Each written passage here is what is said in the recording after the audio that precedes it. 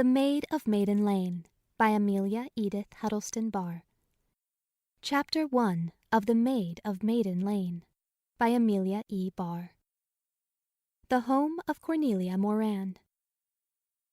Never in all its history was the proud and opulent city of New York more glad and gay than in the bright spring days of 1791. It had put out of sight every trace of British rule and occupancy. All its homes had been restored and refurnished, and its sacred places reconsecrated and adorned. Like a young giant ready to run a race, it stood on tiptoe, eager for adventure and discovery, sending ships to the ends of the world and round the world on messages of commerce and friendship, and encouraging with applause and rewards that wonderful spirit of scientific invention which was the epic of the youthful nation. The skies of Italy were not bluer than the skies above it, the sunshine of Arcadia not brighter or more genial. It was a city of beautiful and even splendid homes, and all the length and breadth of its streets were shaded by trees, in whose green shadows dwelt and walked some of the greatest men of the century. These gracious days of 1791 were also the early days of the French Revolution, and fugitives from the French court, princes and nobles, statesmen and generals, sufficient for a new Iliad, loitered about the pleasant places of Broadway and Wall Street, Broad Street, and Maiden Lane. They were received with courtesy, and even with hospitality, although America at that date almost universally sympathized with the French Republicans, whom they believed to be the pioneers of political freedom on the aged side of the Atlantic. The merchants on exchange, the legislators in their council chambers, the working men on the wharves and streets, the loveliest women in their homes and walks and drives, alike wore the red cockade. The Marseillaise was sung with the Star-Spangled Banner, and the notorious Carmagnole could be heard every hour of the day, on stated days officially, at the Belvedere Club. Love for France, hatred for England, was the spirit of the age. It affected the trend of commerce. It dominated politics. It was the keynote of conversation wherever men and women congregated.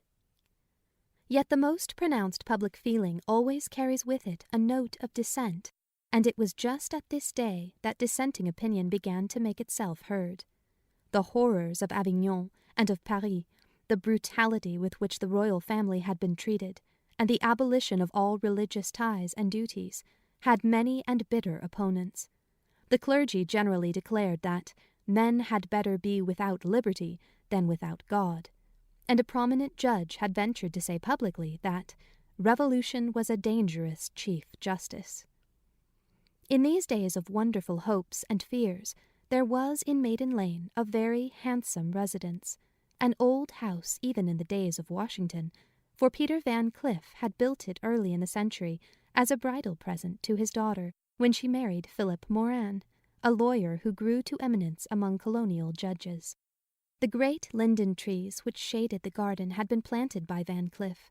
So also had the high hedges of cut boxwood, and the wonderful sweetbrier which covered the porch and framed all the windows filling the open rooms in summer-time with the airs of paradise.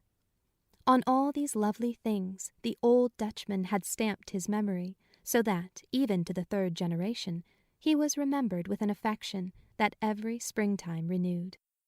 One afternoon in April, 1791, two men were standing talking opposite to the entrance gates of this pleasant place.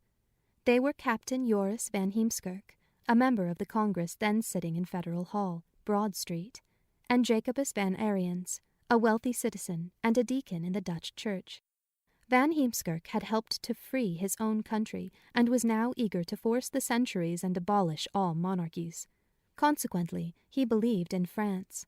The tragedies she had been enacting in the holy name of liberty, though they had saddened, had hitherto not discouraged him. He only pitied the more men who were trying to work out their social salvation without faith in either God or man. But the news received that morning had almost killed his hopes for the spread of republican ideas in Europe. Van Ariens, he said warmly, this treatment of King Louis and his family is hardly to be believed. It is too much, and too far. If King George had been our prisoner, we should have behaved towards him with humanity. After this, no one can foresee what may happen in France. That is the truth, my friend, answered Van Ariens. The good Domine thinks that any one who can do so might also understand the revelations. The French have gone mad. They are tigers, sir, and I care not whether tigers walk on 4 feet or on 2. We won our freedom without massacres. We had Washington and Franklin and other good men and leaders who feared God and loved men. So I said to the Comte de Moustier but 1 hour ago. But I did not speak to him of the Almighty, because he is an atheist. Yet, if we were prudent and merciful, it was because we are religious. When men are irreligious, the Lord forsakes them, and if bloodshed and bankruptcy follow, it is not to be wondered at. That is true, Van Ariens. And it is also the policy of England to let France destroy herself. Well, then, if France likes the policy of England, it is her own affair. But I am angry at France. She has stabbed liberty in Europe for 1,000 years. A French republic! Bah! French is yet fit for nothing but a despotism. I wish the Assembly had more control. The Assembly. I wish that Catherine of Russia were now Queen of France in the place of that poor Marie Antoinette. Catherine would make Frenchmen write a different page in history. As to Paris, I think, then, the devil never sowed 1,000,000 crimes in more fruitful ground. Look now, Captain, I am but a tanner and a currier, as you know, but I have had experiences, and I do not believe in the future of a people who are without a God and without a religion. Well, so it is, Van Ariens. I will now be silent, and wait for the echo. But I fear that God has not yet said, "Let there be peace." I saw you last night at Mr. Hamilton's with your son and daughter. You made a noble entrance. Well, then, the truth is the truth. My Orenta is worth looking at, and as for Rem, he was not made in a day. There are generations of Zealand sailors behind him, and, to be sure, you may see the ocean in his grey eyes and fresh open face.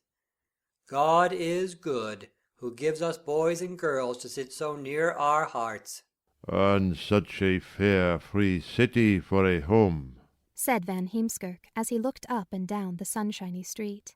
"New York is not perfect, but we love her. Right or wrong, we love her, just as we love our mother and our little children."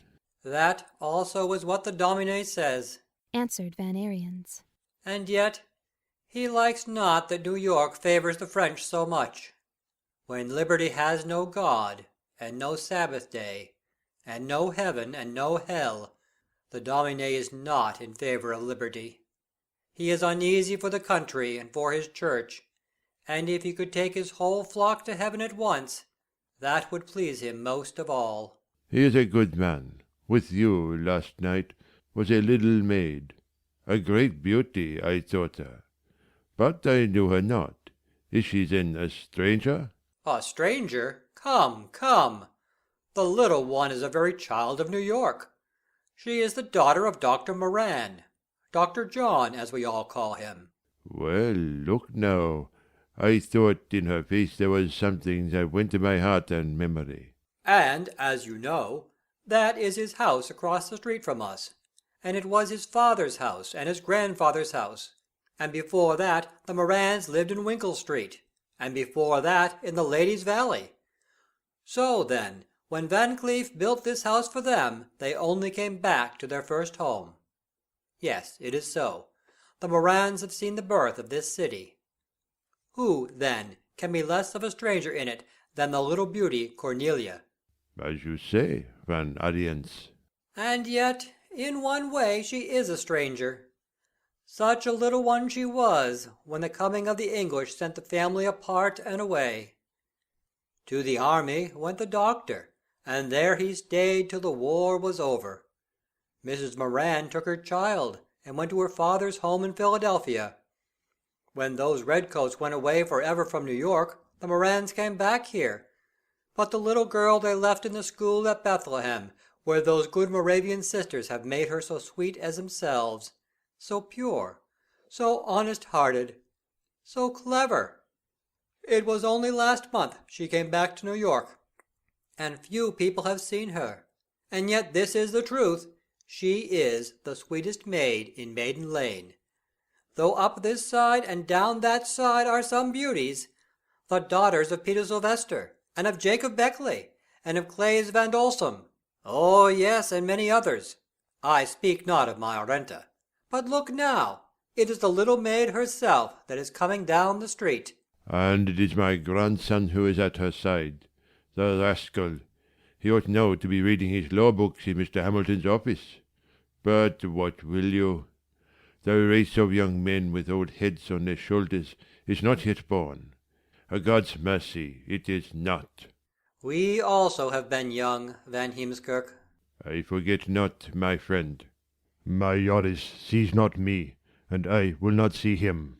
Then the two old men were silent, but their eyes were fixed on the youth and maiden, who were slowly advancing towards them, the sun's westering rays making a kind of glory for them to walk in.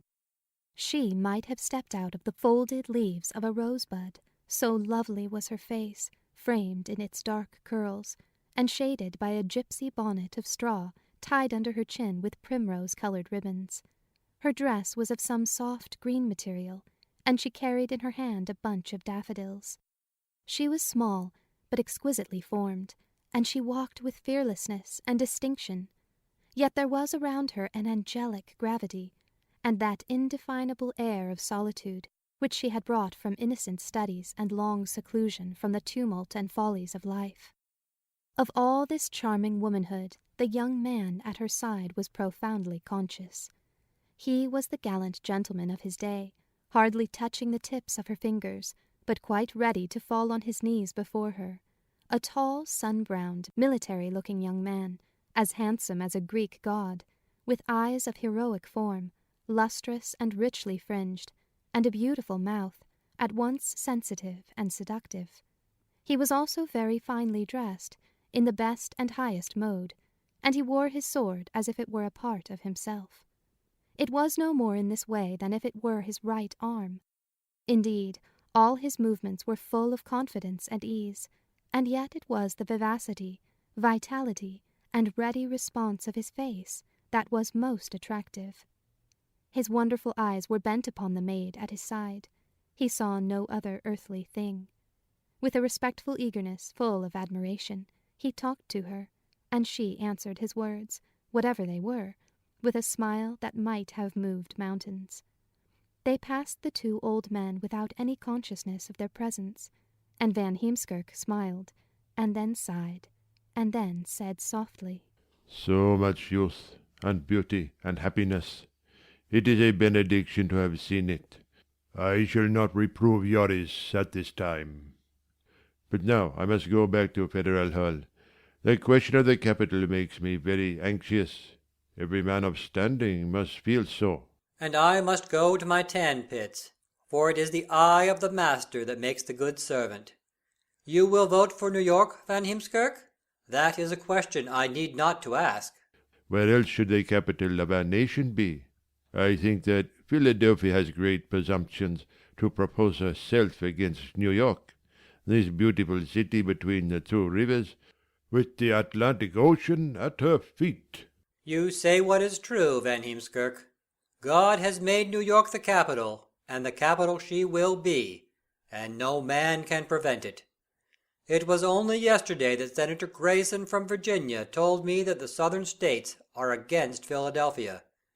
She is very troublesome to the Southern States, day by day dogging them with her schemes for emancipation.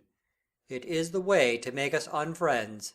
I think this, Van Adiens. Philadelphia may win the vote at this time. She has the numbers, and she has persuasions. But look you, New York has the ships and the commerce, and the sea will crown her. The harvest of the rivers is her revenue, and she is the mart of nations. That is what Domine Kuntz said in the house this morning, and you may find the words in the prophecy of Isaiah, the 23rd chapter. During this conversation they had forgotten all else, and when their eyes turned to the Moran house, the vision of the youth and beauty had dissolved. Van Heemskirk's grandson, Lieutenant Hyde, was hastening towards Broadway, and the lovely Cornelia Moran was sauntering up the garden of her home, stooping occasionally to examine the pearl-powdered auriculus or to twine around its support some vine, straggling out of its proper place. Then Van Ariens hurried down to his tanning pits in the swamp, and Van Heemskirk went thoughtfully to Broad Street, walking slowly, with his left arm laid across his back, and his broad, calm countenance beaming with that triumph which he foresaw for the city he loved.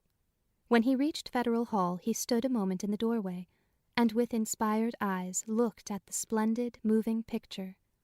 Then he walked proudly toward the Hall of Representatives, saying to himself, with silent exultation as he went, The seat of government. Let who will have it. New York is a crowning city. Her merchants shall be princess, her traffickers the honorable of the earth. The harvest of her rivers shall be her royal revenue, and the marts of all nations shall be in her streets. Chapter 2. This is the Way of Love. Cornelia lingered in the garden, because she had suddenly, and as yet unconsciously, entered into that tender mystery, so common and so sovereign, which we call love.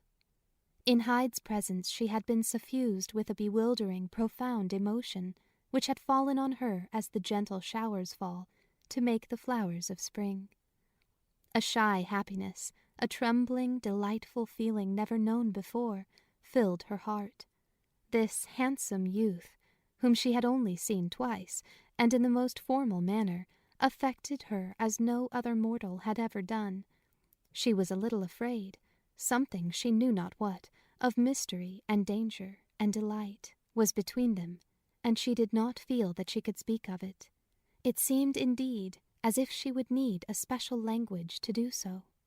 I have met him but twice, she thought, and it is as if I had a new, strange, exquisite life. Ought I tell my mother? But how can I? I have no words to explain. I do not understand. I thought it would break my heart to leave the good sisters and my studies, and the days so calm and holy, and now I do not even wish to go back. Sister Langard told me it would be so if I let the world come into my soul. Alas, if I should be growing wicked. The thought made her start. She hastened her steps towards the large entrance door, and as she approached it, a negro in fine livery of blue and white threw the door wide open for her. Answering his bow with a kind word, she turned quickly out of the hall into a parlor full of sunshine. A lady sat there hemstitching a damask napkin, a lady of dainty plainness, with a face full of graven experiences and mellowed character.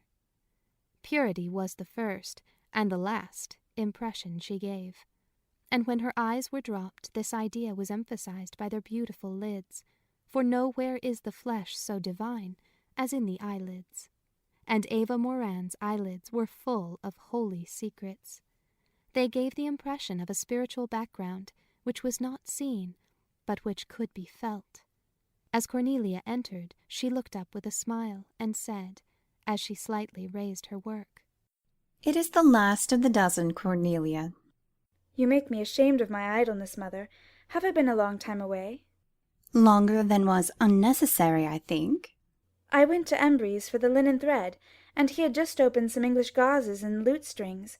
Mrs. Willits was choosing a piece for a new gown, for she is to dine with the president next week, and she was so polite as to ask my opinion about the goods. Afterwards I walked to Wall Street with her, and coming back I met, on Broadway, Lieutenant Hyde, and he gave me these flowers. They came from Prince's nursery gardens. And then he walked home with me. Was it wrong? I mean, was it polite? I mean, the proper thing to permit. I know not how to prevent it. How often have you met Lieutenant Hyde? I met him for the first time last night. He was at the Sylvesters, and I danced 3 times with him. That was too often. He talked with father, and father did not oppose my dancing. Your father thinks of nothing now but the capital question. I dare say after he asked Lieutenant Hyde how he felt on that subject, he never thought of the young man again. And pray what did Lieutenant Hyde say to you this afternoon? He gave me the flowers, and he told me about a beautiful opera of which I have never before heard. It is called Figaro. He says in Europe nothing is played or sung or whistled but Figaro, that nobody goes to any opera but Figaro, and that I do not know the most charming music in the world if I do not know Figaro. He asked permission to bring me some of the airs tonight, and I said some civilities. I think they meant yes. Did I do wrong, mother? I will say no, my dear, as you have given the invitation. But to prevent an appearance of too exclusive intimacy, write to Arenta, and ask her and Ram to take tea with us. Balthazar will carry the note at once. Mother, Arenta has bought a blue lute-string. Shall I not also have a new gown? The gauzes are very sweet and genteel, and I think Mrs. J. will not forget to ask me to her dance next week. Mr. Jefferson is sure to be there, and I wish to talk a minute with him. Your father does not approve of Mr. Jefferson. He has not spoken to him since his return from France. He goes too far in his words. But all the ladies of distinction are proud to be seen in his company. And pray, what is there against him? Only his politics, Cornelia. I think New York has gone mad on that subject. Madame Behrens will not speak to her son because he is a Federalist. And Madame Lefferts will not speak to her son because he is not a Federalist. Mr. Jefferson also is thought to favour Philadelphia for the capital, and your father is as hot on this subject as he was on the Constitution. My dear, you will find that society is torn in two by politics. But women have nothing to do with politics. They have everything to do with politics. They always have had. You are not now in a Moravian school, Cornelia, and Bethlehem is not New York. The two places look at life from very different standpoints. Then, as I am to live in New York, why was I sent to Bethlehem? You were sent to Bethlehem to learn how to live in New York or in any other place. Where have you seen Mr. Jefferson? I saw him this afternoon in Cedar Street. He wore his red coat and breeches, and it was then I formed the audacious intention of dancing with him. I told Mrs. Willits of it, and she said, Mr. Jefferson carried the Declaration on his shoulders, and would not dare to bow. And then with such a queer little laugh she asked me if his red breeches did not make me think of the guillotine. I do not think Mrs. Willits likes Mr. Jefferson very much, but all the same I wish to dance once with him. I think it would be something to talk about when I am an old woman. My dear one, that is so far off. Go now and write to Arenta. Young Mr. Hyde and Figaro will doubtless bring her here. I hope so, for Arenta has an agreeableness that fits every occasion. She had been folding up, with deliberate neatness, the strings of her bonnet as she talked, and she rose with these words and went out of the parlour. But she went slowly, with a kind of hesitation, as if something had been left unsaid. About 6 o'clock, Arenta Van Ariens had made a personal response to her friend's message. She was all excitement and expectation. What a delightful surprise! Today has been a day to be praised. It has ticked itself away to wonders and astonishments. Who do you think called on me this afternoon? Tell me plainly, Arenta. I never could guess for an answer. No less a person than Madame Capon. Gertrude Capon is going to be married. She is going to marry a French count, and Madame is beside herself with the great alliance. I heard my father say that Madame Capon had the French disease in a dangerous form. Indeed, that is certain. She has put the Sabbath day out of her calendar, and her daughter's marriage is to be a legal one only. I wonder what good Dr. Coons will say to that. As for me, I lost all patience with Madame's rigmarole of philosophies, for I am not inclined to philosophy, and indeed I had some difficulty to keep my temper. You know that it is occasionally quite unmanageable. Cornelia smiled understandingly, and answered with a smile. I hope, however, that you did not put her to death, Arenta. I have, at least, buried her, as far as I'm concerned. And my father says I'm not to go to the marriage, that I am not even to drink a cup of tea with her again. If my father had been at home, or even Rem, she would not have left our house with all her colors flying. But I'm good-natured. I have no tongue worth speaking of. Come, come, Arenta, I shall be indeed astonished if you did not say 1 or 2 provoking words. I said only 3, Cornelia. When Madam finally declared she really must go home, I did answer, as sweetly as possible, "Thank you, Madam." That was something I could say with becoming politeness. Cornelia was tying the scarlet ribbon which held back her flowing hair, but she turned and looked at Arenta and asked, Did Madame boast any afterwards? No, she went away very modestly, and I was not sorry to see the angry surprise on her face. Gertrude Capon a countess! Only imagine it! Well, then, I have no doubt the Frenchman will make of Gertrude whatever can be made of her. Our drawing-rooms and even our streets are full of titles. I think it is a distinction to be plain master and mistress. That is the truth. Even this handsome dandy Joris Hyde is a lieutenant. He was in the field 2 years. He told me so this afternoon. I dare say he has earned his title, even if he is a lieutenant. Don't be so highty-tighty, Cornelia. I have no objections to military titles. They mean something, for they at least imply that a man is willing to fight if his country will find him a quarrel to fight in. In fact, I rather lean to official titles of every kind. I have not thought of them at all. But I have. They affect me like the feathers in a cock's tail. Of course, the bird would be as good without them, but fancy him. And Arenta laughed mirthfully at her supposition.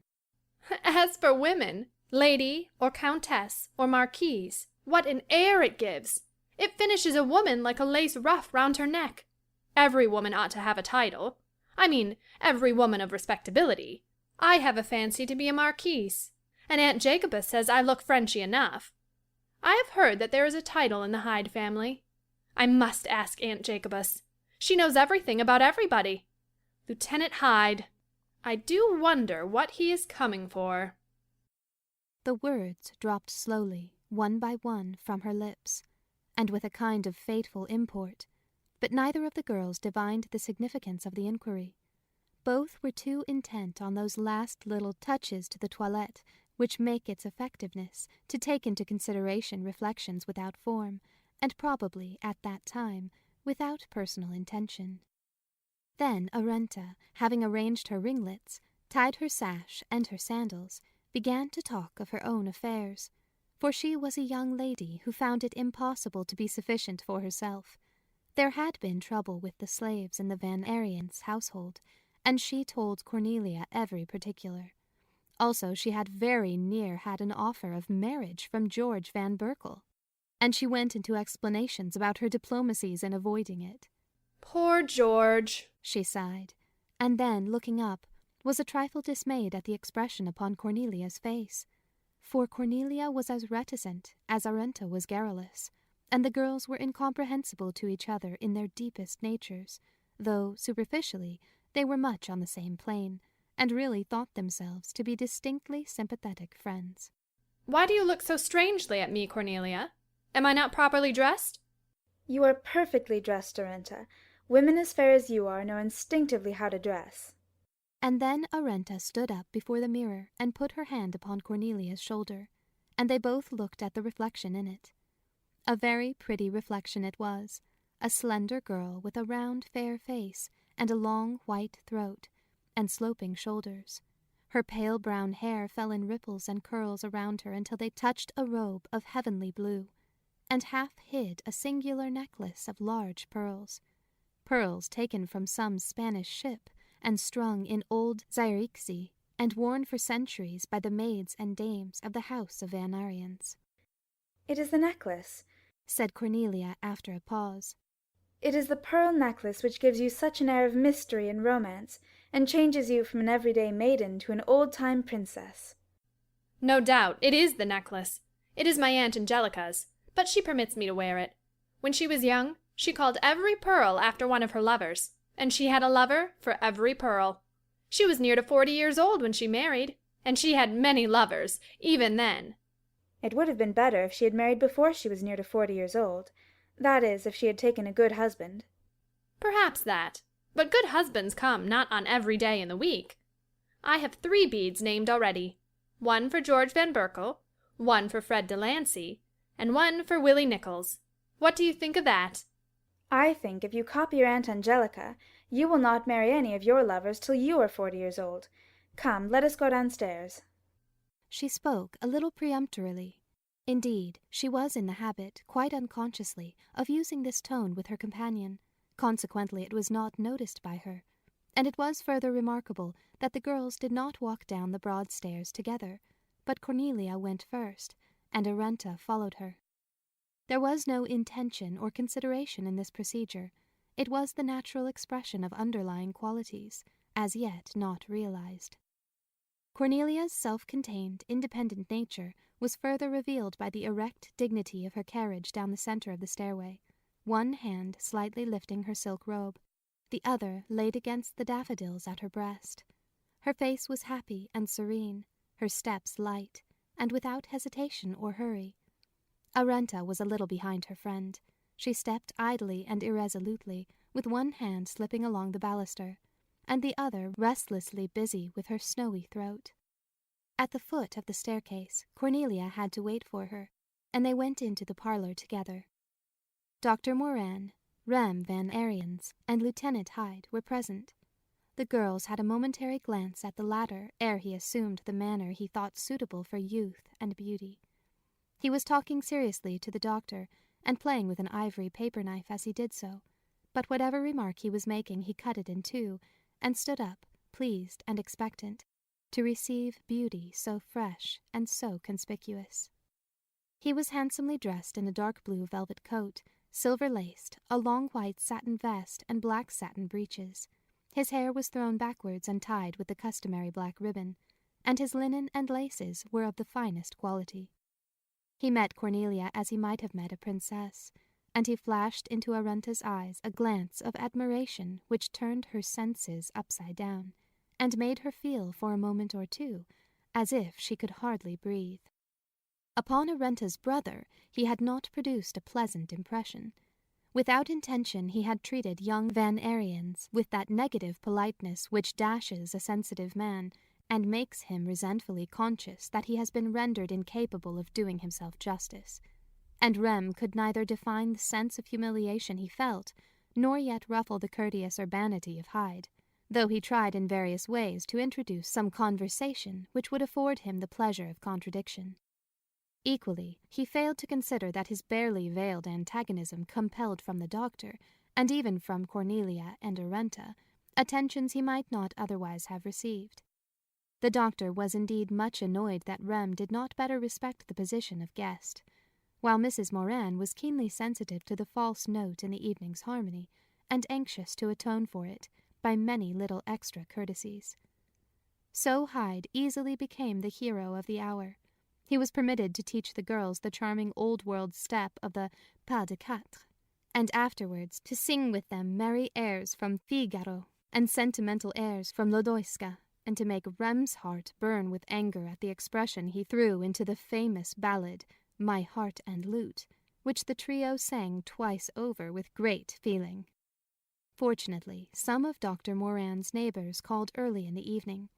Then whist parties were formed, and while the tables were being arranged, Cornelia found an opportunity to reason with Rem.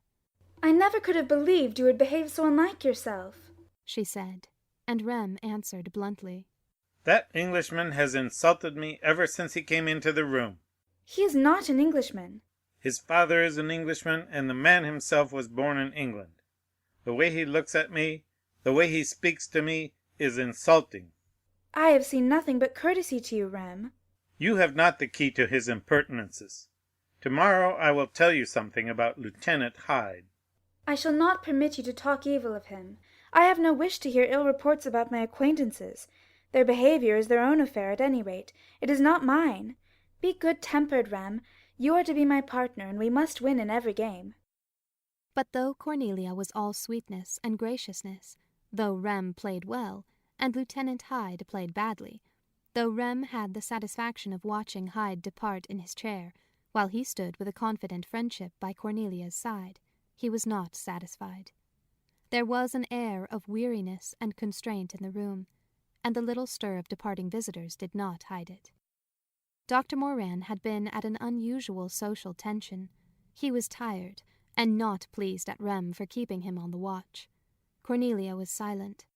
Rem then approached his sister and said, "It is time to go home." Arenta looked at her friend. She expected to be asked to remain, and she was offended when Cornelia did not give her the invitation. On the contrary, Cornelia went with her for her cloak and bonnet, and said not a word as they trod the long stairway, but, "Oh dear, how warm the evening is." I expected you would ask me to stay with you, Cornelia. Arenta was tying her bonnet strings as she made this remark, and her fingers trembled, and her voice was full of hurt feeling. Rem behaved so badly, Arenta.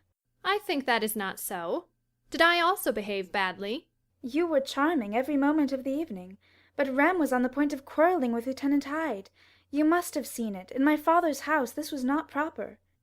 I never saw Rem behave badly in my life. Suppose he does quarrel with that dandy Englishman, Rem would not get the worst of it. I have no fear for my brother Rem. No, indeed. Bulk does not stand for much in a sword game. Do you mean they might fight a duel? I think it is best for you to go home with Rem. Otherwise he might, in his present temper, find himself near Becker's. And if a man is quarrelsome, he may always get principals and seconds there. You have told me this yourself. In the morning Rem will, I hope, be reasonable. I thought you and I would talk things over tonight. I like to talk over a new pleasure. Dear Arenta, we shall have so much more time tomorrow. Come tomorrow. But Arenta was not pleased. She left her friend with an air of repressed injury, and afterwards made little remarks about Cornelia to her brother, which exactly fitted his sense of wounded pride. Indeed, they stood a few minutes in the Van Ariens' parlour to exchange their opinions still further. I think Cornelia was jealous of me, Rem. That, in plain Dutch, is what it all means. Does she imagine that I desire the attentions of a man who is neither an American nor a Dutchman? I do not. I speak the truth always, for I love the truth. Cornelia does desire them. I think that, and it makes me wretched. Oh, indeed, it is plain to see that she has fallen in love with that black-eyed man of many songs and dances. Well, then, we must admit that he danced to perfection. One may dislike the creature, and yet tell the truth. Do you truly believe that Cornelia is in love with him? Rem, there are things a woman observes. Cornelia is changed tonight. She did not wish me to stay and talk about this man Hyde. She preferred thinking about him. Such reveries are suspicious. I have felt the symptom. But, however, I may be wrong.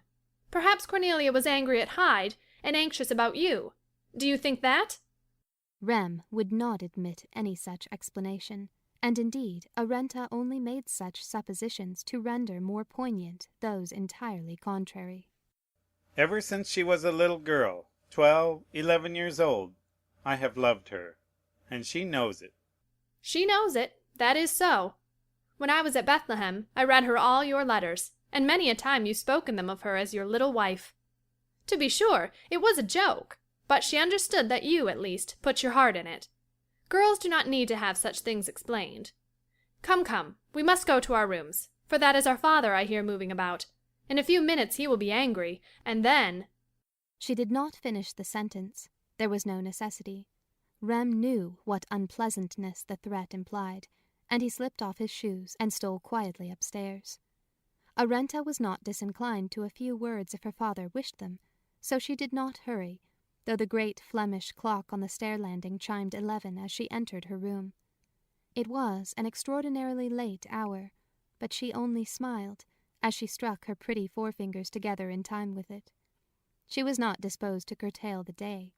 It was her method always to take the full flavor of every event that was not disagreeable. And after all, she mused, the evening was a possibility. It was a door on the latch. I may push it open and go in. Who can tell? I saw how amazed he was at my beauty when I first entered the parlor. And he is but a man, and a young man who likes his own way. So much is evident. She was meanwhile unclasping her pearl necklace, and at this point she held it in her hands, taking the fourth bead between her fingers, and smiled speculatively. Then she heard her brother moving about the floor of the room above her, and a shadow darkened her face. She had strong family affections, and she was angry that Rem should be troubled by any man or woman living. I have always thought Cornelia a very saint, but love is the great revealer. I wonder if she is in love.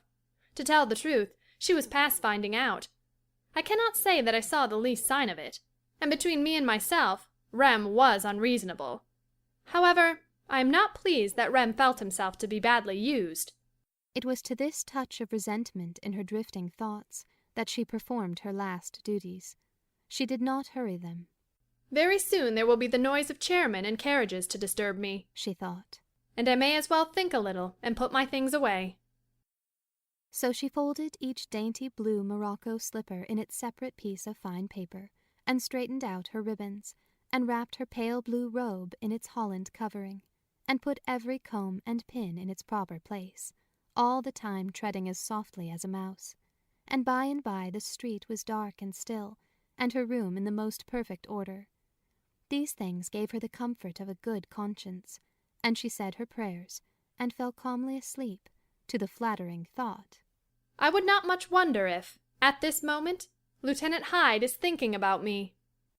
In reality, Lieutenant Hyde was at that moment in the Belvedere Club, singing the Marseillaise, and listening to a very inflammatory speech from the French minister.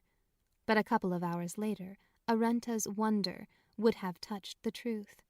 He was then alone, and very ill satisfied, for, after some restless reflections, he said impatiently, I have again made a fool of myself. I have now all kinds of unpleasant feelings. And when I left that good doctor's house, I was well satisfied. His daughter is an angel. I praise myself for finding that out. She made me believe in all goodness. Yes, even in patriotism. I, that have seen it sold 12 times. Oh, how divinely shy and proud she is. I could not get her one step beyond the first civilities. Even my eyes failed me tonight. Her calm glances killed their fire, and she barely touched my hand, though I offered it with a respectful ardor. She must have understood. Then he looked admiringly at the long white hand and thoroughbred wrist which lay idly on the velvet cushion of his armchair. An exquisite ruffle of lace just touched it, and his eyes wandered from the ruffle to the velvet and silver embroidery of his coat, and the delicate laced lawn of his cravat. I have the reputation of beauty, he continued, and I am perfectly dressed. And yet, this little beauty seemed unconscious of my advantages. But I cannot accept failure in this case. The girl is unparagoned. I am in love with her, sincerely in love. She fills my thoughts, and has done so ever since I first saw her. It is a pure delight to think of her. Then he rose, threw off his velvet and lace, and designedly let his thoughts turn to Arenta. She is pretty beyond all prettiness, he said softly as he moved about. She dances well, talks from hand to mouth, and she gave me one sweet glance. And I think if she has gone so far, she might go further. At this reflection he smiled again, and, lifting a decanter, slowly poured into a goblet some amber-colored sherry, saying, I dare not yet drink to the unapproachable Cornelia, but I may at least pour the wine to the blue-eyed goddess, with the pearl necklace and the golden hair. And, as he lifted the glass, a memory from some past mirthful hour came into his remembrance, and he began to hum a strain of the song it brought to his mind. Let the toast pass, drink to the lass. I'll warrant she'll prove an excuse for the glass. It was remarkable that he did not take Arenta's brother into his speculations at all, and yet Rem Van Ariens was at that very hour chafing restlessly and sleeplessly under insults he conceived himself to have received, in such fashion and under such circumstances as made reprisal impossible. In reality, however, Van Ariens had not been intentionally wounded by Hyde. The situation was the natural result of incipient jealousy and sensitive pride on Rem's part, and that of calm indifference and complacence on Hyde's part, which appeared tacitly to assert its own superiority and expect its recognition as a matter of course. Indeed, at their introduction, Rem had affected Hyde rather pleasantly, and when the young Dutch gentleman's opposition became evident, Hyde had simply ignored it, for as yet the thought of Rem as a rival had not entered his mind. But this is the way of love. Its filmiest threads easily spin themselves further, and a man once entangled is bound by that unseen chain which links the soul to its destiny. Chapter 3. Hyde and Arenta. Seldom is love ushered into any life with any pomp of circumstance or ceremony. There is no overture to our opera, no prologue to our play, and the most momentous meetings occur as if by mere accident. A friend delayed Cornelia a while on the street, and turning, she met Hyde face to face. A moment more or less, and the meeting had not been. Ah, but some power had set that moment for their meeting, and the delay had been intended, and the consequences foreseen. In a dim kind of way, Hyde realized this fact, as he sat the next day with an open book before him. He was not reading it, he was thinking of Cornelia, of her pure, fresh beauty, and of that adorable air of reserve, which enhanced, even while it veiled, her charms. For her love I could resign all adventures and prison myself in a law book, he said. I could forget all other beauties. In a word, I could marry and live in the country. Oh, how exquisite she is! I lose my speech when I think of her. Then he closed his book with impatience, and went to Prince's, and bought a little rush basket filled with sweet violets. Into their midst he slipped his visiting card, and saw the boy on his way with the flowers to Cornelia, ere he was satisfied they would reach her quickly enough. This finished, he began to consider what he should do with his day. Study was impossible, and he could think of nothing that was possible. Oh, it is the most miserable thing, he muttered, to be in love, unless you can go to the adored one every hour and tell her so. Then, turning aimlessly into Pearl Street, he saw Cornelia. She was dressed only in a little morning gown of Indian chintz, but in such simple toilette had still more distinctively that air of youthful modesty which he had found so charmingly tantalizing. He hasted to her side. He blessed his good angel for sending him such an enchanting surprise. He said the most extravagant things in the most truthful manner, as he watched the blushes of pleasure come and go on her lovely face, and saw by glimpses, under the veiling eyelids, that tender light that never was on sea or land, but only on a woman's face when her soul is awakening to love. Cornelia was going to the universal store of Gerardus Duynkink, and Hyde begged to go with her. He said he was used to shopping, that he always went with his mother, and with Lady Christina Griffin, and Mrs. White, and many others, that he had good taste, and could tell the value of laces, and knew how to choose a piece of silk, or match the crewels for her embroidery, and indeed pleaded his case so merrily that there was no refusing his offer.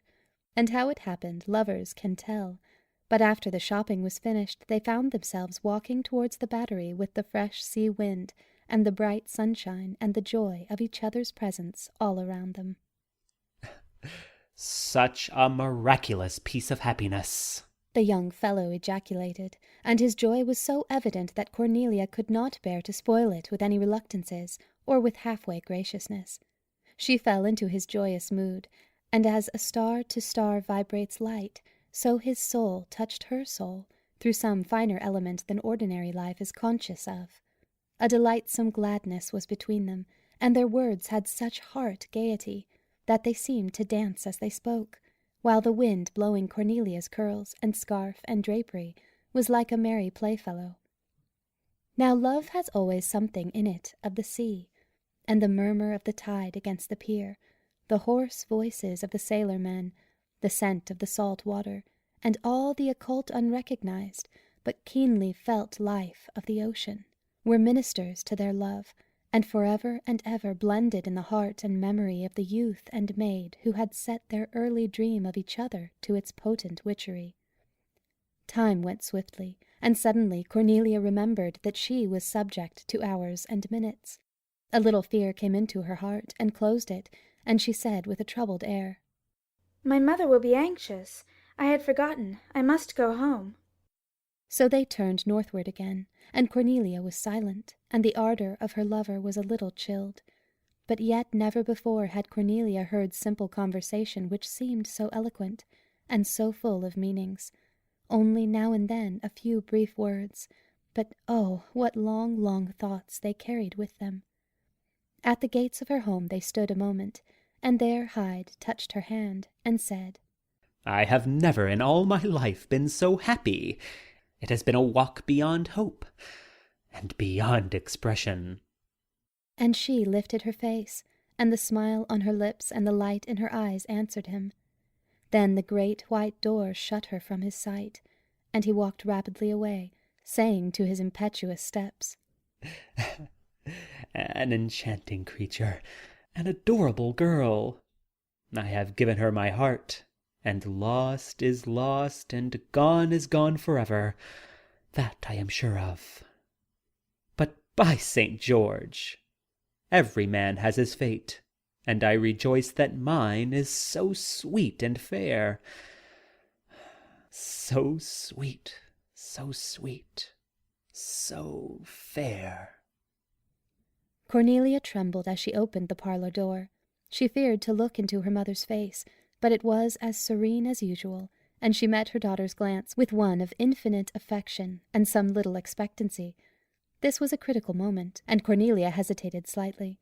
Some little false sprite put a ready excuse into her heart, but she banished it at once, and, with the courage of one who fears lest they are not truthful enough, she said with a blunt directness which put all subterfuge out of the question, "Mother, I have been a long time, but I met Lieutenant Hyde, and we walked down to the battery, and I think I have stayed beyond the hour I ought to have stayed, but the weather was so delightful." The weather is very delightful, and Lieutenant Hyde is very polite. Did he speak of the violets he sent you? "I suppose he forgot them. Ah, there they are. How beautiful, how fragrant. I will give them to you, mother." They are your own, my dear. I would not give them away. Then Cornelia lifted them, and shyly buried her face in their beauty and sweetness, and afterwards took the card in her hand, and read, "Lieutenant George Hyde," she said. "But, mother, Arenta called him Joris." Joris is George, my dear. "Certainly, I had forgotten. Joris is the Dutch, George is the English form. I think I like George better." As you have neither right nor occasion to call him by either name, it is of no consequence. Take away your flowers and put them in water. The young man is very extravagant, I think. Do you know that it is quite noon, and your father will be home in a little while?" And there was such kind intent, such a divining sympathy in the simple words, that Cornelia's heart grew warm with pleasure, and she felt that her mother understood, and did not much blame her. At the same time she was glad to escape all questioning, and, with the violets pressed to her heart, and her shining eyes dropped to them, she went with some haste to her room. There she kissed the flowers one by one, as she put them in the refreshing water, and then, forgetting all else, sat down and permitted herself to enter the delicious land of reverie. She let the thought of Hyde repossess her, and present again and again to her imagination his form, his face, his voice, and those long caressing looks she had seen and felt, without seeming to be aware of them.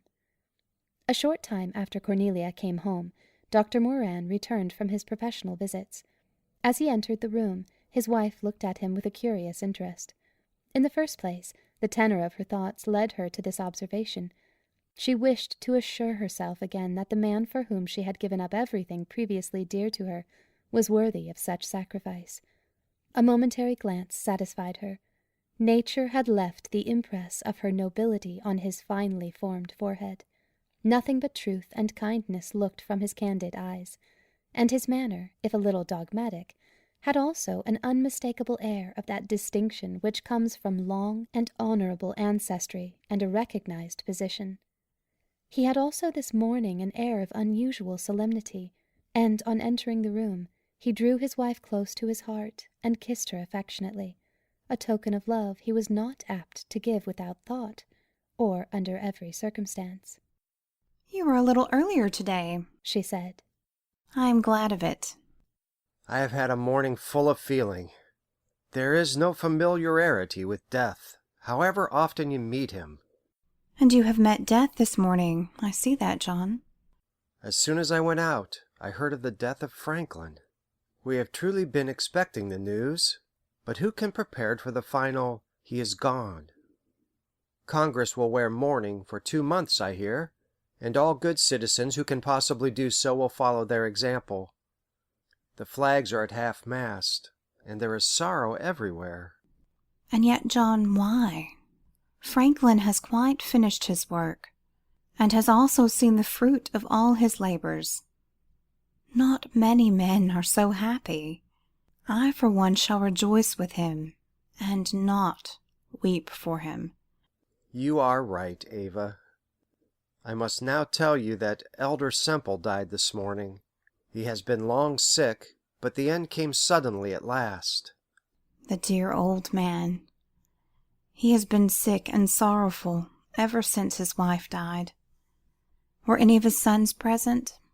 "None of them. The 2 eldest have been long away.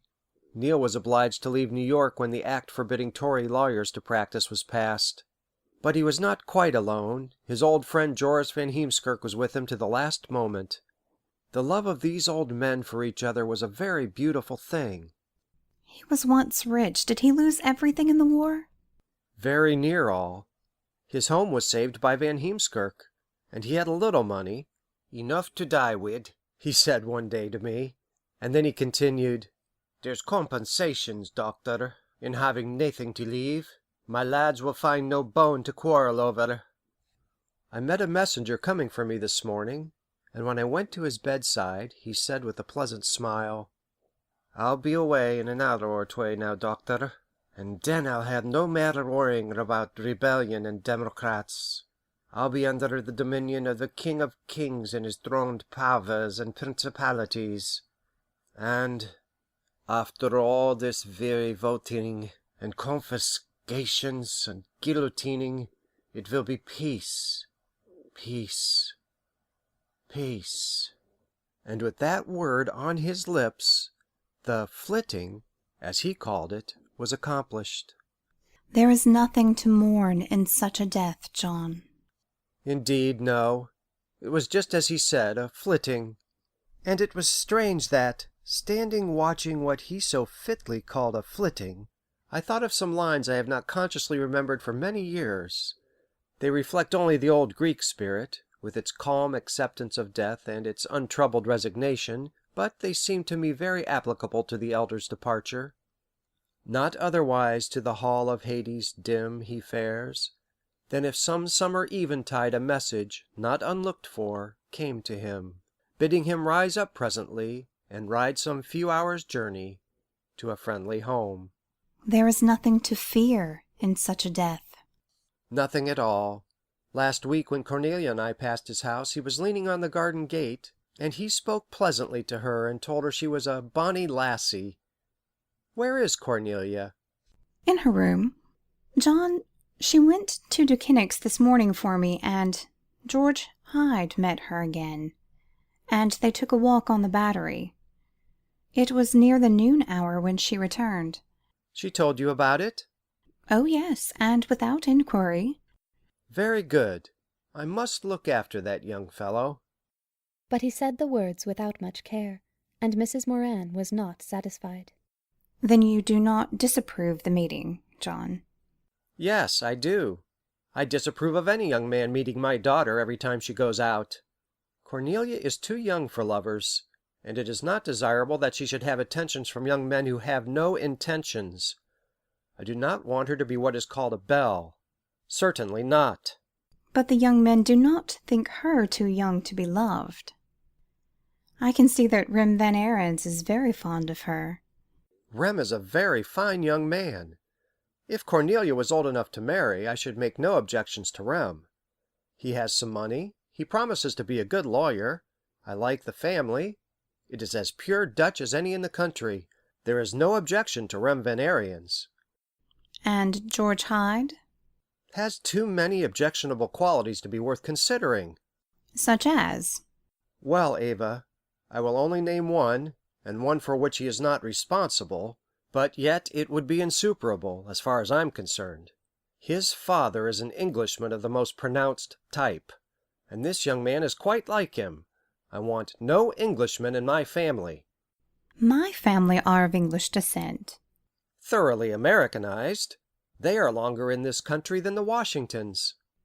There have been many Dutch marriages among the Morans. That is a different thing. The Dutch as a race have every desirable quality. The English are natural despots. Rem was quite right last night. I saw and felt as much as he did the quiet but sovereign arrogance of young Hyde. His calm assumption of superiority was in reality insufferable. The young man's faults are racial. They are in the blood. Cornelia shall not have anything to do with him. Why do you speak of such disagreeable things, Ava?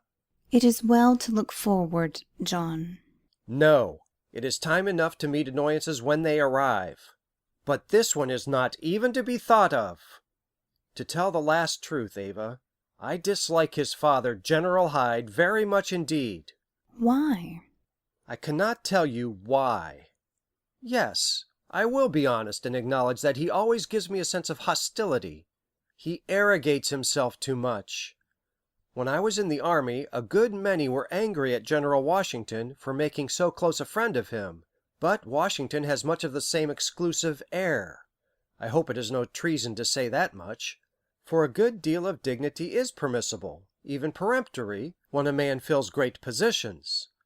As for the Hydes, father and son, I would prefer to hear no more about them. When the youth was my guest I was civil to him, but I hope Cornelia will not impose the duty on me again. Nothing further was said on the subject, but the doctor looked more attentively at his daughter than was usual with him. He was struck with her beauty, by some rare quality in it which he had never before noticed, some interior quality, which he did not understand, but whose reflection was beyond doubt or dispute. It gave him a sense of trouble, and of indeterminate trouble, that he could not meet and conquer. And this feeling of insufficiency irritated him. He was more silent than ordinary, and as he went out, told Cornelia she would do well not to appear in public. The city is in mourning, he said, and respectable women, who have no real business or duty to take them from their homes, will pay the reverence of seclusion in them until after Franklin's funeral. He was glad to see that Cornelia evinced neither displeasure nor disappointment at the request. It is all right, Ava, he said softly to his wife, as he stood with his hat in his hand, ready himself to go abroad. She was not in the least annoyed by the idea of seclusion. There has been no future appointment made, consequently no understanding. Boys and girls will look and love and tell each other the reason why, but of course in Cornelia's case it is to be prevented, if possible. You must keep on guard, Ava, though really I think the little girl is very honest and straightforward. A couple of hours later Cornelia was sitting at her tambour frame, passing her needle slowly through and through the delicate muslin. The long, long thoughts of love kept her happy company. She was desiring no other companionship, when Arenta entered with her usual little flurry and rustle. She stood at the door with an air of inquiry, and asked if she might come in. Do not be absurd, Arenta. You know I am glad to see you. Then Arenta kissed her friend, and took off her hat and cloak, saying as she did so, I have been at Aunt Angelica's all morning, and we had a delicious cup of chocolate together. Aunt always has chocolate and cake and bonbons, and we talked a great many people over. That is, Aunt Angelica talked. As for me, it is my principle to hear and see and say nothing. Oh, indeed, Arenta, you are not dumb. For instance, you said some things last night that were unpleasant. Never mind, Cornelia, what I said last night. This morning I look at the bright side of things, which, you know, is always my way. They who do not do so are, I think, very foolish people. I suppose that you have heard of the death of Franklin? Aunt Angelica knew him. She's known all the great men of her generation. And what do you think she said of them? I cannot even imagine your aunt's opinions, Arenta. You know that I have never seen her. That is the truth. I had forgotten. Well, then, I went to her with the news, and she rubbed her chin and called to her man Gauvert to get a bow of crape and put it on the front door. It is moral and proper and respectable, Arenta, she said, and I advise you to do the same. But then she laughed and added, Shall I tell you, niece, what I think of the great men I have met? They are disagreeable, conceited creatures, and ought all of them to have died before they were born. And for my part, I am satisfied not to have had the fate to marry one of them. As for Benjamin Franklin, she continued, he was a particularly great man, and I am particularly grateful that I never saw him but once. I formed my opinion of him then, for I only need to see a person once to form an opinion, and he is dead. Well, then, everyone dies at their own time. My father says Congress goes into mourning for him. Does it? asked Arenta with indifference. Aunt was beginning to tell me something about him when he was in France, but I just put a stop to talk like that and said, Now, Aunt, for a little of my own affairs. So I told her about George Berkel, and asked her if she thought I might marry George, and she answered, If you are tired of easy days, Arenta, go and take a husband. After a while I spoke to her about Lieutenant Hyde, and she said, she had seen the little cockerel strutting about Pearl Street. That was not a proper thing to say. Lieutenant Hyde carries himself in the most distinguished manner. Well, then, that is exactly so. But Aunt Angelica has her own way of saying things. She intended nothing unkind or disrespectful. She told me that she had frequently danced with his father when she was a girl and a beauty, and she added with a laugh, I can assure you, Arenta, that in those days he was no saint, although he is now, I hear, the very pink of propriety. Is that not as it should be, Arenta? We ought surely to grow better as we grow older. That is not to be denied, Cornelia. Now I can tell you something worth hearing about General Hyde. If it is anything wrong or unkind, I will not listen to it, Arenta. Have you forgotten that the good sisters always forbid us to listen to an evil report? Then one must shut one's ears if one lives in New York. But indeed, it is nothing wrong, only something romantic and delightful, and quite as good as a storybook. Shall I tell you? As you wish. As you wish. Then I would like to hear it. Listen. When Madame Hyde was Catherine Van Hemskirk, and younger than you are, she had two lovers, one Captain Dick Hyde, and the other a young man called Neil Semple, and they fought a duel about her, and nearly cut each other to pieces. Arenta! Oh, it is the truth! It is the very truth, I assure you. And while Hyde still lay between life and death, Miss Van Hemskirk married him, and as soon as he was able, he carried her off at midnight to England, and there they lived in a fine old house until the war.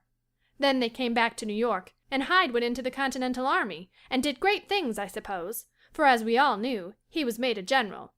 You should have heard Aunt Angelica tell the story. She remembered the whole affair. It was a delightful story to listen to, as we drank our chocolate. And will you please only try to imagine it of Mrs. General Hyde, a woman so lofty, so calm, so afar off from every impropriety that you always feel it impossible in her presence to commit the least bit of innocent folly. Will you imagine her as Catherine Van Hemskirk in a short quilted petticoat, with her hair hanging in two braids down her back, running away at midnight with General Hyde? He was her husband. She committed no fault. I was thinking of the quilted petticoat and the two braids.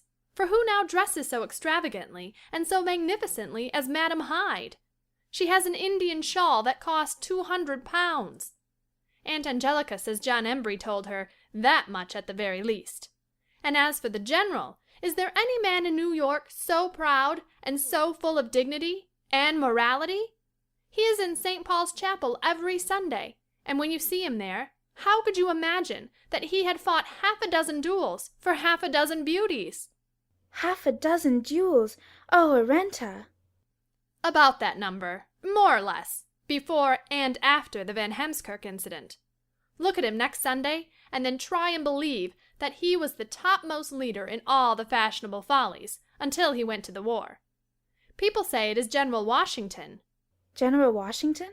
That has changed him so much.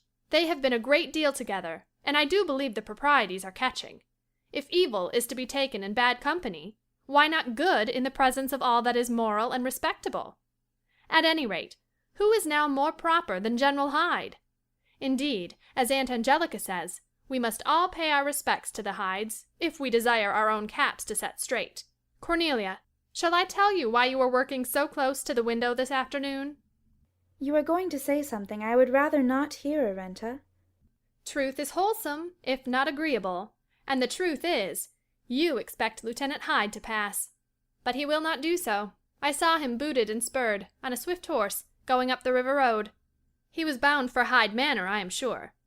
Now, Cornelia, you need not move your frame, for no one will disturb you, and I wish to tell you some of my affairs. About your lovers? Yes. I have met a certain French marquise who is attached to the Count de Mostier's embassy. I met him at intervals all last winter, and today I have a love letter from him, a real love letter, and he desires to ask my father for my hand.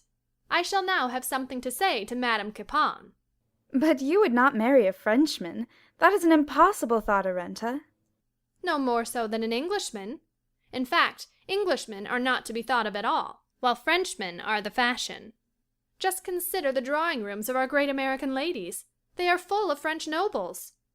But they are exiles, for the most part very poor, and devoted to the idea of monarchy. Ah, but my Frenchman is different. He is rich, he is in the confidence of the present French government, and he adores republican principles. Indeed, he wore at Lady Griffin's last week his red cap of liberty, and looked quite distinguished in it. I am astonished that Lady Griffin permitted such a spectacle. I am sure it was a vulgar thing to do, only the sans-culottes make such an exhibition of their private feelings.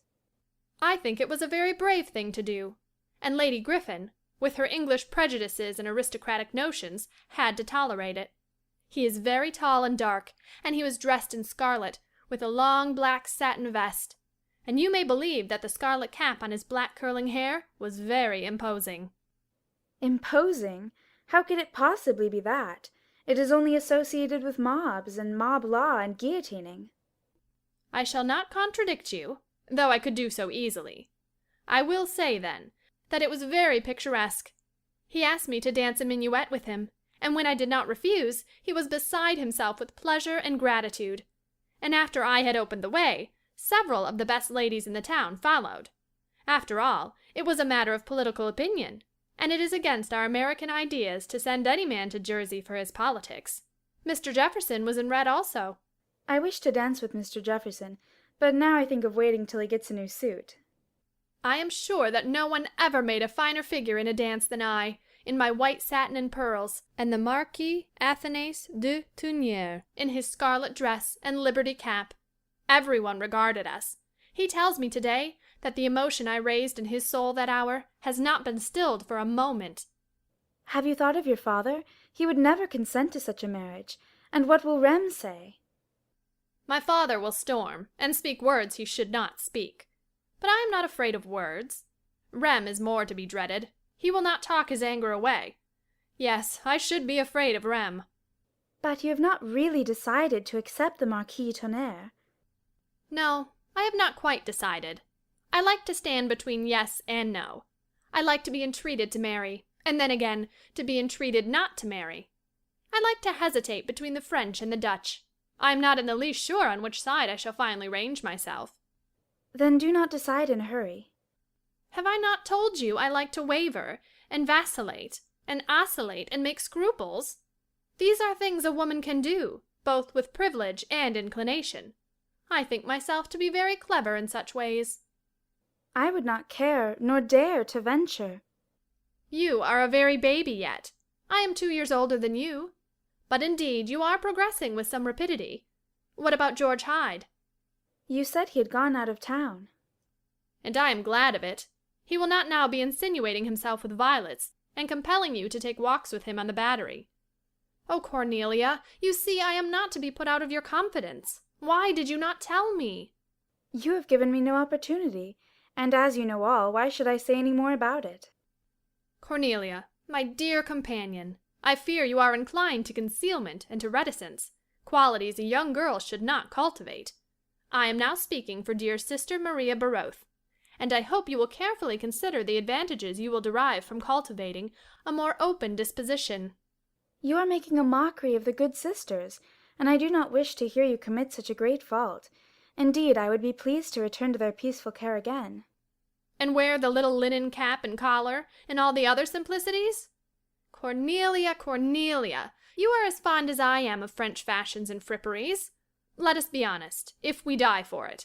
And you may as well tell me all your little coquetries with George Hyde, for I shall be sure to find them out. Now I am going home, for I must look after the tea-table. But you will not be sorry, for it will leave you free to think of— Please, Arenta. Very well. I will have considerations. Goodbye. Then the door closed, and Cornelia was left alone. But the atmosphere of the room was charged with Arenta's unrest, and a feeling of disappointment was added to it. She suddenly realized that her lover's absence from the city left a great vacancy. What were all the thousands in its streets if he was not there? She might now indeed remove her frame from the window. If Hyde was an impossibility, there was no one else she wished to see pass. And her heart told her the report was a true one. She did not doubt for a moment Arenta's supposition that he had gone to Hyde Manor. But the thought made her lonely. Something, she knew not what, had altered her life. She had a new, strange happiness, new hopes, new fears, and new wishes. But they were not an unmixed delight, for she was also aware of a vague trouble, a want that nothing in her usual duties satisfied. In a word, she had crossed the threshold of womanhood, and was no longer a girl. Singing alone in the morning of life, in the happy morning of life and May. Chapter 4. Throwing Things into Confusion. Prudence declares that whenever a person is in that disagreeable situation which compels him to ask, "What shall I do?" that the wisest answer is, "Nothing." But such answer did not satisfy George Hyde. He was too young, too sure of his own good fortune, too restless and impulsive to accept Prudence as a counselor. He might have considered that, hitherto, affairs had happened precisely as he wished them, and that it would be good policy to trust to his future opportunities. But he was so much in earnest, so honestly in love, that he felt his doubts and anxieties could only be relieved by action. Sympathy, at least, he must have, and he knew no man to whom he would willingly talk of Cornelia. The little jests and innuendos sure to follow his confidence would be intolerable if associated with a creature so pure and so ingenuous. I will go to my mother, he thought, and this resolution satisfied him so well that he carried it out at once. But it was after dark when he reached the tall stone portals of Hyde Manor House. The ride, however, had given him back his best self.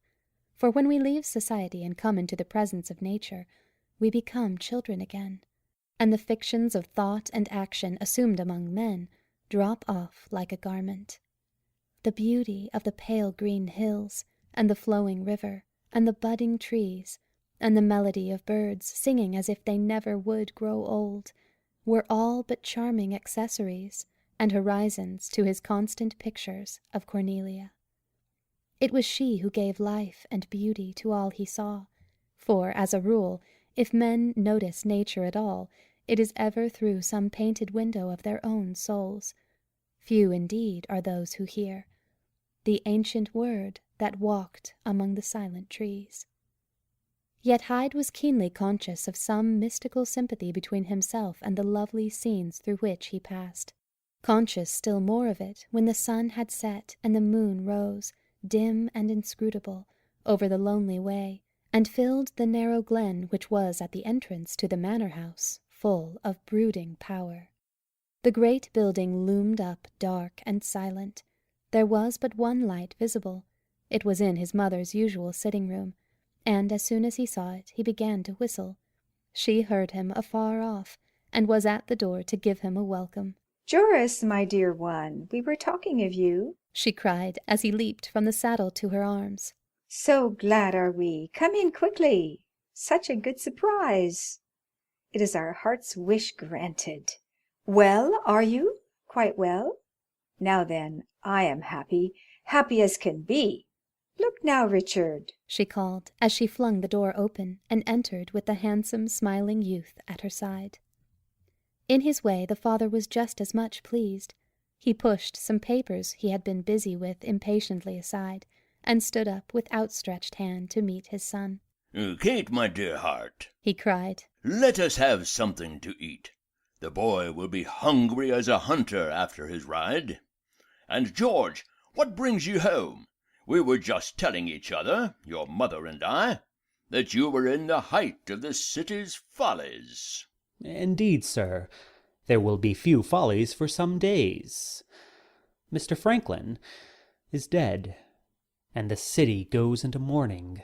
"'Tis a fate that all must meet," said the general. "but Death and Franklin would look each other in the face as friends. He had a work to do, he did it well, and it is finished. That is all. What other news do you bring?" "It is said that Mirabeau is arrested somewhere for something.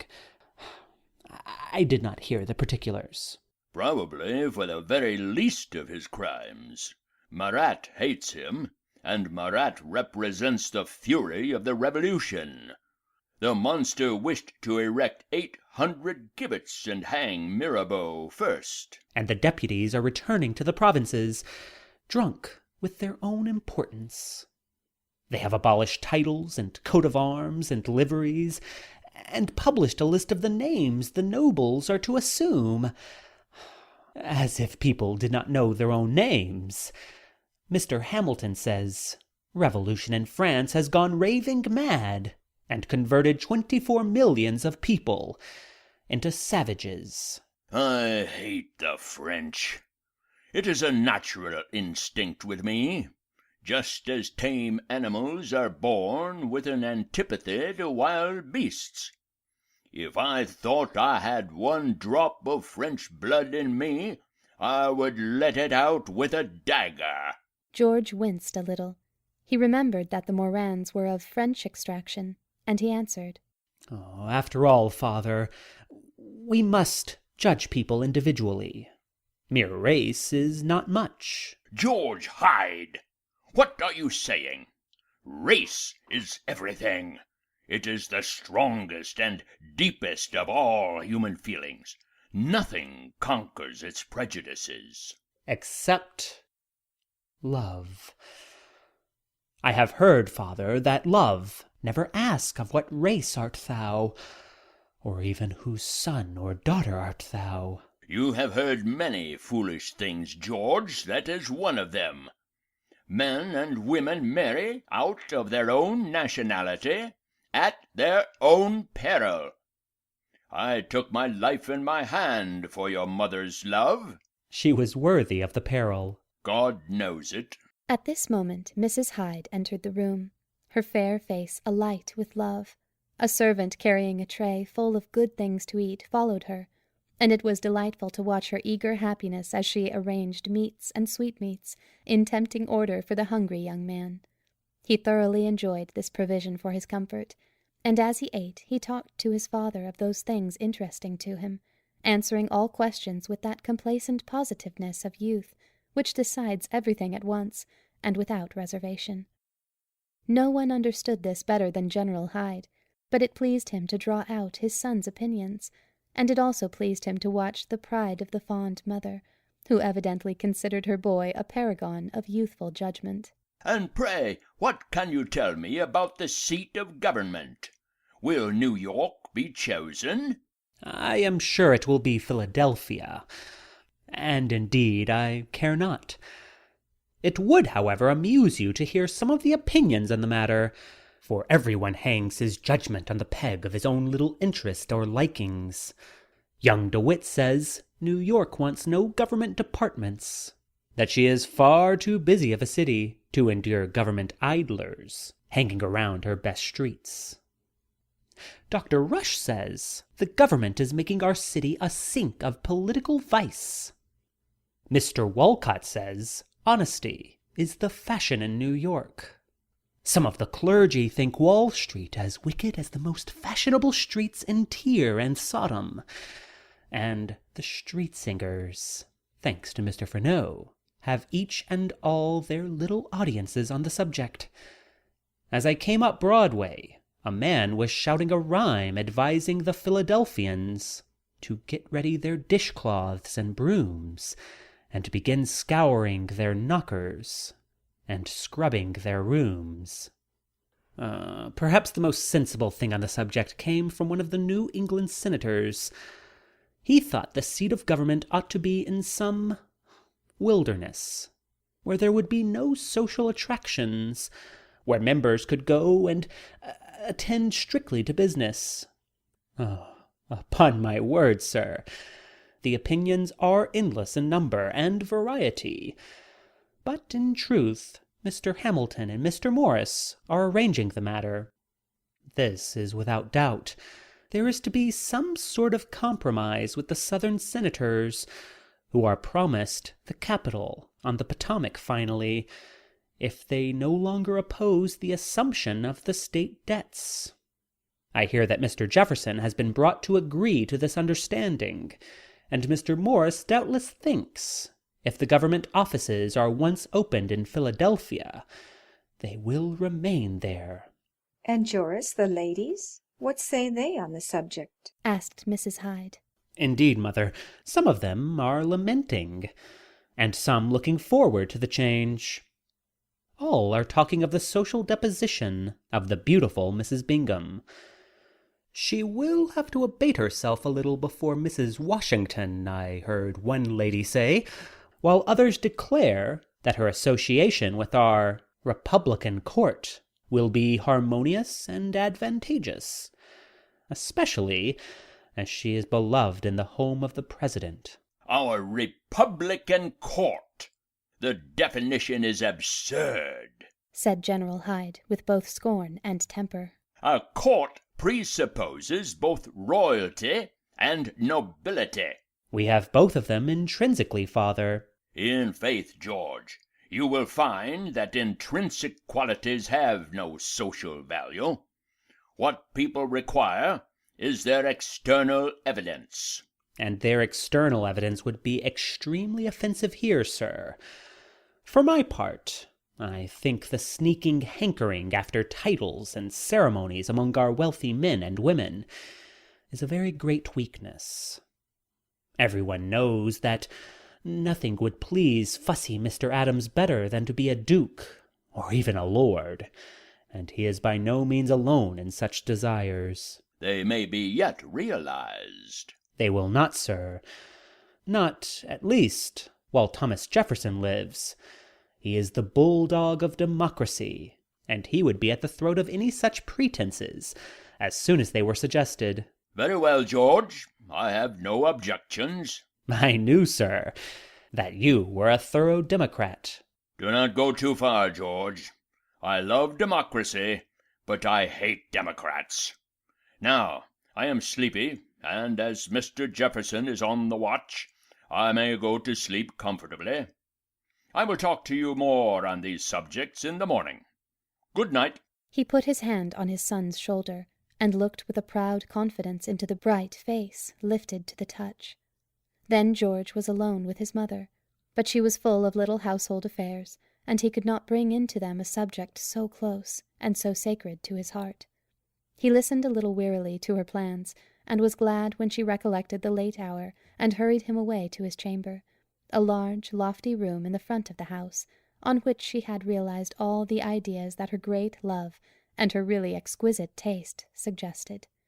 He entered it with a sense of delight, and readily surrendered himself to its dreamy air of sleep and rest. I will speak to my mother in the morning, he thought. Tonight her mind is full of other things. But in the morning Mrs. Hyde was still more interested in other things. She had an architect with her. Her servants were to order, her house to look after, and George readily felt that his hour was certainly not in the early morning. He had slept a little late, and his mother did not approve of sleep beyond the normal hour. He saw that he had delayed household matters, and made an environment not quite harmonious. So he ate his breakfast rapidly, and went out to the new stables. He expected to find the General there, and he was not disappointed. He had, however, finished his inspection of the horses, and he proposed a walk to the upper end of the glen, where a great pond was being dug for Mrs. Hyde's swans and other aquatic birds.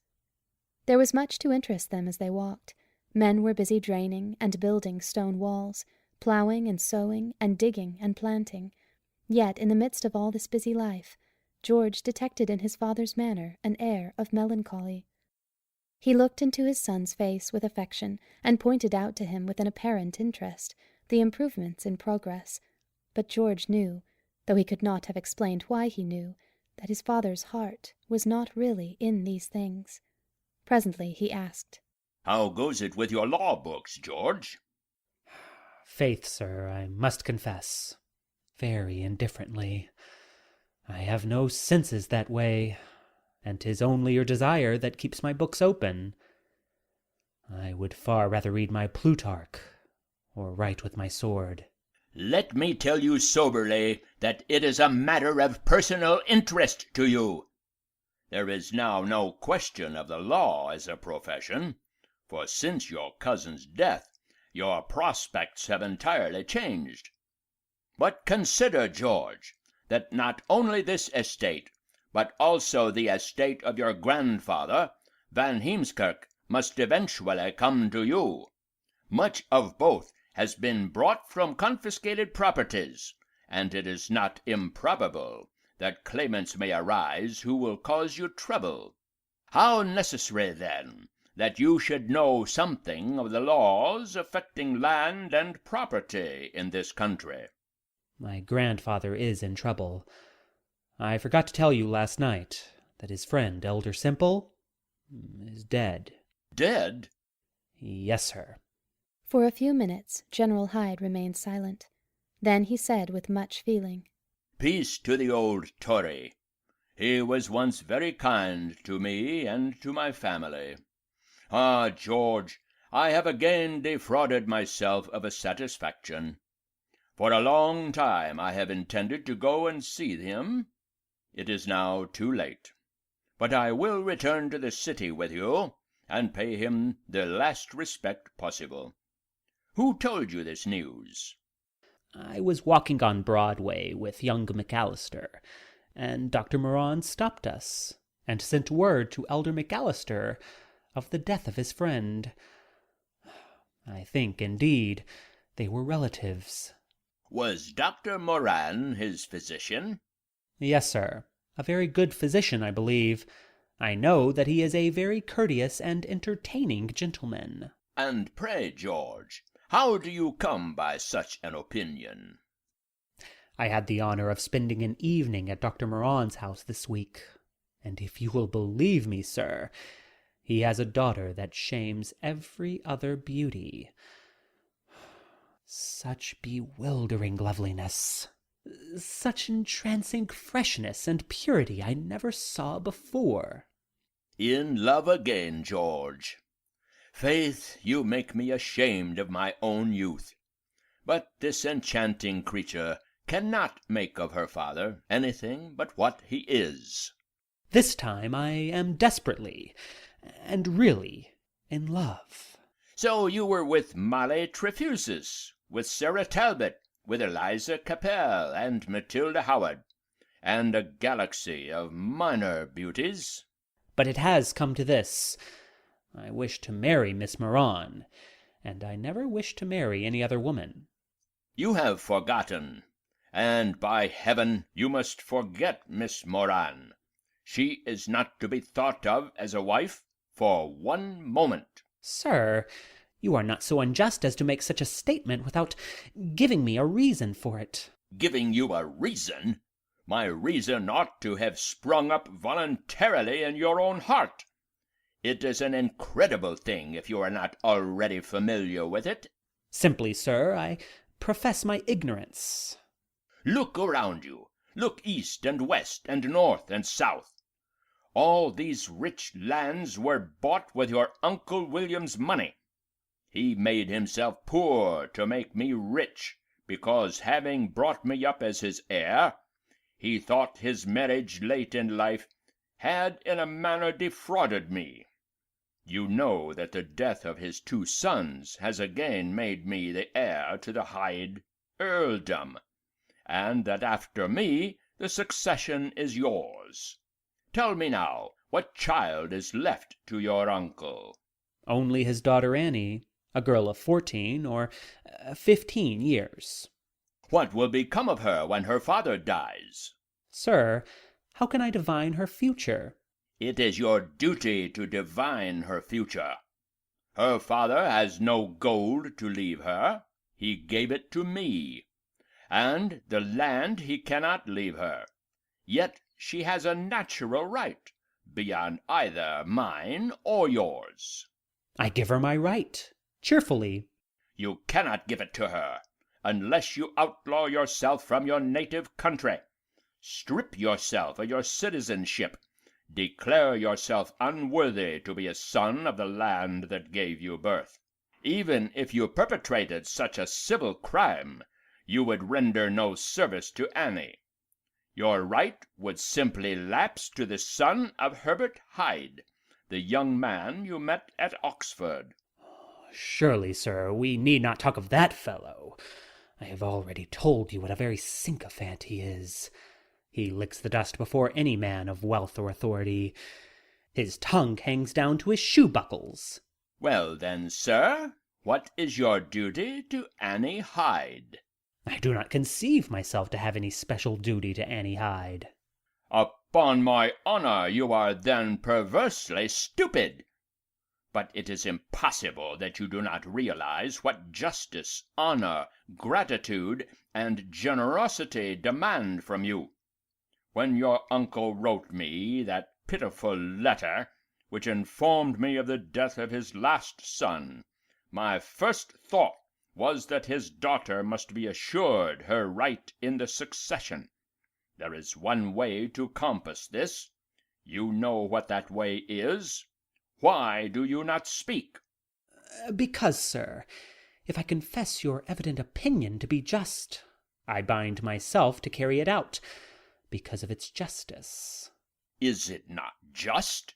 It might be just to Annie, and very unjust to me. No, sir. Justice is a thing absolute. It is not altered by circumstances, especially for a circumstance so trivial as a young man's idle fancy. 'Tis no idle fancy. I love Cornelia Moran. You have already loved a score of beauties, and forgotten them. I have admired and forgot. If I had loved, I should not have forgotten. Now I love. Then, sir, be a man, a noble man, and put your personal gratification below justice, honor, and gratitude. This is the first real trial of your life, George. Are you going to play the coward in it? If you could only see Miss Moran. I should find it difficult to be civil to her, George. I put before you a duty that no gentleman can by any possibility evade. If this arrangement is so important, why was I not told of it ere this? It is scarcely a year since your cousin Harry's death. Annie is not 15 years old. I did not wish to force matters. I intended you to go to England next year, and I hoped that a marriage might come without my advice or my interference. It seemed to me that Annie's position would itself open your heart to her. I have no heart to give her. Then you must at least give her your hand. I myself proposed this arrangement, and your uncle's pleasure and gratitude were of the most touching kind. Further, if you will have the very truth, then know that under no circumstances will I sanction a marriage with Dr. Moran's daughter. Oh, you cannot possibly object to her, sir. She is perfection itself. I object to her in toto. I detest Dr. Moran personally. I know not why, nor care wherefore. I detest him still more sincerely as a man of French extraction. I was brought very much in contact with him for 3 years, and if we had not been in camp and under arms, I would have challenged him a score of times. He is the most offensive of men. He brought his race prejudices continually to the front. When Lafayette was wounded, with some of his bragging company, nothing would do but Dr. Moran must go with them to the hospital at Bethlehem. Yes, and stay there until the precious Marquis was out of danger. I'll swear that he would not have done this for Washington. He would have blustered about the poor fellow's lying sick in camp. Moran talks about being an American, and the Frenchman crops out at every corner. But he is neither here nor there in our affairs. What I wish you to remember is that rank has its duties as well as its privileges, and you would be a poltroon to accept one and ignore the other. What are you going to do? I know not. I must think. I am ashamed of you. In the name of all that is honorable, what is there to think about? Have you told Miss Moran that you love her? Not in precise words. I have only seen her 3 or 4 times. Then, sir, you have only yourself to think about. Have I a son with so little proper feeling that he needs to think a moment when the case is between honor and himself? George, it is high time that you set out to travel.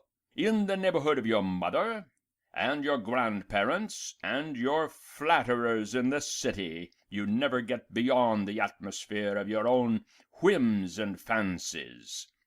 This conversation has come sooner than I wished, but after it there is nothing worth talking about. Sir, you are more cruel and unreasonable than I could believe possible. The railings of a losing lover are not worth answering. Give your answer sway, and when you are reasonable again, tell me. A man mad in love has some title to my pity. And, sir, if you were any other man but my father, I would say, confound your pity. I am not sensible of deserving it, except as the result of your own unreasonable demands on me. Our conversation is extremely unpleasant, and I desire to put an end to it. Permit me to return to the house.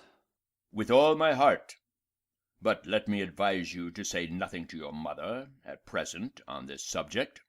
Then, with an air of dejection, he added, What is past must go, and whatever is to come is very sure to happen. Sir, nothing past, present, or future can change me. I shall obey the wishes of my heart, and be true to its love. Let me tell you, George, that love is now grown wise. He follows fortune. Good morning, sir. Let it be so. I will see you tomorrow in town. 10 to 1 you will be more reasonable then. He stood in the center of the roadway, watching his son's angry carriage. The poise of his head and his rapid, uneven steps were symptoms the anxious father understood very well. He is in a naked temper, without even civil disguise, he muttered.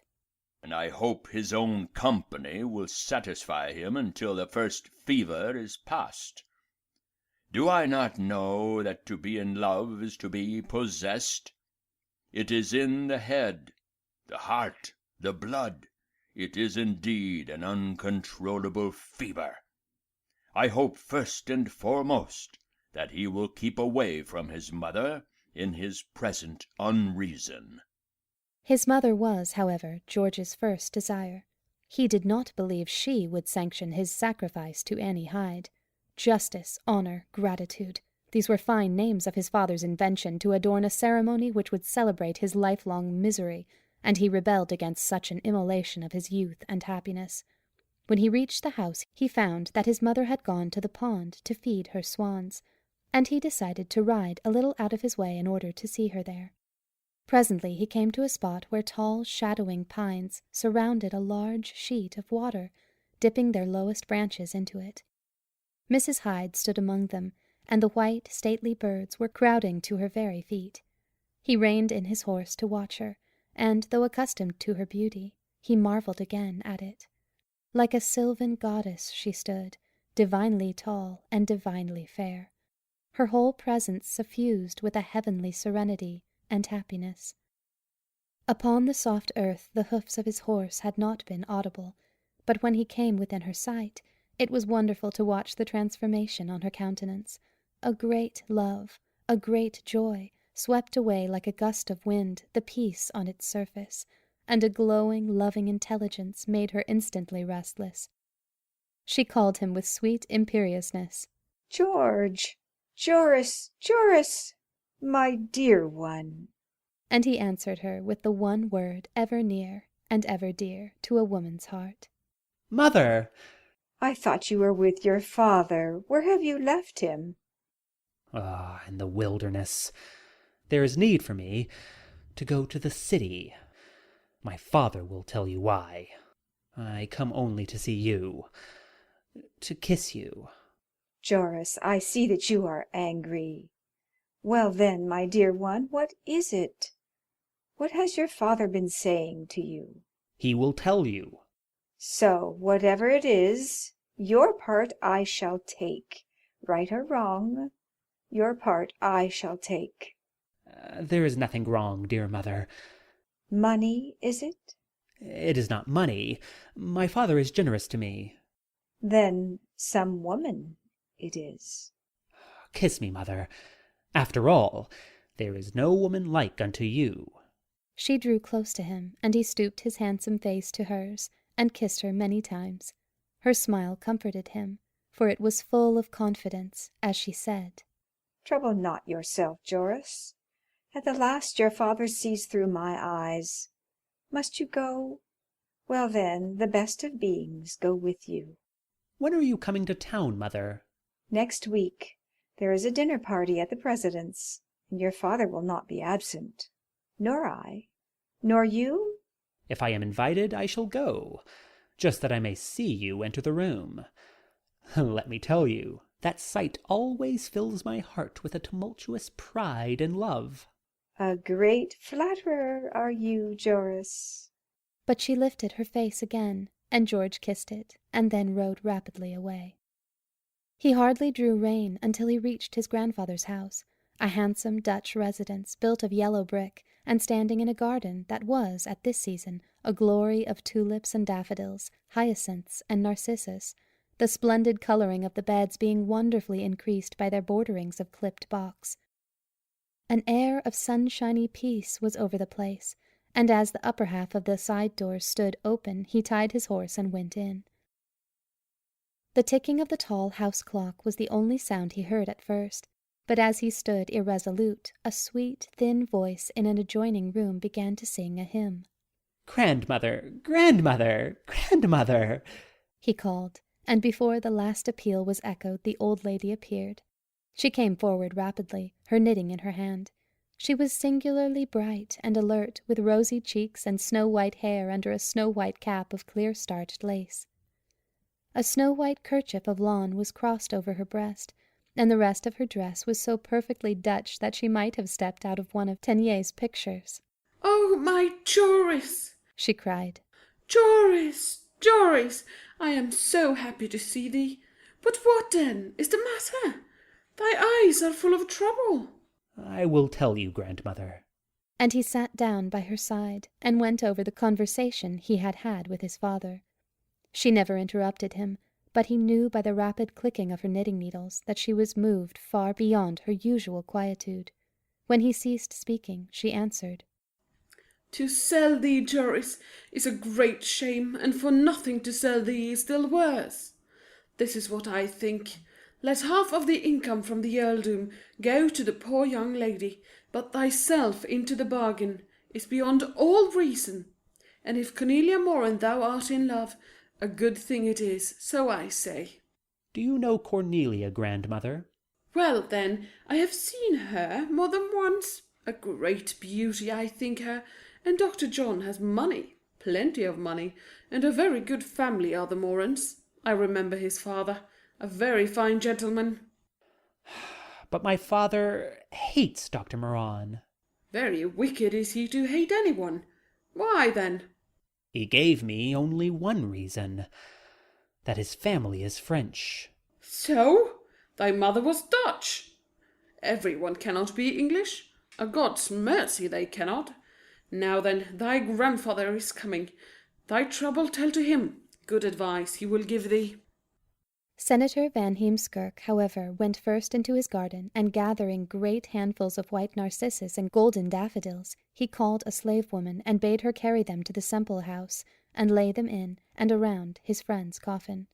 One white lily he kept in his hand, as he came towards his wife and grandson, with eyes fixed on its beauty. Lisbeth, he said, but he clasped George's hand as he spoke. My Lisbeth, if in the dead valley of this earth grow such heavenly flowers as this, we shall not fear the grave.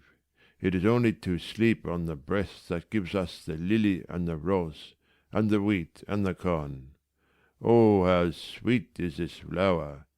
It has the scent of paradise. He laid it gently down while he put off his fine broadcloth coat and lace ruffles, and assumed the long vest and silk skull-cap, which was his home dress. Then he put it in a buttonhole of his vest, and seemed to joy himself in its delicate fragrance.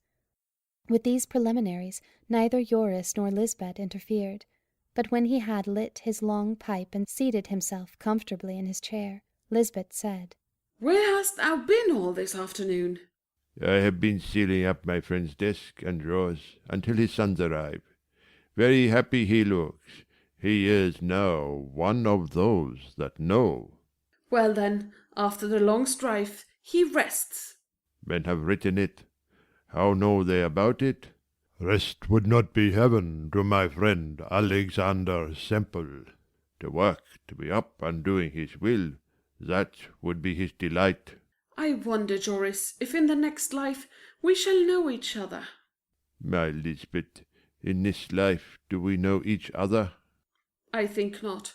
Here has come our dear Joris full of trouble to thee, for his father has said such things as I could not have believed. Joris, tell thy grandfather what they are. And this time George, being very sure of hearty sympathy, told his tale with great feeling, perhaps even with a little anger. His grandfather listened patiently to the youth's impatience, but he did not answer exactly to his expectations. My Joris, so hard it is to accept what goes against our wishes. If Cornelia Moran you had not met, would your father's desires be so impossible to you? Noble and generous would they not seem? But I have seen Cornelia, and I love her. 2 or 3 times you have seen her. How can you be sure that you love her? In the first hour I was sure. Of nothing are we quite sure. In too great a hurry are you. Miss Moran may not love you. She may refuse ever to love you. Her mind you have not asked. Besides this, in his family, his father may not wish you. A very proud man is Dr. John. Grandfather, I may be an earl some day. An English earl. Dr. John may not endure to think of his only child living in that far-off country. I, myself, know how this thought can work a father to madness, And again, your cousin Annie may not wish to marry you. Faith, sir, I had not thought of myself as so very disagreeable. No. Vain and self-confident is a young man. See then how many things may work this way, that way, and if wise you are, you will be quiet and wait for events. One thing, move not in your anger. It is like putting to sea in a tempest. Now, I shall just say a word or two on the other side. If your father is so set in his mind about the Hydes, let him do the justice to them he wishes to do. But it is not right he should make you do it for him. He says that only I can give Annie justice. But that is not good sense. When the present earl dies, and she is left an orphan, who shall prevent your father from adopting her as his own daughter, and leaving her a daughter's portion of the estate? In such case, she would be in exactly the same position as if her brother had lived and become earl. Is not that so? My dear, dear grandfather, you carry wisdom with you. Now I shall have the pleasure to propose to my father that he do his own justice. Oh, wise, wise grandfather, you have made me happy to a degree. Very well, but say not that I gave you such counsel. When your father speaks to me, as he is certain to do, then I will say such and such words to him, but my words in your mouth will be a great offence, and very justly so, for it is hard to carry words, and carry nothing else. Your dear mother, how is she? Well and happy. She builds, and she plants, and the days are too short for her. But my father is not so happy. I can see that he is wearied of everything. Not here, in his heart. It is in England, and no longer has he great hopes to keep him young. If of liberty I now speak to him, he has a smile so hopeless that both sad and angry it makes me. No faith has he left in any man, except Washington, and I think also he is disappointed that Washington was not crowned King George the First. I can assure you, sir, that others share his disappointment. Mr. Adams would not object to be Duke of New York, and even little Burr would be like a lordship. I have heard. My ears are not dull, nor my eyes blind, but too much out of the world lives your father. Men who do so grow unfit to live in the world. He dreams dreams impossible to us, impossible to France, and then he says, liberty is a dream. Well, well, life also is a dream, when we awake. Then he ceased speaking, and there was silence, until Lisbeth Van Heemskirk said softly, When we awake, we shall be satisfied. Van Heemskirk smiled at his wife's cheerful assurance, and continued, It is true, Lisbeth, what you say, and even here, in our dreaming, what satisfaction! As for me, I expect not too much. The old order and the new order fight yet for the victory, and what passes now will be worth talking about 50 years hence. It is said, grandfather, that the Dutch Church is anti-federal to a man. Not true are such sayings. The judge will be very like old Van Steenwyck, who boasts of his impartiality, and who votes for the Federals once, and for the anti-Federals once, and the third time does not vote at all. If taken was the vote of the Church, it would be 6 for the Federals, and half a dozen for the anti-Federals. Mr. Burr. Of Mr. Barr I will not talk. I like not his little dirty politics. He is very clever. Well then, you have to praise him for being clever. For being honest, you cannot praise him. 'Tis a monstrous pity that right can only be on one side. Yet sometimes right and Mr. Burr may happen to be on the same side. The right way is too straight for Aaron Burr. If into it he wanders, 'tis for a wrong reason. My dear grandfather, how your words bite! I wish not to say biting things, But Aaron Burr stands for those politicians who turn patriotism into shopkeeping and their own interest. Men who care far more for who governs us than for how we are governed. And what will be the end of such ways? I will tell you. We shall have a democracy that will be the reign of those who know the least and talk the loudest. At this point in the conversation, Van Heemskirk was called to the door about some business matter, and George was left alone with his grandmother. She was setting the tea-table, and her hands were full of china, but she put the cups quickly down, and, going to George's side, said, Cornelia Moran spends this evening with her friend Arenta van Ariens. Well then, would thou like an excuse to call on Arenta? Oh, grandmother, do you indeed know Arenta? Can you send me there? Since she was 1 month old, I have known Arenta. This morning she came here to borrow for her aunt Jacobus my ivory windows. Now then, I did not wish to lend Angelica Jacobus my windows, and I said to Arenta that by and by I would look for them. Not far are they to seek, and for thy pleasure I will get them, and thou canst take them this evening to Arenta. Oh, you dear, dear grandmother. And he stood up, and lifted her rosy face between his hands and kissed her. I am so fond of thee, I love thee so much, and thy pleasure is my pleasure, and I see no harm at all, in thy love for the beautiful Cornelia. I think, with thee, she is a girl worth a man's heart, and if thou canst win her, I, for one, will be joyful with thee. Perhaps, though, I am a selfish old woman. It is so easy to be selfish. Let me tell you, grandmother, you know not how to be selfish. Let me tell thee, Joris, I was thinking of myself as well as of thee. For while thy grandfather talked of Aaron Burr, this thought came into my mind. If to Annie Hyde my Joris is married, he will live in England, and I shall see him no more in this world. But if to Cornelia Moran he is married, when his father goes to England, then there he will stay. He will live at Hyde Manor, and I shall go to see him, and he will call here to see me. And then many good days came into my thoughts. Yes, in every kind thing, in every good thing, somewhere there is hid a little bit of our own will and way. Always, if I look with straight eyes, I can find it. Give me the windows, grandmother, for now you have given me a reason to hurry. But why so quickly must you go? Look at me. It will take me 2 hours to dress. I have had no dinner, I want to think. You understand, grandmother. Then she went into the best parlour, and, opening one of the shutters, let in sufficient light to find in the drawer of a little Chinese cabinet some ivory winders of very curious design and workmanship.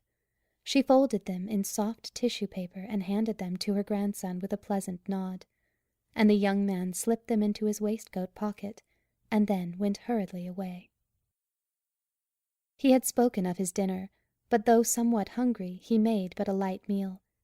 His dress seemed to him the most vitally important thing of the hour, and no girl choosing her first ball gown could have felt more anxious and critical on the subject. His call was to be considered an accidental one, and he could not therefore dress as splendidly as if it were a ceremonious or expected visit. After much hesitation, he selected a coat and breeches of black velvet, a pearl-coloured vest, and cravat and ruffles of fine English bone lace. Yet when his toilette was completed, he was dissatisfied. He felt sure more splendid apparel set off his dark beauty to greater advantage, and yet he was equally sure that more splendid apparel would not, on this occasion, be as suitable. Doubting and hoping, he reached the Van Ariens' house soon after 7 o'clock. It was not quite dark, and Jacob Van Ariens stood on the stoop, smoking his pipe and talking to a man who had the appearance of a workman, and who was, in fact, the foreman of his business quarters in the swamp. Good evening, sir, said George with smiling politeness. Is Miss Van Ariens within? Within? Yes, but company she has tonight, said the watchful grandfather as he stood suspicious and immovable in the entrance. It did not seem to George as if it would be an easy thing to pass such a porter at the door, but he continued, I have come with a message to Miss Van Ariens. A very fine messenger, answered Van Ariens, slightly smiling. A fine lady deserves a fine messenger. But, sir, If you would do my errand for me, I am content. 'Tis from Madame von Hemskirk. So then, that is good. I am George Hyde, her grandson, you know. Well then, I did not know. 'Tis near dark, and I see not as well as once I did. I have brought from Madame von Hemskirk some ivory windows for Madame Jacobus. Come in, and tell my Orienta the message thyself. I know nothing of such things. Come in. I did not think of thee as my friend Van Heemskirk's grandson. Welcome art thou. And Van Ariens himself opened the parlour door, saying, Orienta, here is George Hyde. A message he brings for thy Aunt Angelica. And while these words were being uttered, George delighted his eyes with the vision of Cornelia, who sat at a small table with some needlework in her hand. Arenta's tatting was over her foot, and she had to remove it in order to rise and meet Hyde. Rem sat idly fingering a pack of playing cards and talking to Cornelia. This situation George took in at a glance, though his sense of sight was quite satisfied when it rested on the lovely girl who dropped her needle as he entered, for he saw the bright flush which overspread her face and throat, and the light of pleasure which so filled her eyes that they seemed to make her whole face luminous. In a few moments Arenta's pretty enthusiasms and welcomes dissipated all constraint, and Hyde placed his chair among the happy group, and fell easily into his most charming mood. Even Rem could not resist the atmosphere of gaiety and real enjoyment that soon pervaded the room. They sang, they played, they had a game at whist, and everything that happened was in some subtle, secret way a vehicle for Hyde's love to express itself.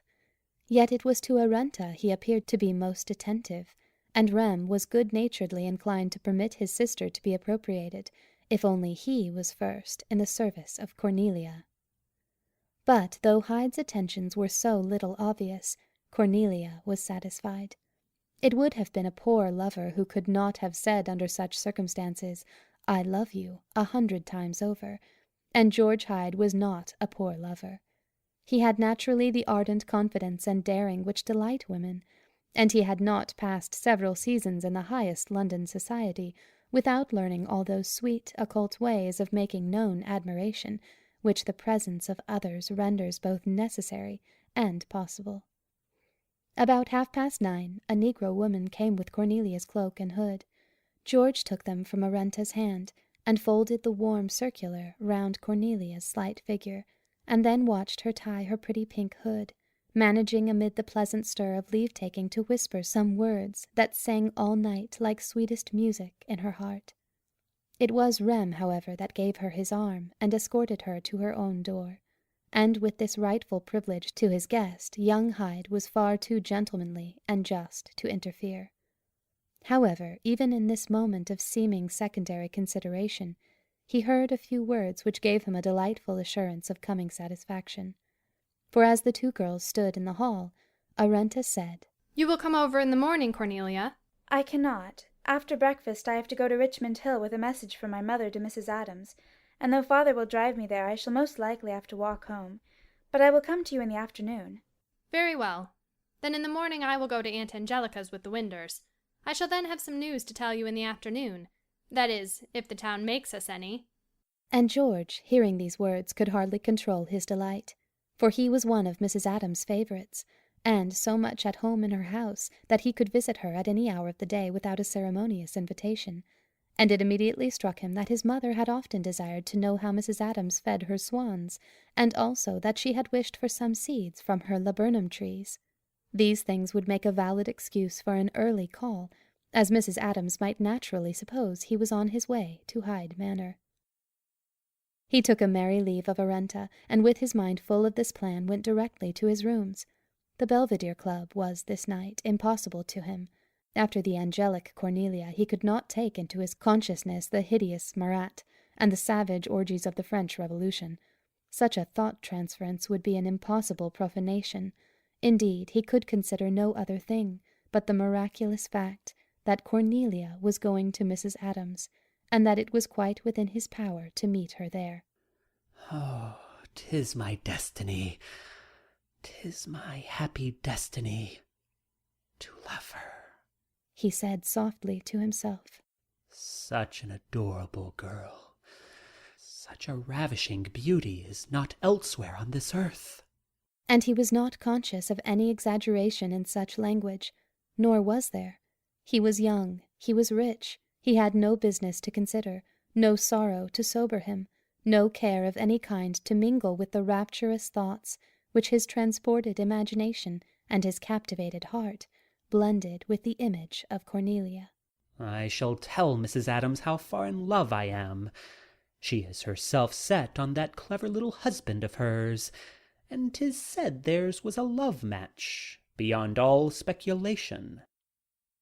I shall say to her, help me, madame, to an opportunity, and I think she will not refuse. As for my father, I heard him this morning with as much patience as any Christian could do. But I am resolved to marry Cornelia. I will not give her up. Not for an earldom, not for a dukedom, not for the crown of England. And to these thoughts he flung off with a kind of passion his coat and vest. The action was but the affirmation of his resolve, a materialization of his will. To have used an oath in connection with Cornelia would have offended him, but this passionate action asserted with equal emphasis his unalterable resolve. A tender, gallant, courageous spirit possessed him. He was carried away by the feelings it inspired, and nobly so, for alas, for that man who professes to be in love, and is not carried away by his feelings, in such case he has no feelings worth speaking of.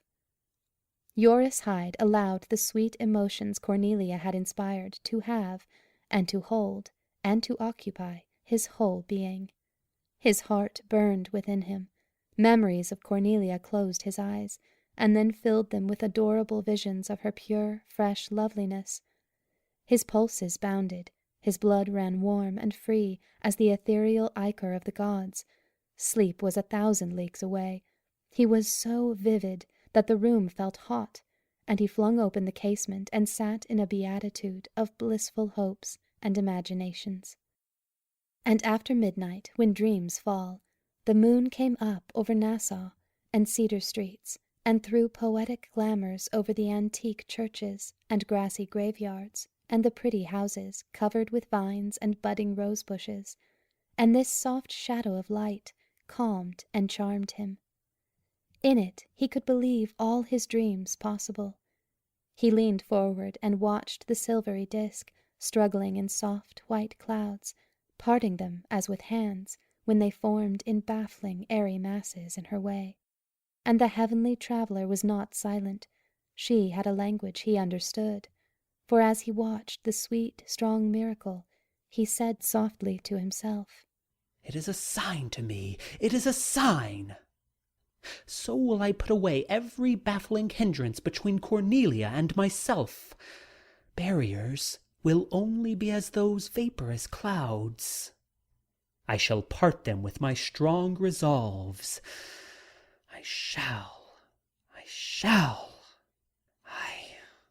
And he fell asleep with this sense of victory thrilling his whole being. Then the moon rose higher, and soon came in broad white bars through the window and lay on his young, handsome, smiling face, with the same sweet radiance that, in the days of the gods, glorified the beautiful shepherd sleeping on the Ephesian plains. Chapter 5. Turning Over a New Leaf. When Hyde awakened, he was in that borderland between dreams and day which we call dawn. And as the ear is the last sense to go to sleep, and the first sense to throw off its lethargy, the voices of men calling, "Milk ho!" and the shrill, childish cries of "Sweep ho!"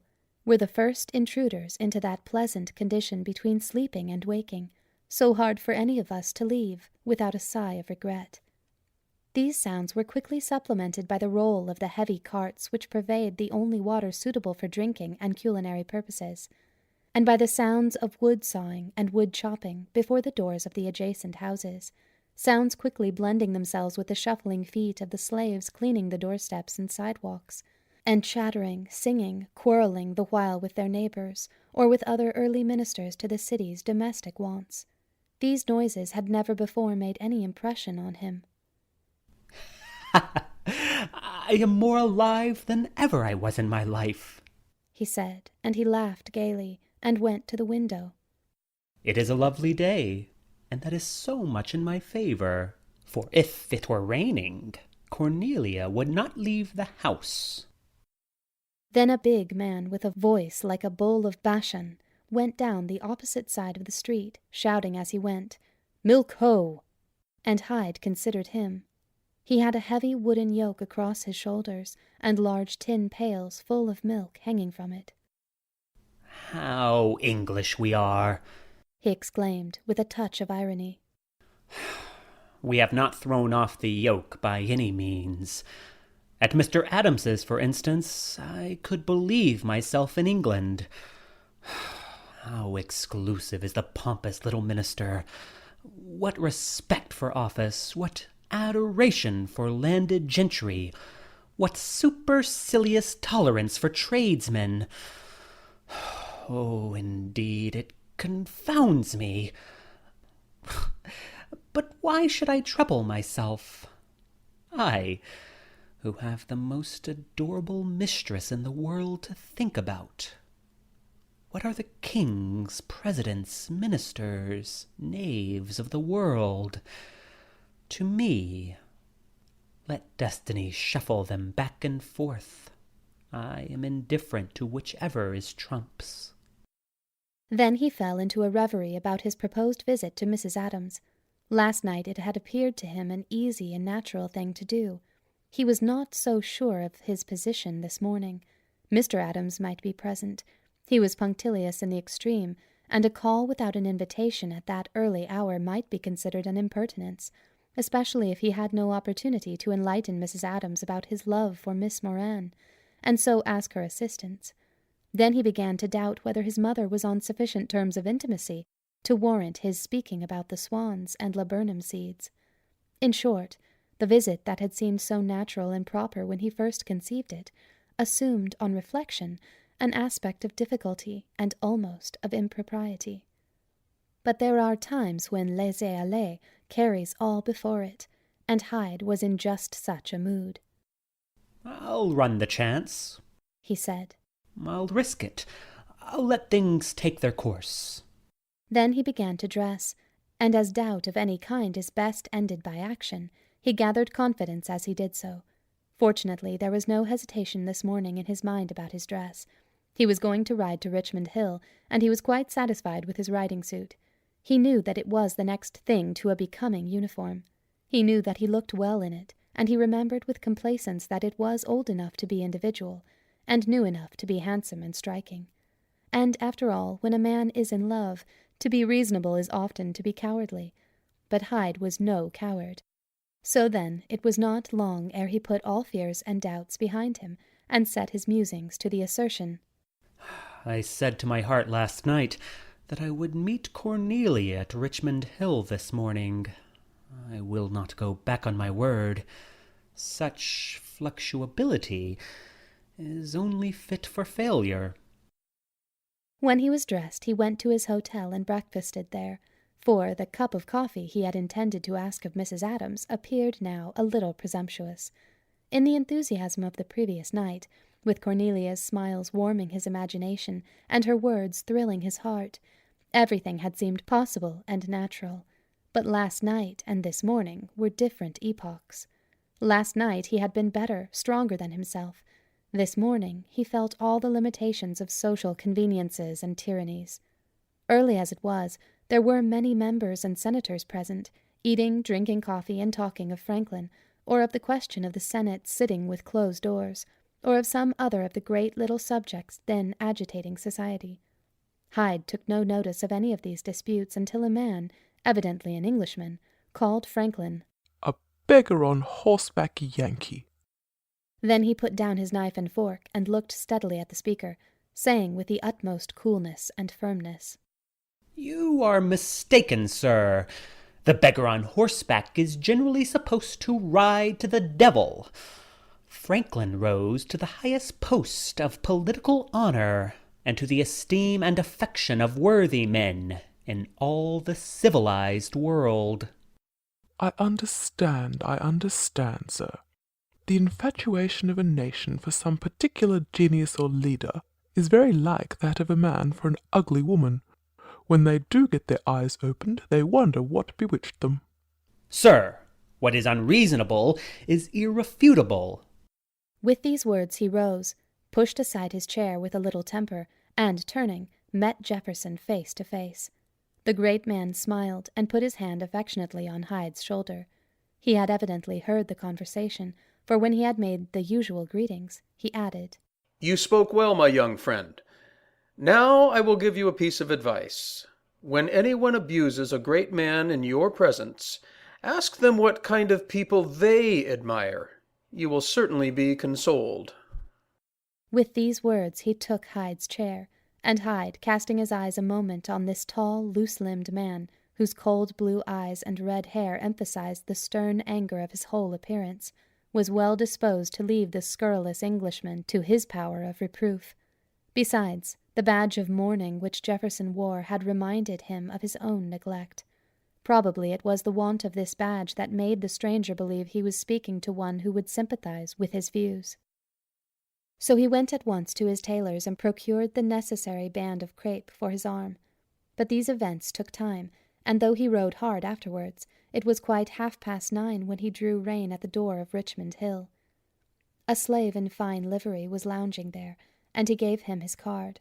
In a few moments the man returned with an invitation to dismount and come into the breakfast-room. Thus far he had suffered himself to be carried forward by the impulse of his heart, and he still put firmly down any wonder as to what he should say or do. He was shown into a bright little parlor with open windows. A table, elegantly and plentifully spread, occupied the center of the room, and sitting at it were the vice-president and Mrs. Adams, and also their only daughter, the beautiful but not very intellectual Mrs. Smith. It was easy to see that the meal was really over, and that the trio had been simply lingering over the table because of some interesting discussion, and it was quite as easy to understand that his entrance had put an end to the conversation.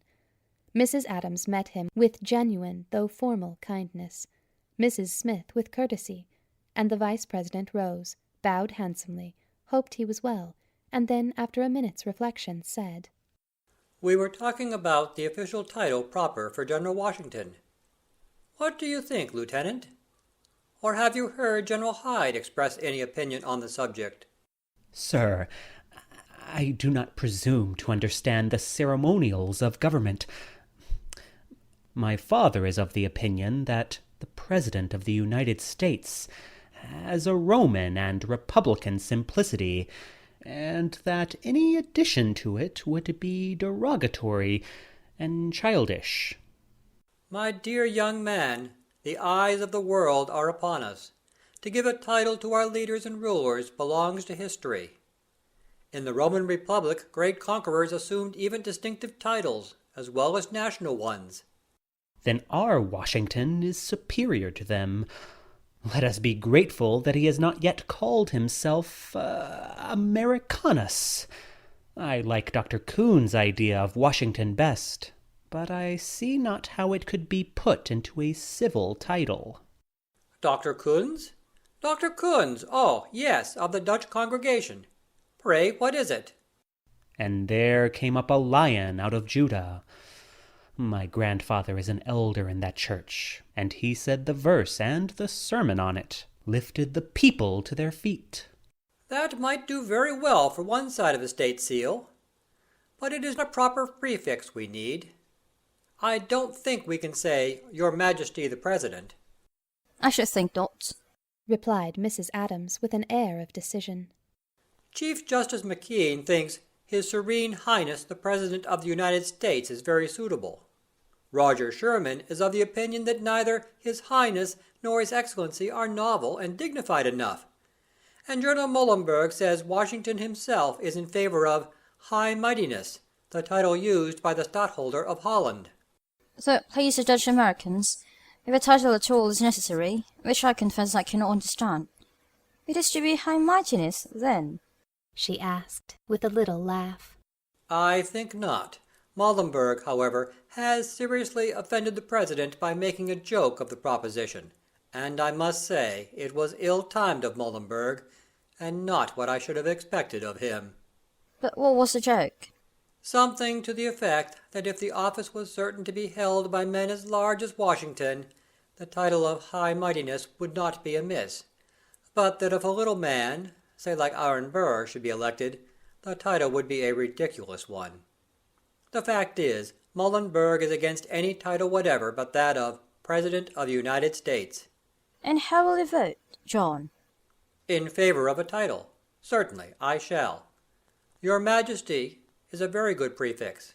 It would draw the attention of England, and show her that we were not afraid to assume the majesty of our conquest.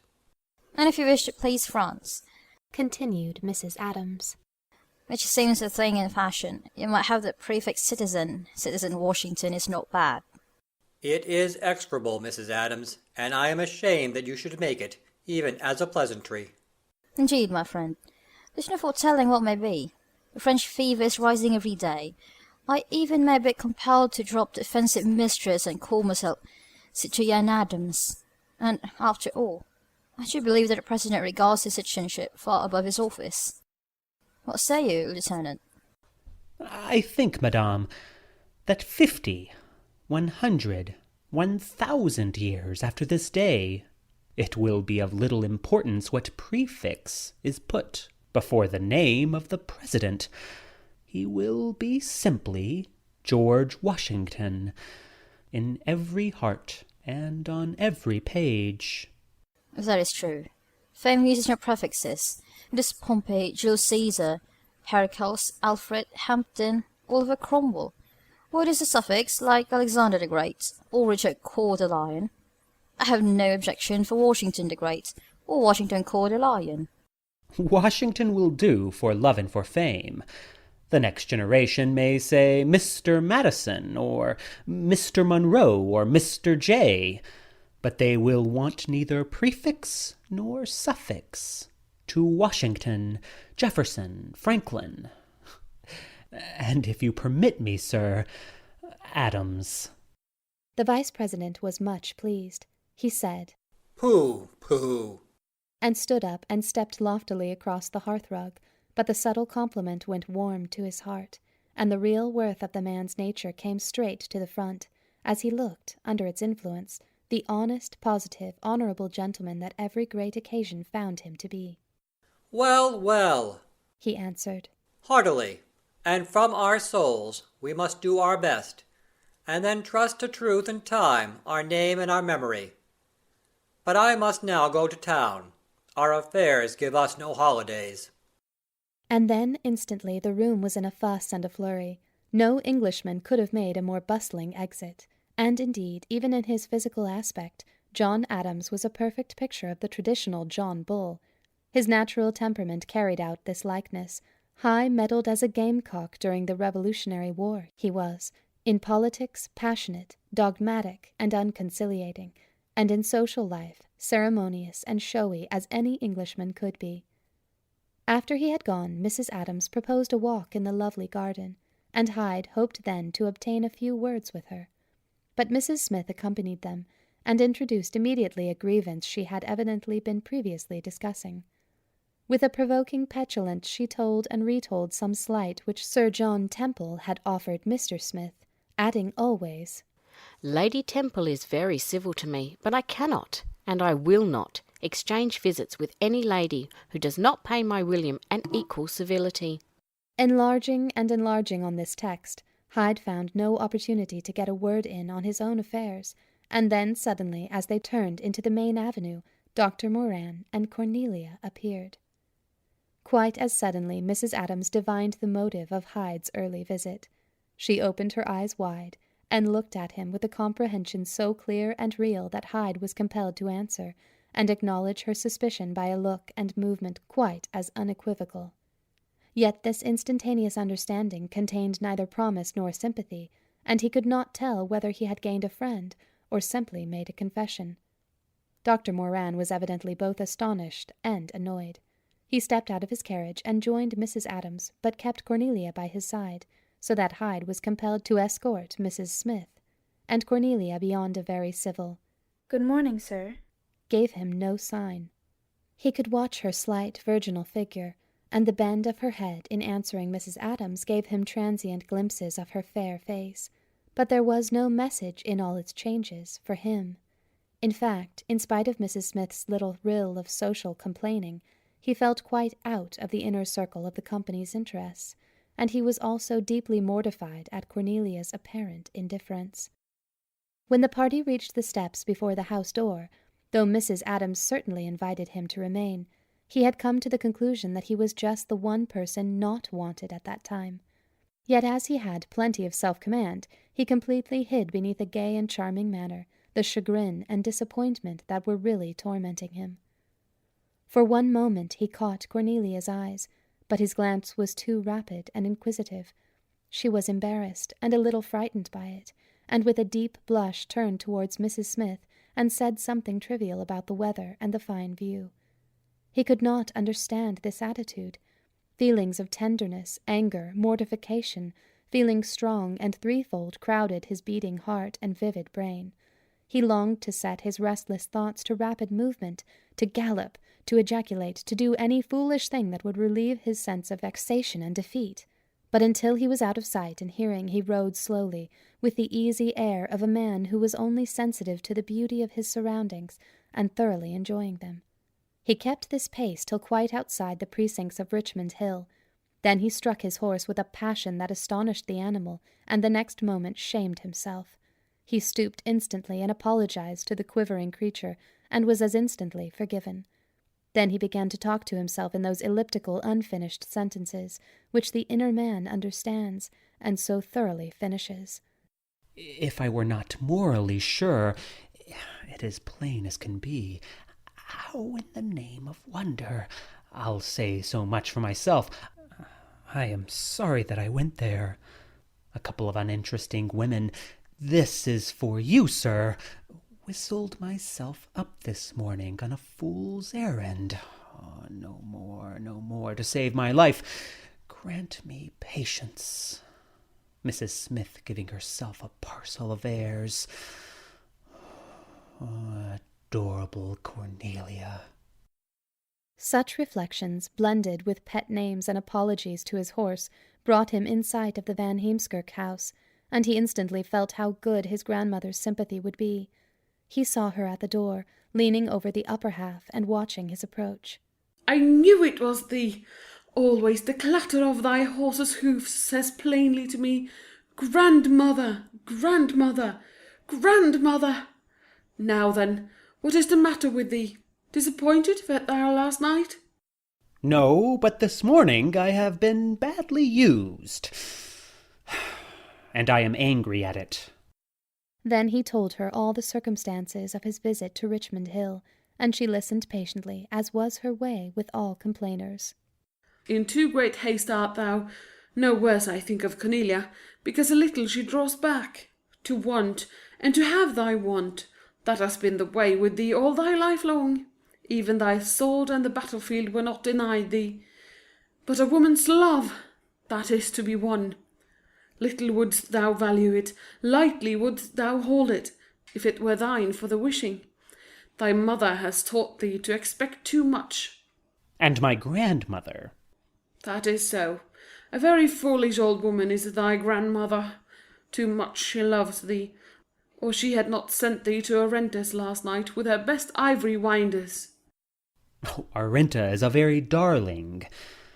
Had she been present this morning, she had taken the starch out of all our fine talk and fine manners.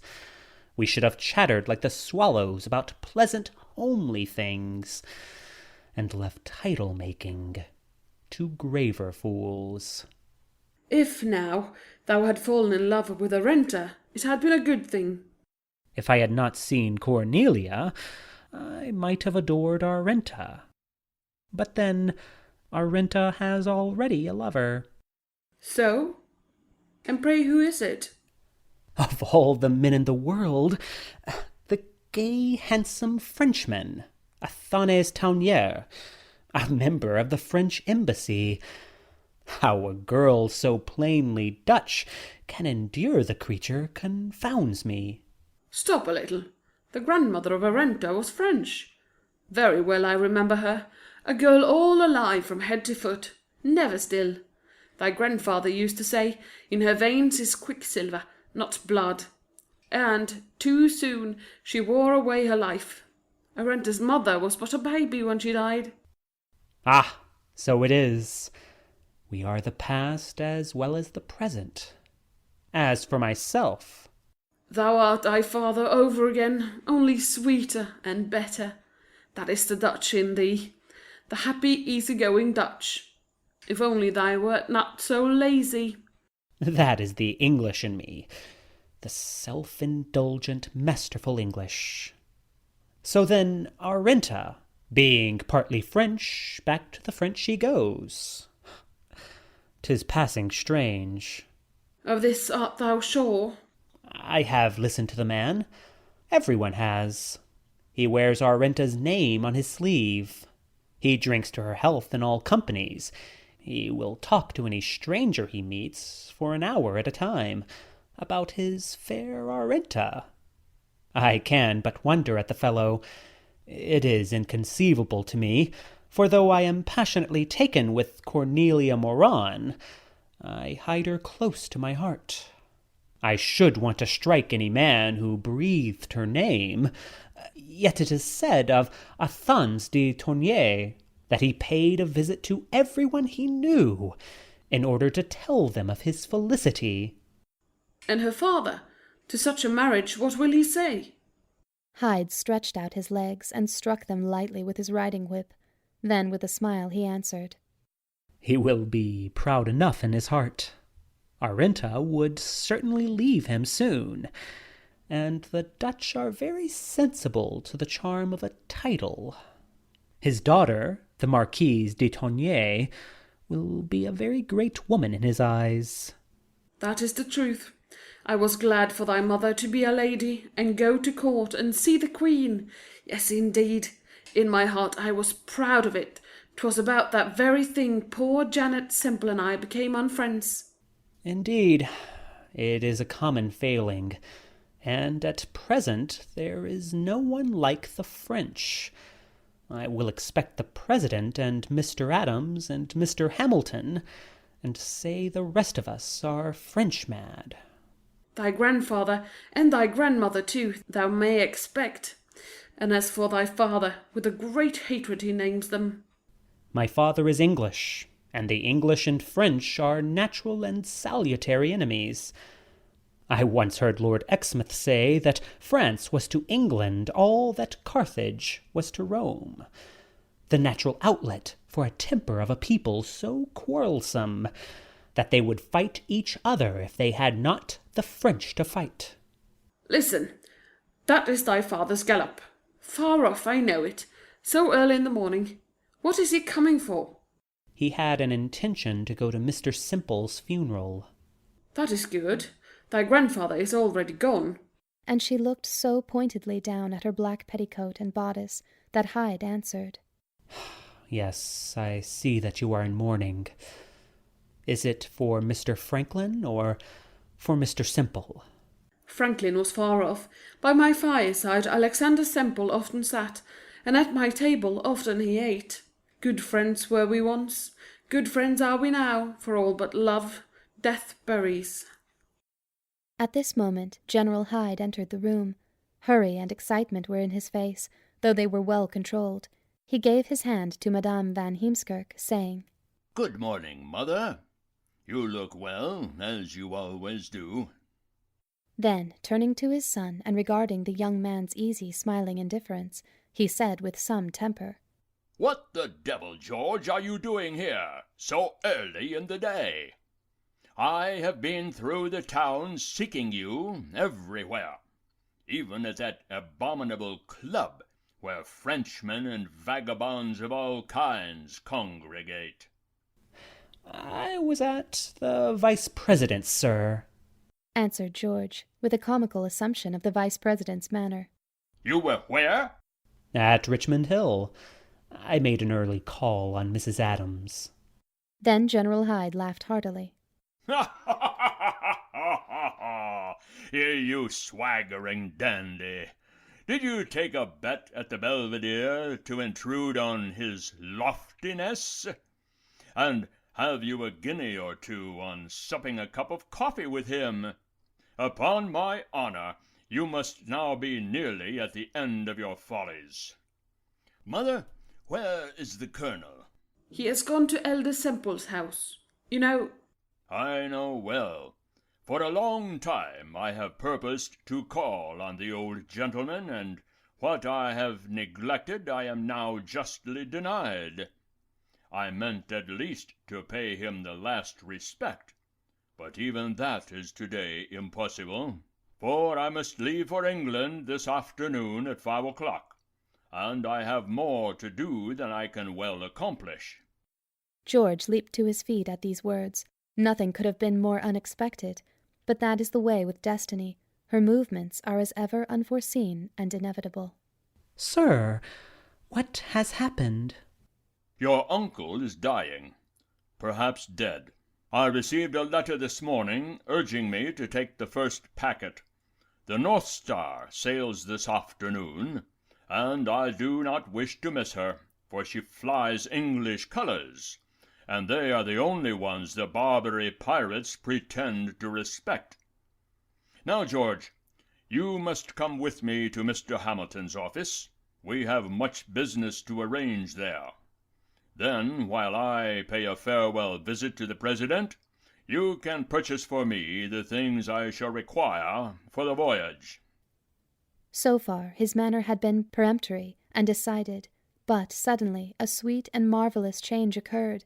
He went close to Madame Van Heemskirk, and, taking both her hands, said in a voice full of those tones that captivate women's hearts, Mother, mother, I bid you a loving, grateful farewell. You have ever been to me good and gentle and wise, the very best of mothers. God bless you. Then he kissed her with a solemn tenderness, and Lisbeth understood that he believed their parting to be a final one. She sat down weeping, and Hyde, with an authoritative motion of the head commanding his son's attention, went hastily out. It was then 11 o'clock, and there was business that kept both men hurrying here and there until almost the last hour. It had been agreed that they were to meet at the City Hotel at 4 o'clock, and soon after that hour General Hyde joined his son. He looked weary and sad, and began immediately to charge George concerning his mother. We parted with kisses and smiles this morning, and I am glad of it. If I went back, we should both weep, and a wet parting is not a lucky one. I leave her in your charge, George, and when I send her word to come to England, look well to her comfort, and be sure to come with her. Do you hear me? Yes, sir. On no account, even if she wishes it, permit her to come alone. Promise me. I promise you, sir. What is there that I would not do for my mother? What is there that I would not do to please you, sir? Let me tell you, George, such words are very sweet to me. As to yourself, I do not fear for you. It is above and below reason that you should do anything to shame your kindred, living or dead. The living, indeed, you might reconcile. The dead are implacable, and their vengeance is to be feared. I fear not the dead, and I love the living. The honor of Hyde is safe in my keeping. If you have any advice to give me, sir, pray speak plainly. With all my soul I ask you, then, to play with some moderation. I ask you to avoid any entanglement with women. I ask you to withdraw yourself, as soon as possible, from those blusterers for French liberty, or rather French license, robbery, and assassination. I tell you there is going to be a fierce national fracas on the subject. Stand by the President, and every word he says. Every word is sure to be wise and right. Father, I learnt the word liberty from your lips. I drew my sword under your command for liberty. I know not how to discard an idea that has grown into my nature as the veining grows into the wood. Liberty! Yes, cherish it with your lifeblood. But France has polluted the name and outraged the idea. Neither you nor I can wish to be swept into the common sewers, being by birth nobles and aristocrats. Earl Stanhope, who was heart and soul with the French Revolution while it was a movement for liberty, has just scratched his name with his own hand from the Revolutionary Club. And Burke, who was once its most enthusiastic defender, has now written a pamphlet which has given it in England a fatal blow. This news came in my letters today. Then taking out his watch, he rose, saying, Come, it is time to go to the ship. My dear George. George could not speak. He clasped his father's hand, and then walked by his side to Coffee-house Slip, where the North Star was lying. There was no time to spare, and the general was glad of it, for oh, these last moments! Youth may prolong them, but age has lost youth's rebound, and willingly escapes their disintegrating emotion. Before either realized the fact, the general had crossed the narrow plank. It was quickly withdrawn. The anchor was lifted to the shanty of homeward bound boys, and the North Star, with wind and tide in her favor, was facing the great separating ocean. George turned from the ship in a maze. He felt as if his life had been cut sharply asunder. At any rate, its continuity was broken, and what other changes this change might bring it was impossible to foresee. In any extremity, however, there is generally some duty to do, and the doing of that duty is the first right step onward. Without reasoning on the matter, George followed this plan. He had a letter to deliver to his mother. It was right that it should be delivered as soon as possible, and indeed he felt as if her voice and presence would be the best of all comfort at that hour. So late as it was, he rode out to Hyde Manor. His mother, with a lighted candle in her hand, opened the door for him. I thought it was thy father, Joris, but what? Is there anything wrong? Why art thou alone? There is nothing wrong, dear mother. Come, I will tell you what has happened. Then she locked the door carefully and followed her son into the small parlour where she had been sitting. He gave her his father's letter, and assumed for her sake the air of one who has brought good tidings. She silently read and folded it, and George said, It is the most fortunate thing. The North Star being ready for sea, Father could hardly have had a better boat, and they started with wind and tide in their favor. We shall hear in a few weeks from him. Are you not pleased, mother? It is too late, Joris. 20 years too late. And I wish not to go to England. Very unhappy was I in that cold grey country. Very happy am I here. But you must have expected this change. Not until your cousin died was there any thought of such a thing, and long before that we had built and begun to love dearly this home. I wish, then, it had been God's will that your cousin had not died. My father... Ah, Joris, your father has always longed in his heart for England. Like a weaning babe that never could be weaned was he. In many ways he has lately shown me that he felt himself to be a future English earl. And thou, too, wilt thou become an Englishman? Then this fair home I have made for thee will forget thy voice and thy footstep. Woe is me! I have planted and planned, for whom I know not. You have planned and planted for your Joris. I swear to you that I like England as little as you do. I despise the tomfoolery of courts and ceremonies. I count an earl no better than any other honorable gentleman. I desire most of all to marry the woman I love, and live here in the home that reminds me of you wherever I turn. I want your likeness on the great stairway and in all the rooms, so that those who may never see your face may love you and say how good she looks, how beautiful she is. So true art thou, so loving, so dear to me. Even in England I can be happy if I think of thee here, filling these big rooms with good company, riding, shooting over thine own land, fishing in thine own waters, telling thy boys and girls how dear grandmother had this pond dug, this hedge planted, these woods filled with game, these streams set with willows, these summer houses built for pleasure. Oh, I have thought ever as I worked, I shall leave my memory here, and here again, for never, Joris, never, dear Joris, while thou art in this world, must thou forget me. Never, never, oh, never, dear, dear mother. And that night they said no more.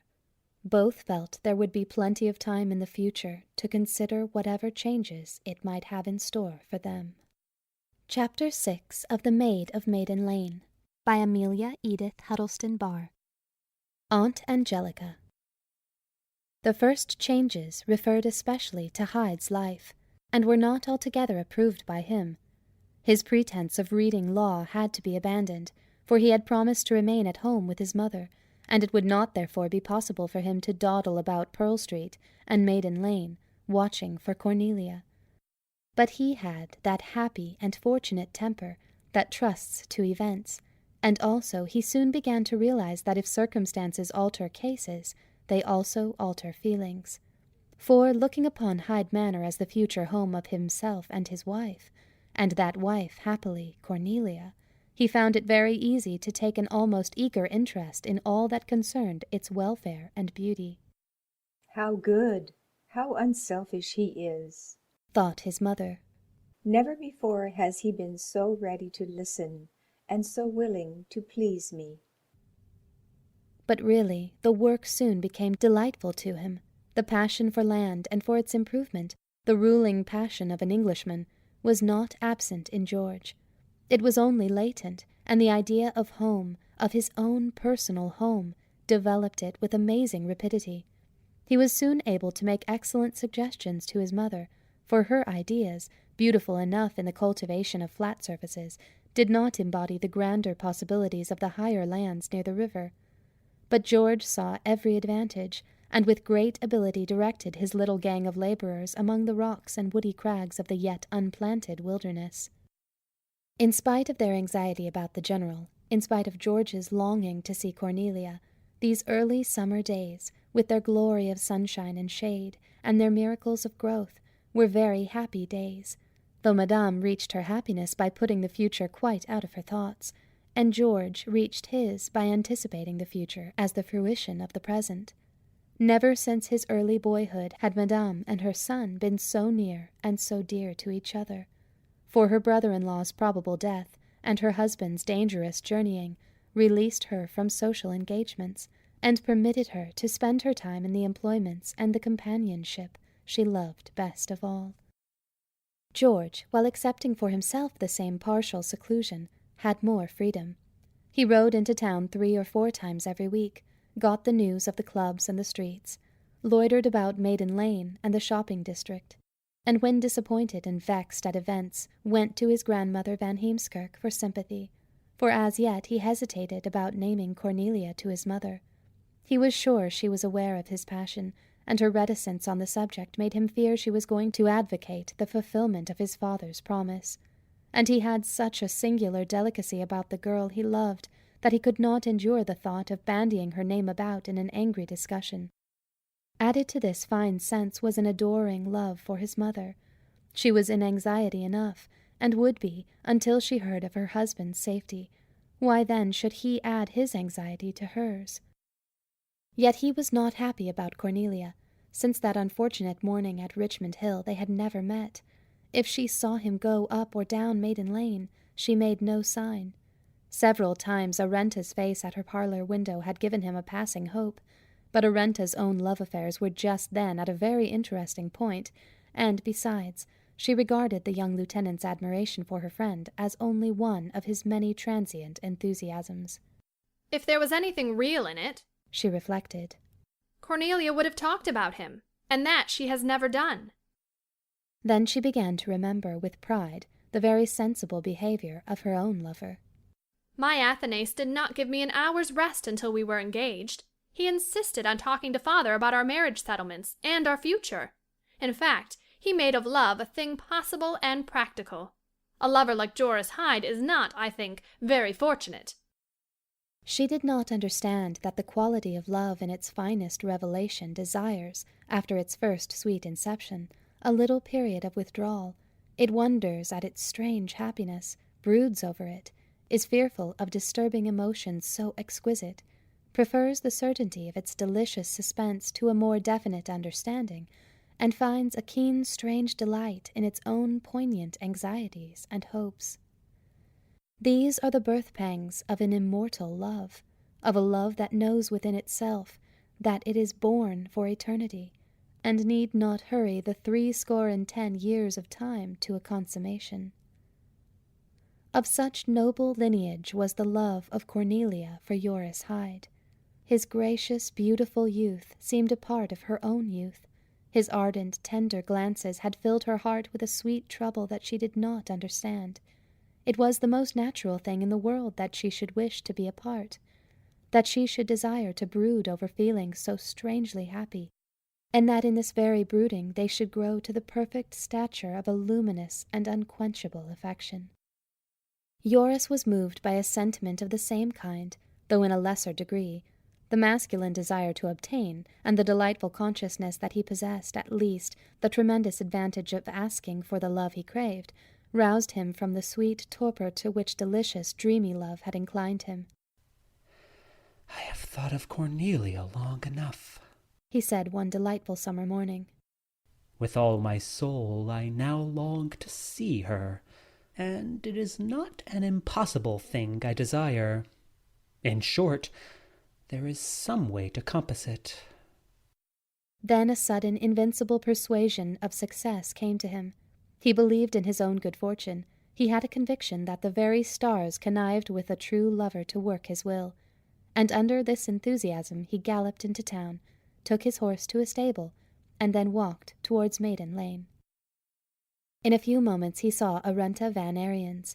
She was in a mist of blue and white, with flowing curls and fluttering ribbons, and a general air of happiness.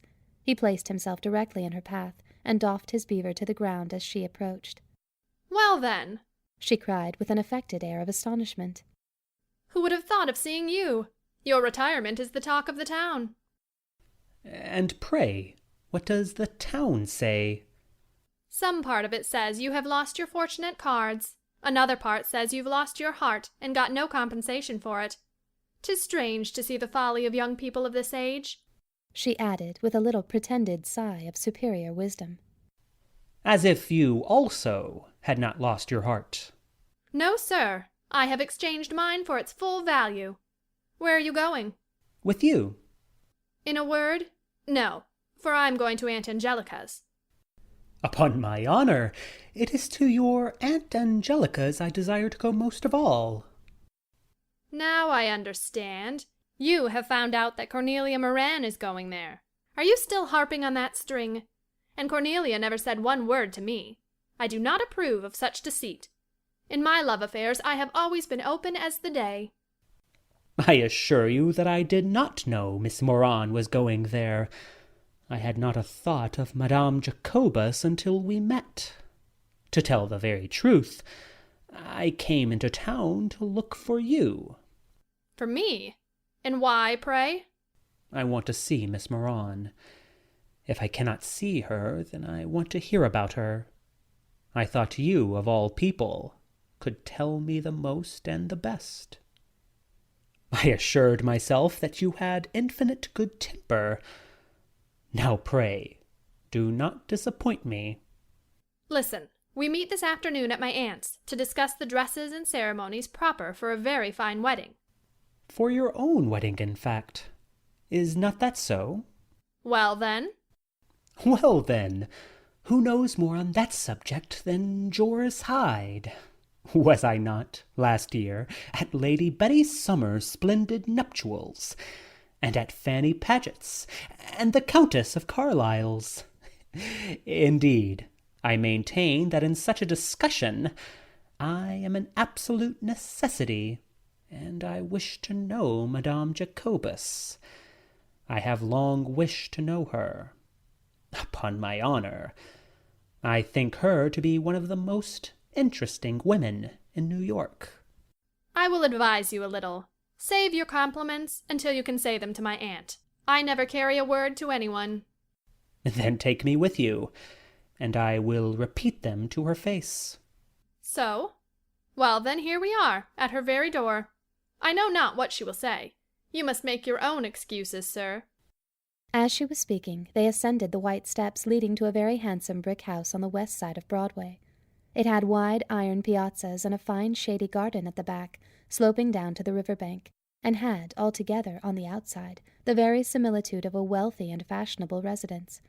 The door was opened by a very dark man, who was not a Negro, and who was dressed in a splendid and outlandish manner, a scarlet turban above his straight black hair, and gold-hooped earrings, and a long coat or tunic, heavily embroidered in strange devices. He was an Algerine pirate, whispered Arenta. My Uncle Jacob brought him here, and my aunt trusts him. I would not for a moment. As soon as the front door closed, Joris perceived that he was in an unusual house. The scents and odors of strange countries floated about it. The hall contained many tall jars, full of pungent gums and roots, and upon its walls the weapons of savage nations were crossed in idle and harmless fashion. They went slowly up the highly polished stairway into a large, low parlor facing the vivid, everyday business drama of Broadway. But the room itself was like an Arabian Night's dream, for the Eastern atmosphere was supplemented by divans and sofas covered with rare cashmere shawls and rugs of Turkestan, and with cushions of all kinds of Oriental splendor. Strange tables of wonderful mosaic work held ivory carvings of priceless worth, and porcelain from unknown lands, gods and goddesses from the yellow Gehenna of China, and the unutterable idolatry of India looked out with brute cruelty or sempiternal smiles from every odd corner, or gazed with a fascinating prescience from the high chimney-piece upon all who entered. The effect upon Hyde was instantaneous and uncanny. His Saxon-Dutch nature was in instant revolt against influences so foreign and unnatural. Arenta was unconsciously in sympathy with him, for she said with a shrug of her pretty shoulders as she looked around, I have always bad dreams after a visit to this room. Do these things have a life of their own? Look at the creature on that corner shelf. What a serene disdain is in his smile. He seems to gaze into the very depths of your soul. I see that there is a curtain to his shrine, and I shall take leave to draw it. With these words she went to the scornful divinity, and shut his offending eyes behind the folds of his gold-embroidered curtain. Hyde watched her flitting about the strange room, and thought of a little brown wren among the poisonous vivid splendors of tropical swamp flowers. So out of place the pretty, thoughtless Dutch girl looked among the spoils of far India and Central America, and of Arabian and African worship and workmanship. But when the door opened, and Madame Jacobus with soft gliding footsteps entered, Hyde understood how truly the soul, if given the wherewithal, builds the habitation it likes best. Once possessed of marvellous beauty, and yet extraordinarily interesting, she seemed the very genius of the room and its strange, suggestive belongings. She was unusually tall, and her figure had kept its undulating, stately grace.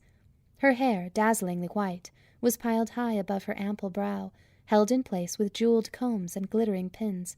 Her face had lost its fine oval and youthful freshness, but who of any feeling or intelligence would not have far preferred the worn countenance, expressing in 1,000 sensitive shades and emotions the story of her life and love? And if every other beauty had failed, Angelica's eyes would have atoned for the loss. They were large, softly black, slow-moving, or again, in a moment, flashing with the fire that lay hidden in the dark pit of the iris.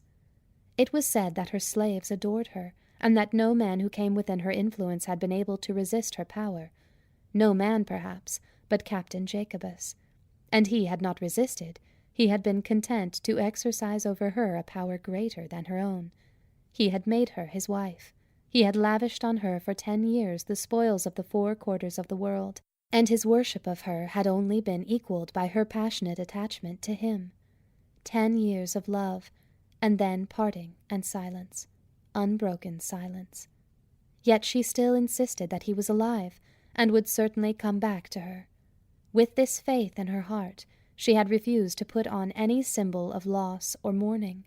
She kept his fine house open, his room ready, and herself constantly adorned for his homecoming. Society, which insists on uniformity, did not approve of this unreasonable hope. It expected her to adopt the garments of widowhood for a time, and then make a match in accordance with the great fortune Captain Jacobus had left her. But Angelica Jacobus was a law unto herself, and society was compelled to take her with those apologizing shrugs it gives to whatever is original and individual. She came in with a smile of welcome. She was always pleased that her fine home should be seen by those strange to it, and perhaps was particularly pleased that General Hyde's son should be her visitor. And as Joris was determined to win her favor, there was an almost instantaneous birth of goodwill. "Let me kiss your hand, madame," said the handsome young fellow, lifting the jeweled fingers in his own. "I have heard that my father had once that honor. Do not put me below him." And with the words he touched with his warm lips the long white fingers. Her laugh rang merrily through the dim room, and she answered, "You are Dick Hyde's own son, nothing else. I see that." And she drew the young man towards the light and looked with a steady pleasure into his smiling face as she asked, "What brought you here this morning, sir?" "Madame, I have heard my father speak of you. I have seen you. Can you wonder that I desire to know you? This morning I met Miss Von Arens, and when she said she was coming here, I found myself unable to resist the temptation of coming with her." Let me tell you something, Aunt. I think Lieutenant Hyde can be of great service to us. He took part in several noble English weddings last year, and he offers his advice in our consultation today. "But where is Cornelia? I thought she would come with you." "She will be here in a few minutes. I saw her half an hour ago." "What a beautiful girl she has become." "She is an angel." Angelica laughed. The man who calls a woman an angel has never had any sisters. But, however, she has beauty enough to set young hearts ablaze. I like the girl, and I wonder not that others do the same." Even as she spoke, Cornelia entered. There was a little flush and hurry on her face, but oh, how innocent and joyous it was. Quick glancing, sweet smiling, she entered the musky, scented parlor, and in her white robe and white hat stood like a lily in its light and gloom. And when she turned to Hyde, an ineffable charm and beauty illumined her countenance. "How glad I am to see you," she said, and the very ring of gladness was in her voice. "And how strange that we should meet here." "That is so," replied Madame Jacobus. "One can never see where the second little bird comes from." "Am I late, madam? Surely your clock is wrong." "My clock is never wrong, Cornelia. A Dutch clock will always go just about so. Come now, sit down, and let us talk of such follies as weddings and wedding gowns." In this conversation Hyde triumphantly redeemed his promise of assistance. He could describe with a delightful accuracy, or inaccuracy, the lovely toilettes and pretty accessories of the high English wedding feasts of the previous year. And in some subtle way he threw into these descriptions such a glamour of romance, such backgrounds of old castles and chiming bells, of noble dames glittering with gems, and village maids scattering roses, of martial heroes and rejoicing lovers, all moving in an atmosphere of song and sunshine, that the little party sat listening entranced, with sympathetic eyes drinking in his wonderful descriptions. Madame Jacobus was the first to interrupt these pretty reminiscences. "All this is very fine," she said, "but the most of it is no good for us. The satin and the lace and even the gems we can have, the music can be somehow managed, and we shall not make a bad show as to love and beauty. But castles and lords and military pomp and old cathedrals hung with battle flags, such things are not to be had here, and in plain truth they are not necessary for the wedding of a simple maid like our Arenta." You forget, then, that my Athanase is of almost royal descent. A very old family are the Tunares, older indeed than the royal Capets. No one is to-day so poor as to envy the royal Capets. And as for an ancient family, Captain Jacobus used to speak of his forefathers as the old fellows whom the flood could not wash away. Jacobus always put his ideas in such clear, forcible words.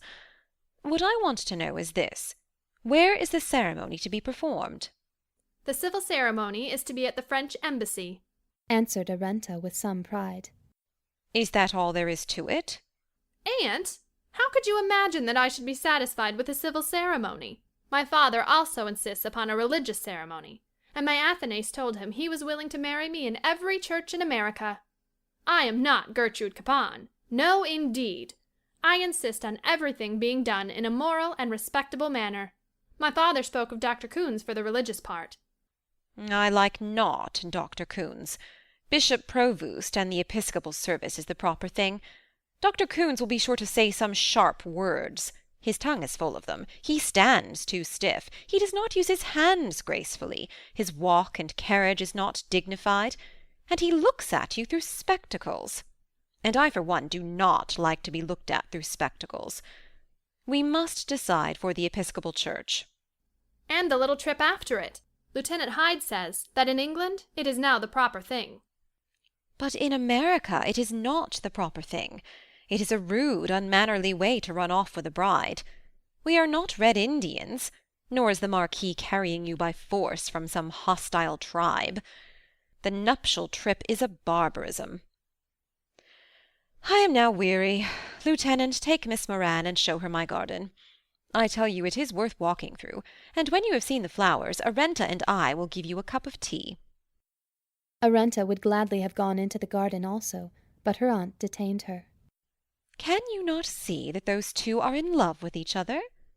Give love its hour. They do not want your company. And for that very reason I wish to go with them. My brother is in love with Cornelia, and I am for Rem and not for a stranger. Also, my father and Cornelia's father are both for Rem. And besides, Dr. Moran hates the Hydes. He will not let Cornelia marry the man. He will not let? When did Dr. John become omnipotent? Love laughs at fathers, as well as at locksmiths. And if Dr. John is against young Hyde, then I shall the more cheerfully be for him. A pleasant, handsome youth as ever I saw is he. And Dr. John, well, he is neither pleasant nor handsome. Aunt Angelica, I am astonished at you. Everyone will contradict what you say. For that reason I will maintain it. It is not my way to shout with the multitude. With some hesitation, yet quite carried away by Hyde's personal longing and impulse, Cornelia went into the garden with her lover. It was a green, shady place, full of great maple trees and flowering vines and shrubs, and patches of green grass. All kinds of sweet, old-fashioned flowers grew there, mingling their scent with the strawberries' perfume and the woody odors of the ripening cherries. They were alone in this lovely place. The high privet hedges hid them from the outside world, and the babble and rumble of Broadway came to them only as the murmur of noise in a dream. Speechless with joy, Hyde clasped Cornelia's slender fingers, and they went together down the few broad, low steps which led them into the green shadows of the trees. How soft was the grassy turf, how exquisite the westering sunlight, sifting through the maple leaves. They looked into each other's eyes and smiled, but were too happy to speak. For they had suddenly come into that land which is east of the sun and west of the moon, that land not laid down on any chart, but which we feel to be our rightful heritage. Slowly, as they stepped, they came at length to a little summer-house. It was covered with a thick jasmine vine, and the mysterious, languorous perfume of its star-like flowers filled the narrow resting-place with the very atmosphere of love.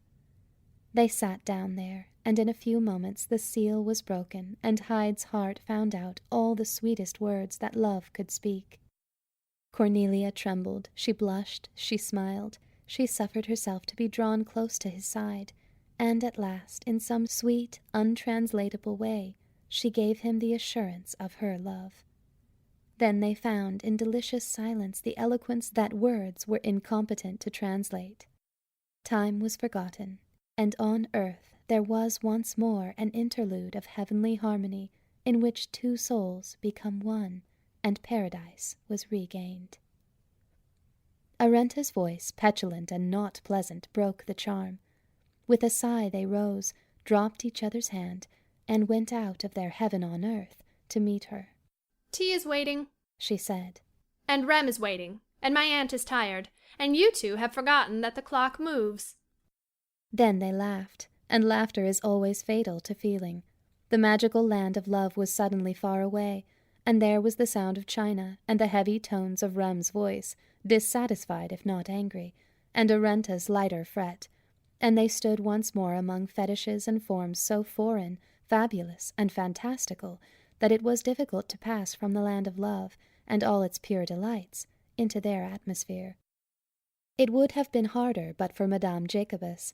She understood, and she sympathized, and there was a kindly element in her nature which disposed her to side with the lovers.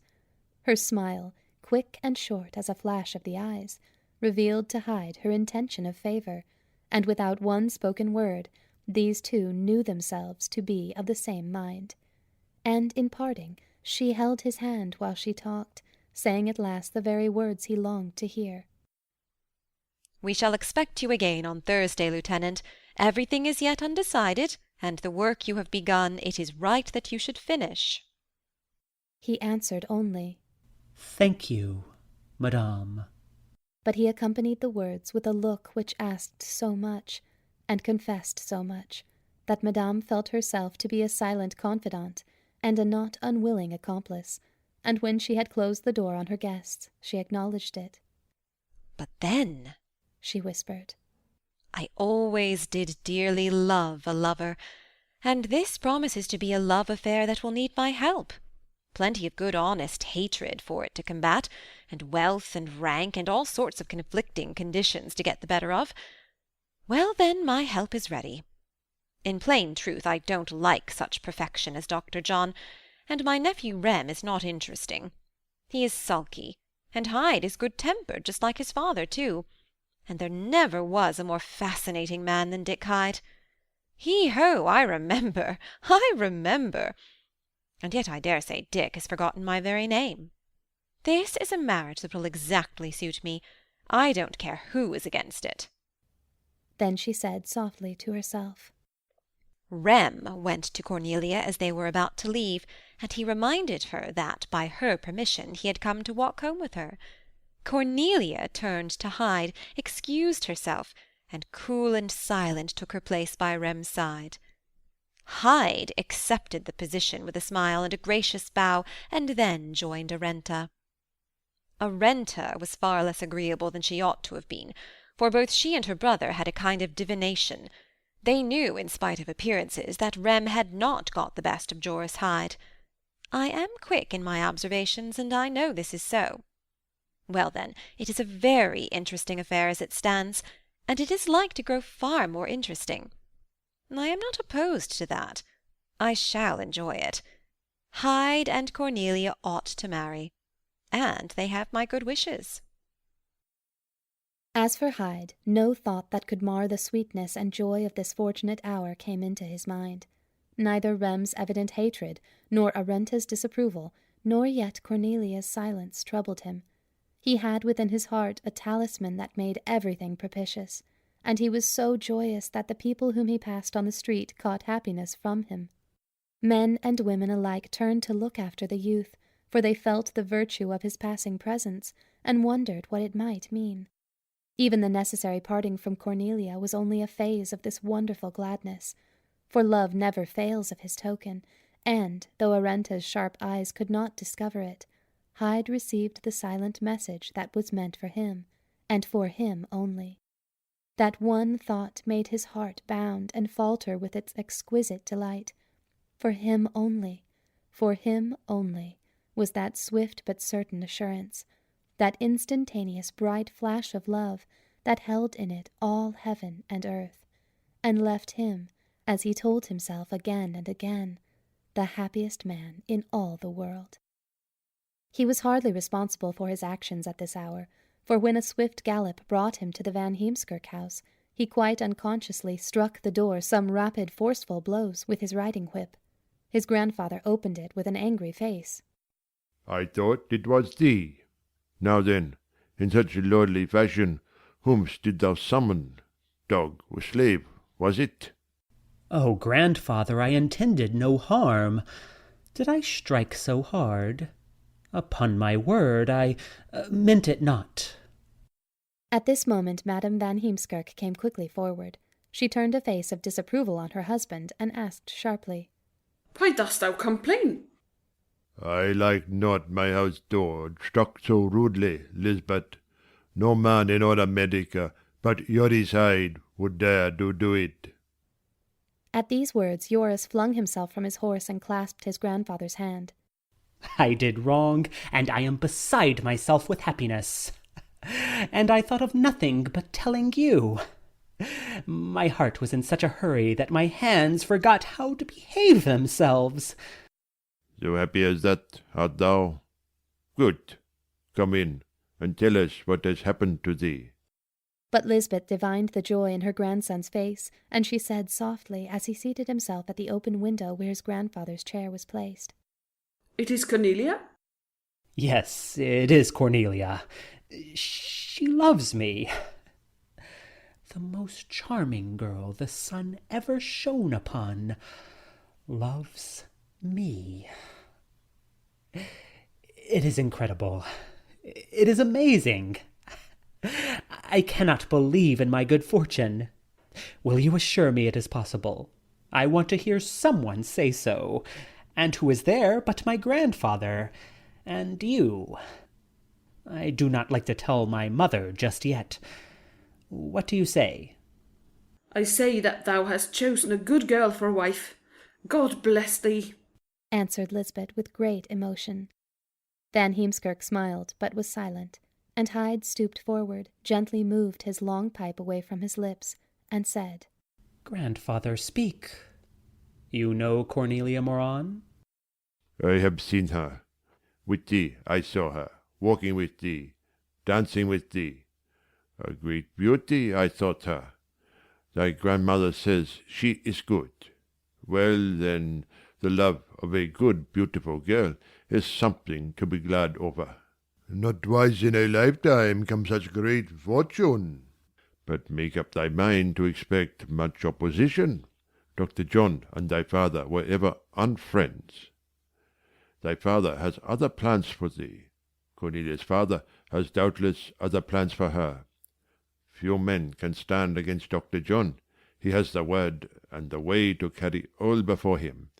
I know not how the little Cornelia can dare to disobey him." "She has said yes to me, and before heaven and earth she will stand by it."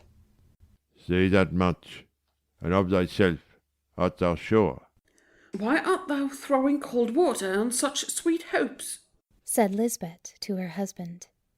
"Because when love flames beyond duty and honour and all expediences, Lisbeth, someone a little cold water ought to throw.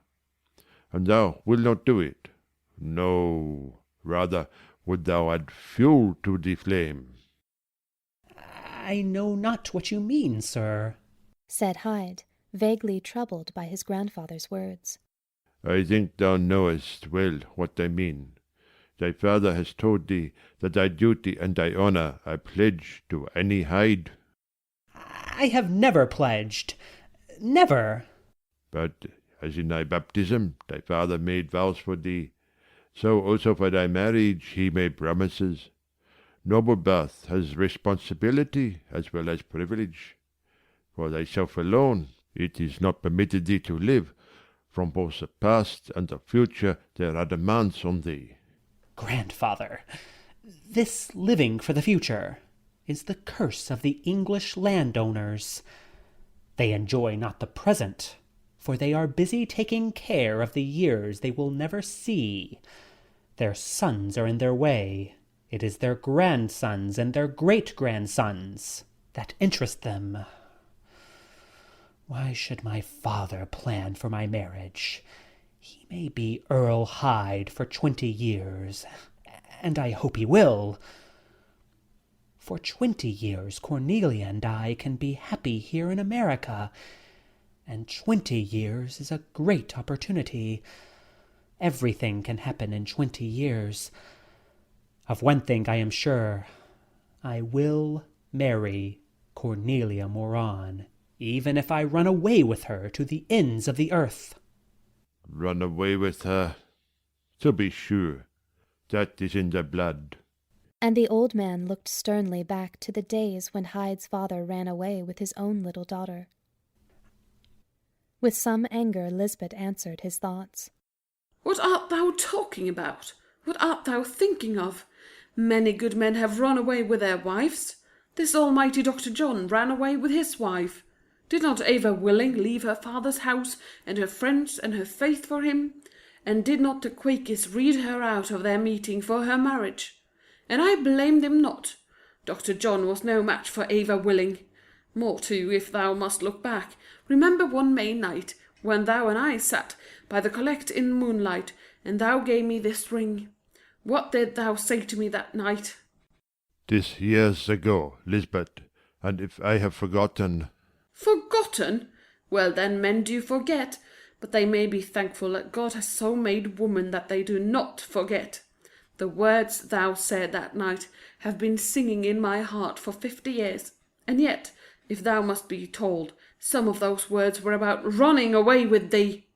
For, at the first, my father liked thee not. Lisbeth, my sweet Lisbeth, I have not forgotten. For thy dear sake, I will stand by your ease, though in doing so I am sure I shall make some unfriends. Good, my husband. I take leave to say that thou art doing right. Well then, if my grandmother stand by me, and you also, sir, and also Madame Jacobus. Madame Jacobus? Yes, indeed. 'Tis to her understanding and kindness I owe my opportunity. And she gave me also one look which I cannot pretend to misunderstand, a look of clear sympathy, a look that promised help. She is a clever woman. If Joris has her good will, it is not to be thrown away. I like her not. With my grandson, with my affairs, why should she meddle? Pray now, what took thee, Joris, to her house? It is full of idolatries and graven images. Dr. Kunswan wrote to her a letter about them. He said she ought to remember the second commandment, and she wrote to him a letter and told him to trouble himself with his own business. Much anger and shame there might have been out of this, but Angelica Jacobus is rich, and she is generous to the church and to the poor, and Dr. Kuntz said to the elders, let her alone, for there is a Saviour of righteousness in her. And when she heard of that, she was pleased with the doctor and sent him $100 for the Indian mission. But, Joris, she is no good to thee. I hear many queer stories of her. Downright lies, all of them, replied Hyde. Then he rose, saying, I must ride onward. My mother will not sleep until she sees me. It is nearly dark, said Van Heemskirk. And tonight thou art in the clouds. The land and the weather will be alike to thee. Rest until the morning. I fear not the dark. I know the road by night or by day. Yet, even so, mind what I tell thee. If thou ride in the dark, be not wiser than thy beast. Then they walked with him to the door, and watched him leap to his saddle and ride into the twilight, trembling over the misty meadows, trickling with dews. And a great melancholy fell over them, and they could not resume the conversation. Joris relit his pipe, and Lisbeth went softly and thoughtfully about her household duties. It was one of those hours in which life distills for us her vague melancholy wine, and Joris and Lisbeth drank deeply of it. The moon was in its third day, and the silent crescent had no calmer and sweeter time. Yet Joris it inclined to a sad presentiment. In my heart there is a fear, Lisbeth, he said softly. I think our boy has gone a road he will dearly rue. I foresee disputing, and wounded hearts, and lives made barren by many disappointed hopes. Nothing of the kind. Our little Joris is so happy tonight. Why wilt thou think evil for him? To think evil is to bring evil. Out of foolishness or perchance such a great love has not come. No, indeed. That it comes from heaven I am sure, and to heaven I will leave its good fortune. Pleasant are thy hopes, Lisbeth, but too often vain and foolish. Thy reasoning, is it any wiser? No, often I have found it wrong. One thing the years have said to me, it is this: Lisbeth, put not thou judgment in the place of providence. If thou trust providence, thou hast the easy heart of a child of God. If thou trust to thine own judgment, thou hast the troubled heart of an anxious woman. Chapter 7 of The Maid of Maiden Lane by Amelia E. Barr. Arenta's Marriage. For a few weeks, Hyde's belief that the very stars would connive with a true lover seemed a reliable one. Madame Jacobus, attracted at their first meeting to the youth, soon gave him an astonishing affection. And yet this warm love of an old woman for youth and beauty was a very natural one. A late development of the maternal instinct leading her even to what seemed an abnormal preference. For she put aside her nephew's claims with hardly a thought, and pleased herself day by day in so managing and arranging events that Hyde and Cornelia met as a matter of course. Arenta was not, however, deceived. She understood every manoeuvre, but the success of her own affairs depended very much on her aunt's cooperation and generosity, and so she could not afford at this time to interfere for her brother. But I shall alter things a little as soon as I am married, she told herself. I will take care of that. At this time I must see, and hear, and say nothing. I must act politely, for I am always polite. And Athanase also is in favour of politeness. But I take leave to say that Joris Hyde shall not carry so much sail when a few weeks are gone by. So happy he looks, so pleased with himself, so sure of all he says and does. I am angry at him all the time. Well, then, it will be a satisfaction to abate a little the confidence of this cocksure young man. Arenta's feelings were in kind and measure shared by several other people. Dr. Moran held them in a far bitterer mood, but he also, environed by circumstances he could neither alter nor command, was compelled to satisfy his disapproval with promises of a future change. For the wedding of Arenta van Ariens had assumed a great social importance. Arenta herself had talked about the affair until all classes were on the tiptoe of expectation. The wealthy Dutch families, the exclusive American set, the home and foreign diplomatic circles were alike looking forward to the splendid ceremony, and to the great breakfast at Peter van Ariens' house, and to the ball which Madame Jacobus was to give in the evening. None of the younger people had ever been in Madame's fantastic ballroom, and they were eager for this entry into her wonderful house. For their mothers, seeing things through the mists of time, had innocently enough exaggerated the marvels of the Chinese lanterns, the feather flowers, and gorgeously plumed birds, the cases of tropical butterflies and beetles, and the fascinations of the pagan deities, until they were ready to listen to any tale about Madame Jacobus and to swallow it like cream. So Dr. Moran, being physician and family friend to most of the invited guests, had to listen to such reminiscences and anticipations everywhere he went.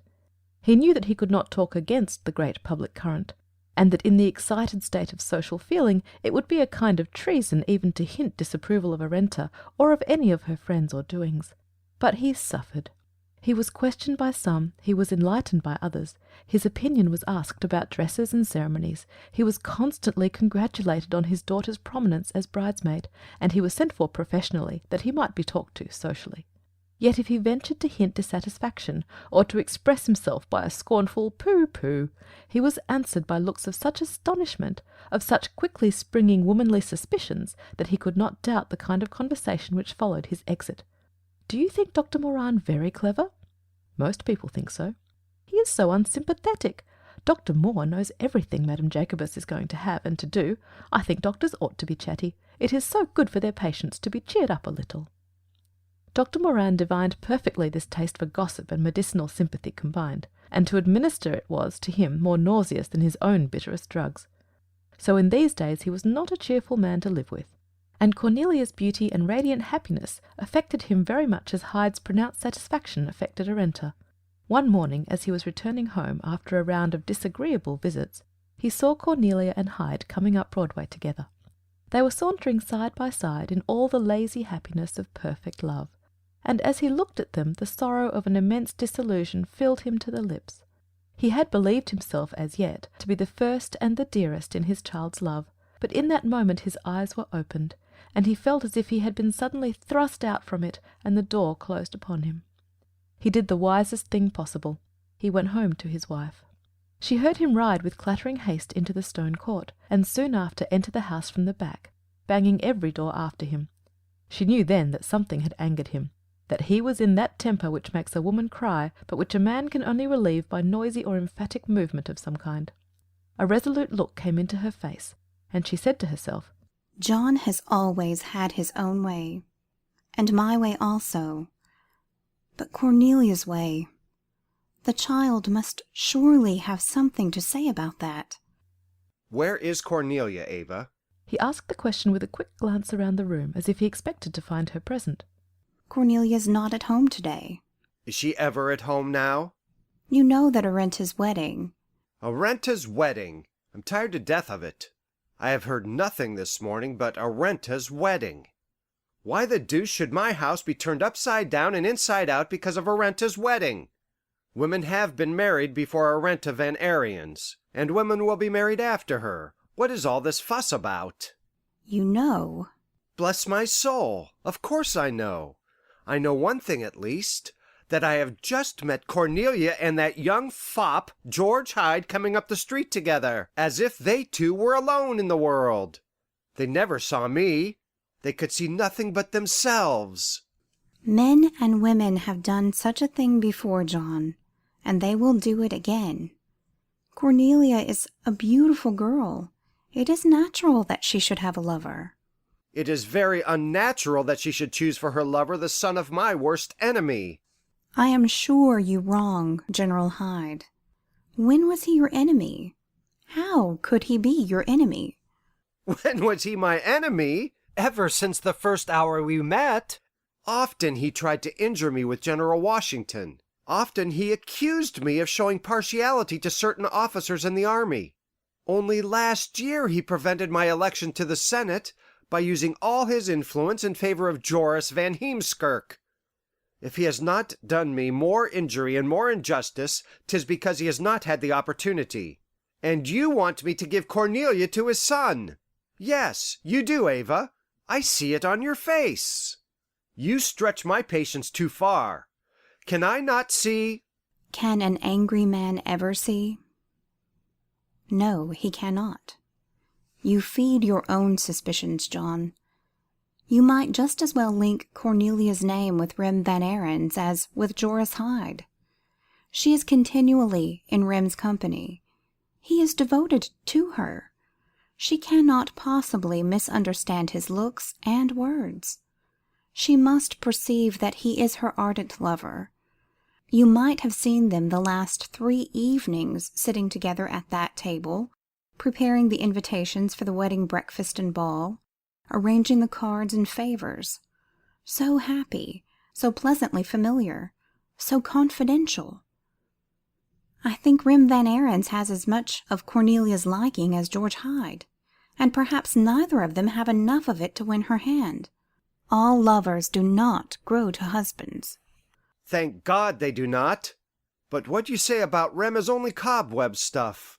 She is too friendly, too pleasantly familiar. I would like to see her more shy and silent with him. Everyone has already given my daughter to Hyde, and say what you will, common fame is seldom to blame. Dinner is waiting, John, and whether you eat it or not, destiny will go straight to her mark. Love is destiny, and the heart is its own fate. There are those to whom we are spiritually related, and the tie is kinder than flesh and blood. Can you or I count such kindred? No. But souls see each other at a glance. Did I not know thee, John, the very moment that we met? She spoke softly, with a voice sweeter than music, and her husband was touched and calmed. He took the hand she stretched out to him and kissed it, and she added, Let us be patient. Love has reasons that reason does not understand. And if Cornelia is Hyde's by predestination as well as by choice, vainly we shall worry and fret. All our opposition will come to nothing. Give Cornelia this interval, and tithe it not. In a few days Arenta will have gone away, and as for Hyde, any hour may summon him to join his father in England, and this summons, as it will include his mother, he can neither evade nor put off. Then Rem will have his opportunity. To be patient, to wait, to say nothing, it is to give opportunity too much scope. I must tell that young fellow a little of my mind. You must not make yourself a town's talk, John. Just now New York is all for lovers.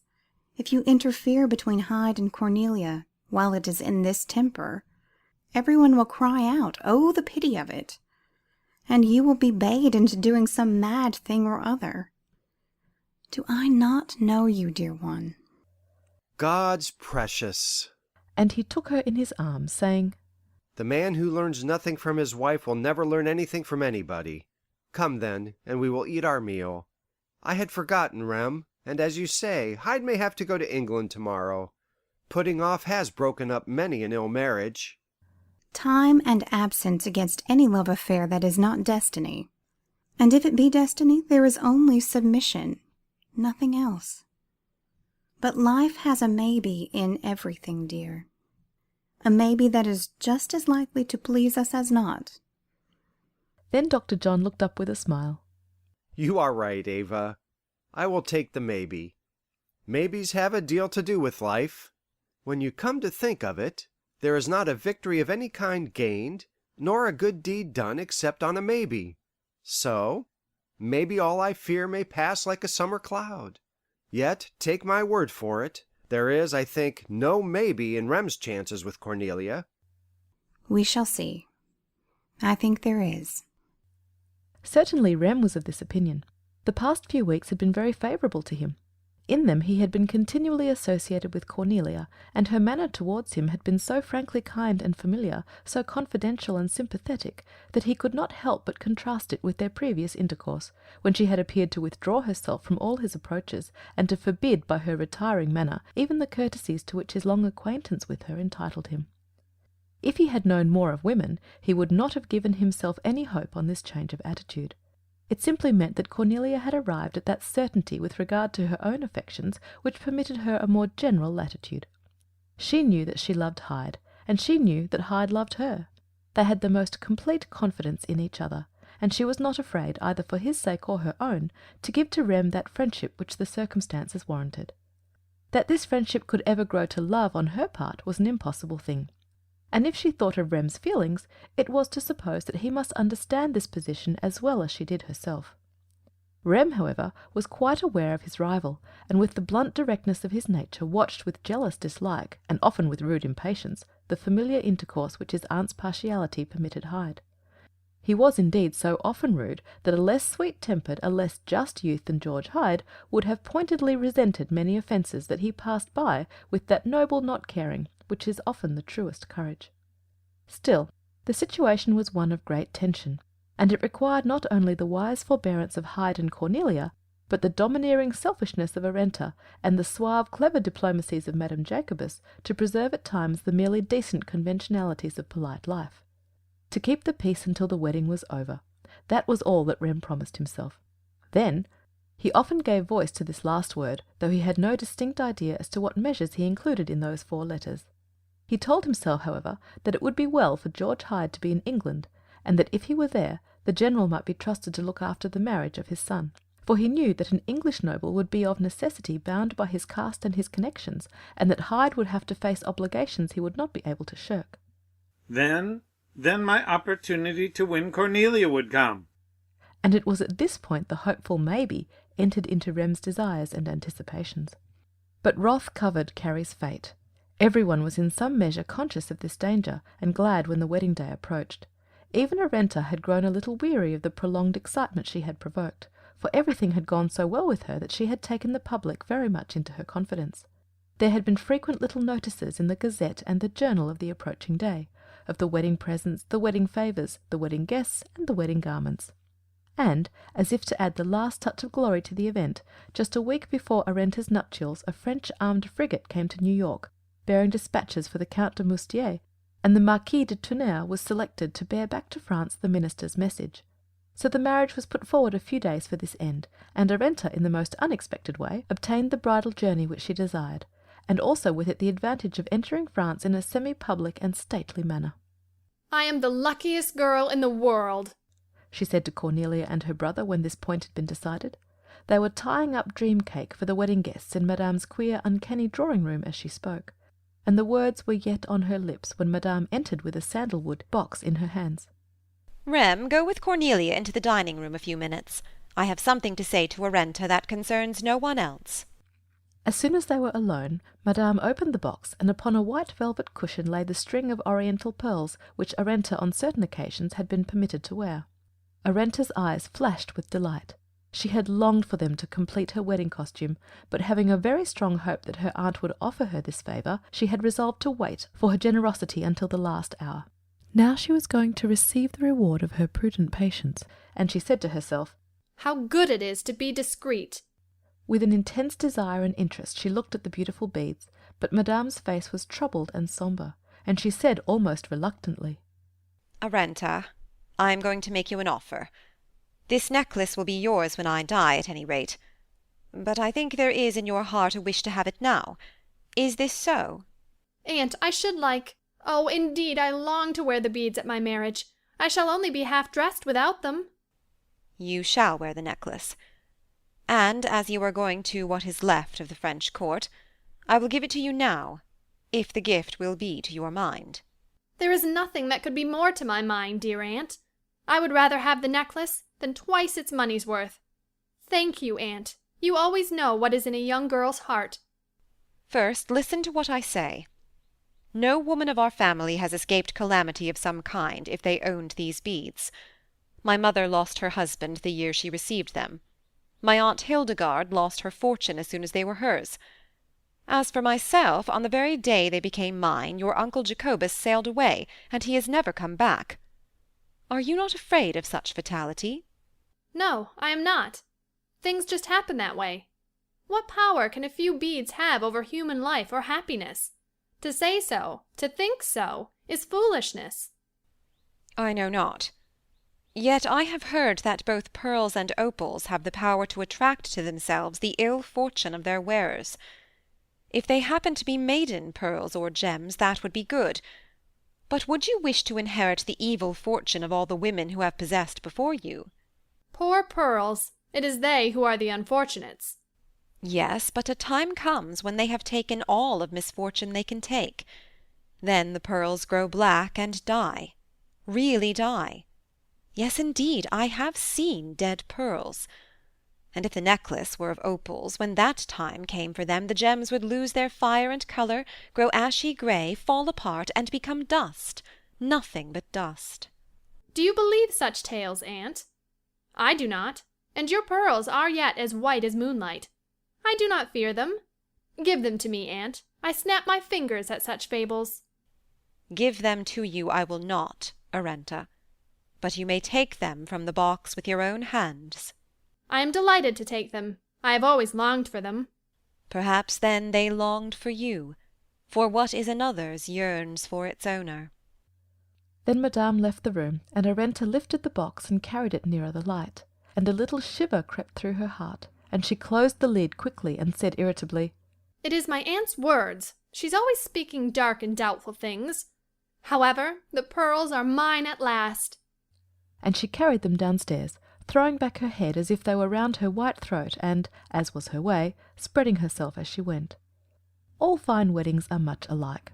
It was only in such accidentals as costume that Arenta's differed from the fine weddings of today.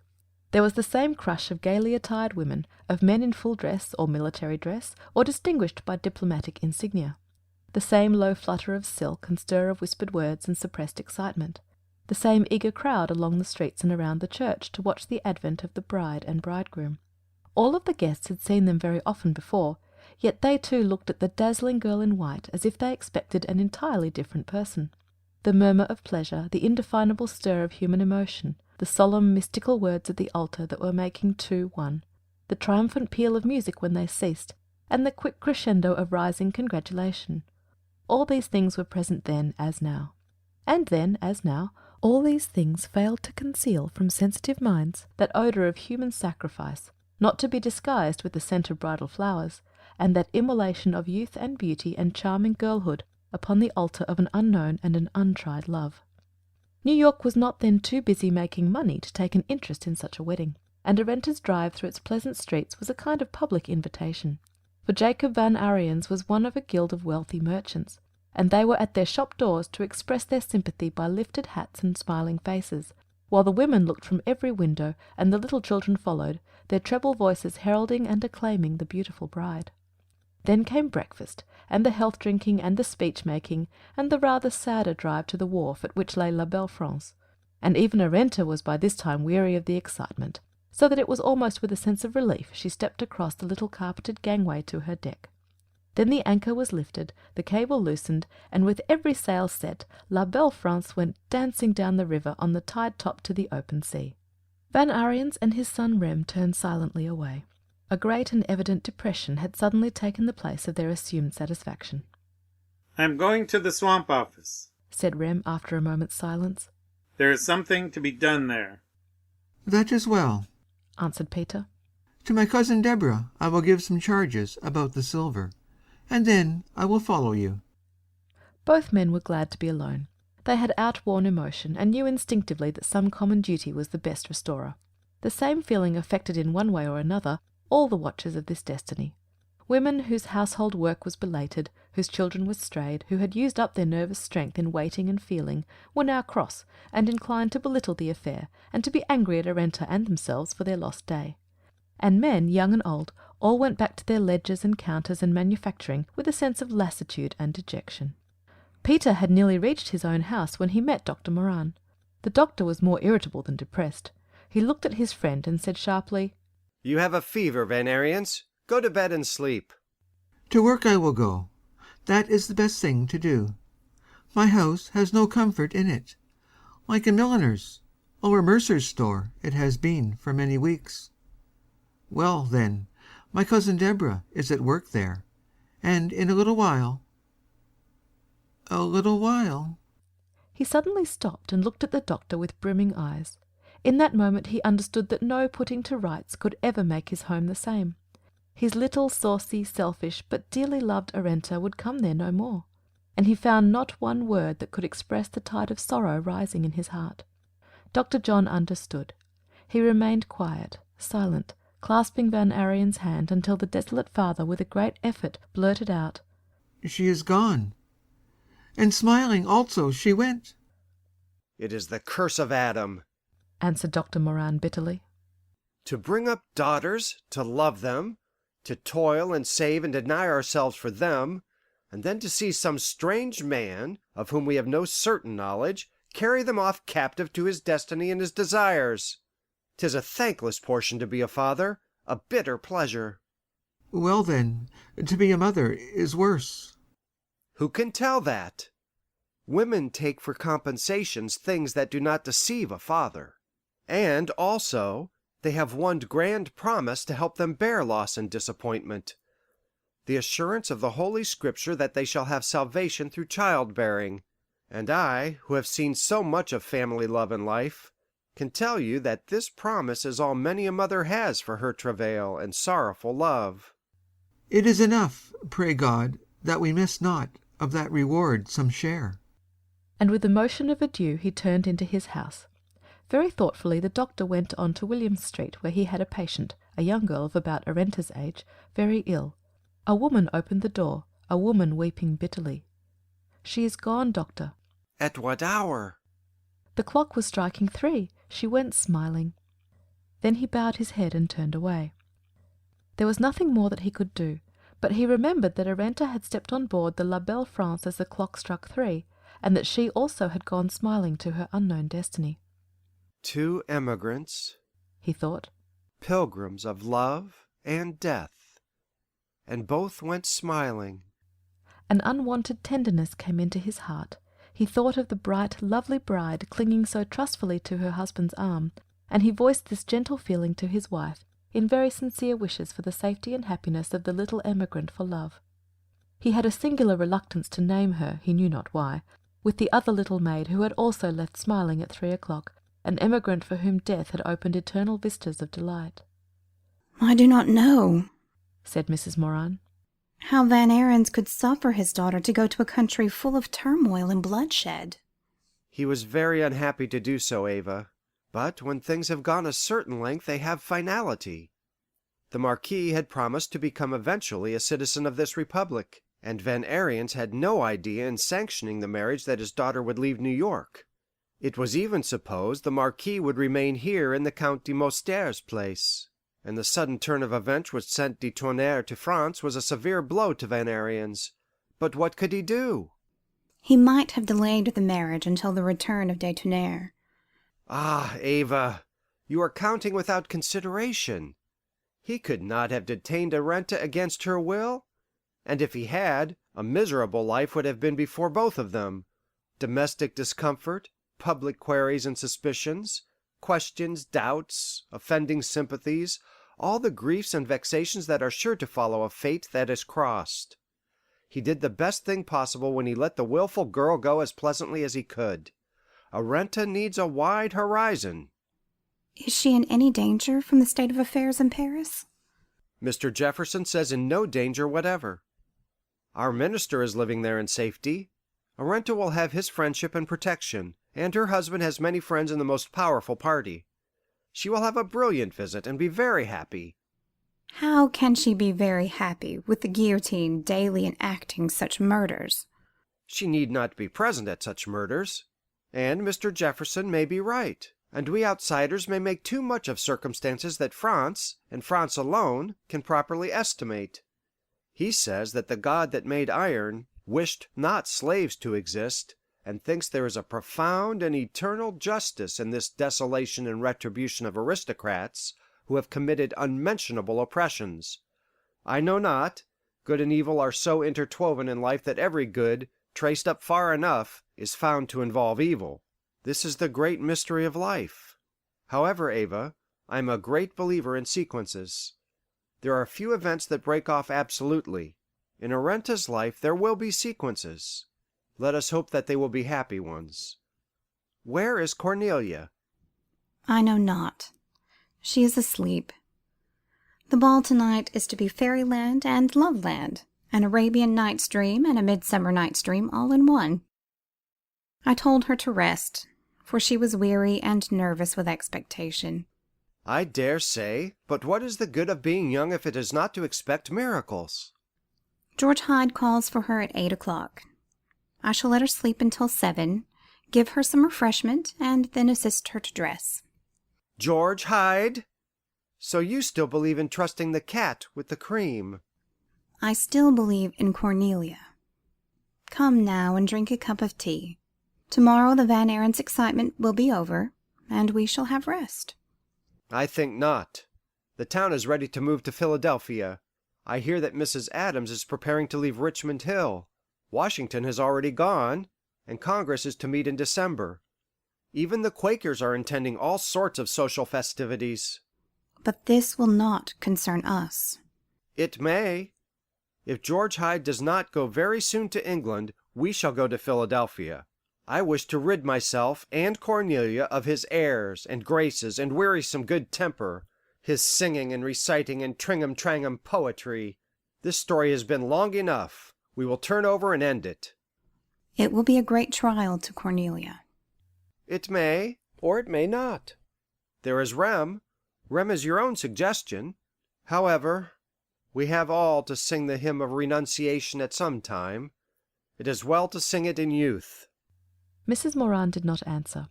When answering was likely to provoke anger, she kept silence, and talked the matter over with herself. It was a very wise plan. For where shall we find a friend so intimate, so discreet, so conciliating as self? Who can speak to us so well, without obscurity, without words, without passion? Yes, indeed, I will talk to myself is a very significant phrase. Chapter 8 of The Maid of Maiden Lane by Amelia E. Barr. Chapter 8. 2 Proposals. The ruling idea of any mind assumes the foreground of thought, and after Arenta's marriage the dominant desire of George Hyde was to have his betrothal to Cornelia recognized and assured. He was in haste to light his own nuptial torch, and afraid every day of that summons to England which would delay the event. Hitherto both had been satisfied with the delicious certainty of their own hearts. To bring love to discussion and catechism, to talk of love in connection with house and money matters, to put him into bonds, however light those bonds might be, was indeed a safe and prudent thing for their future happiness. But so far the present, with its sweet freedom and uncertainty, had been more charming to their imagination. Suddenly, however, Hyde felt the danger and stress of this uncertainty, and the fear of losing what he appeared to hold so lightly. Oh, I may have to go away with Mother at any time. I may be detained by events I cannot help. And I have not bound Cornelia to me by any personal recognized tie. And Rem van Arens will be ever near her. Oh, indeed, this state of affairs will never do. I will write to Cornelia this very moment, and tell her I must see her father this evening. I cannot possibly delay it longer. I have been a fool, a careless, happy fool, too long. There is not now a day to lose. I have already wasted more time than was reasonable over the love affairs of other people. Now I must look after my own. Safe bind, safe find. I will bind Cornelia to me before I leave her. Then I will have a good right to find her safe when I return to claim her. While such thoughts were passing through his mind, he had risen hastily from the chair in which he had been musing. He opened his secretary, and sitting resolutely down, began a letter to Dr. Moran. He poured out his heart and desires, and then he read what he had written. It would not do at all. It was a love letter, and not a business letter. He wrote another, and then another. The first was too long. It left nothing in the inkstand. The last was not to be thought of. When he had finished reading them over, he was in a passion with himself.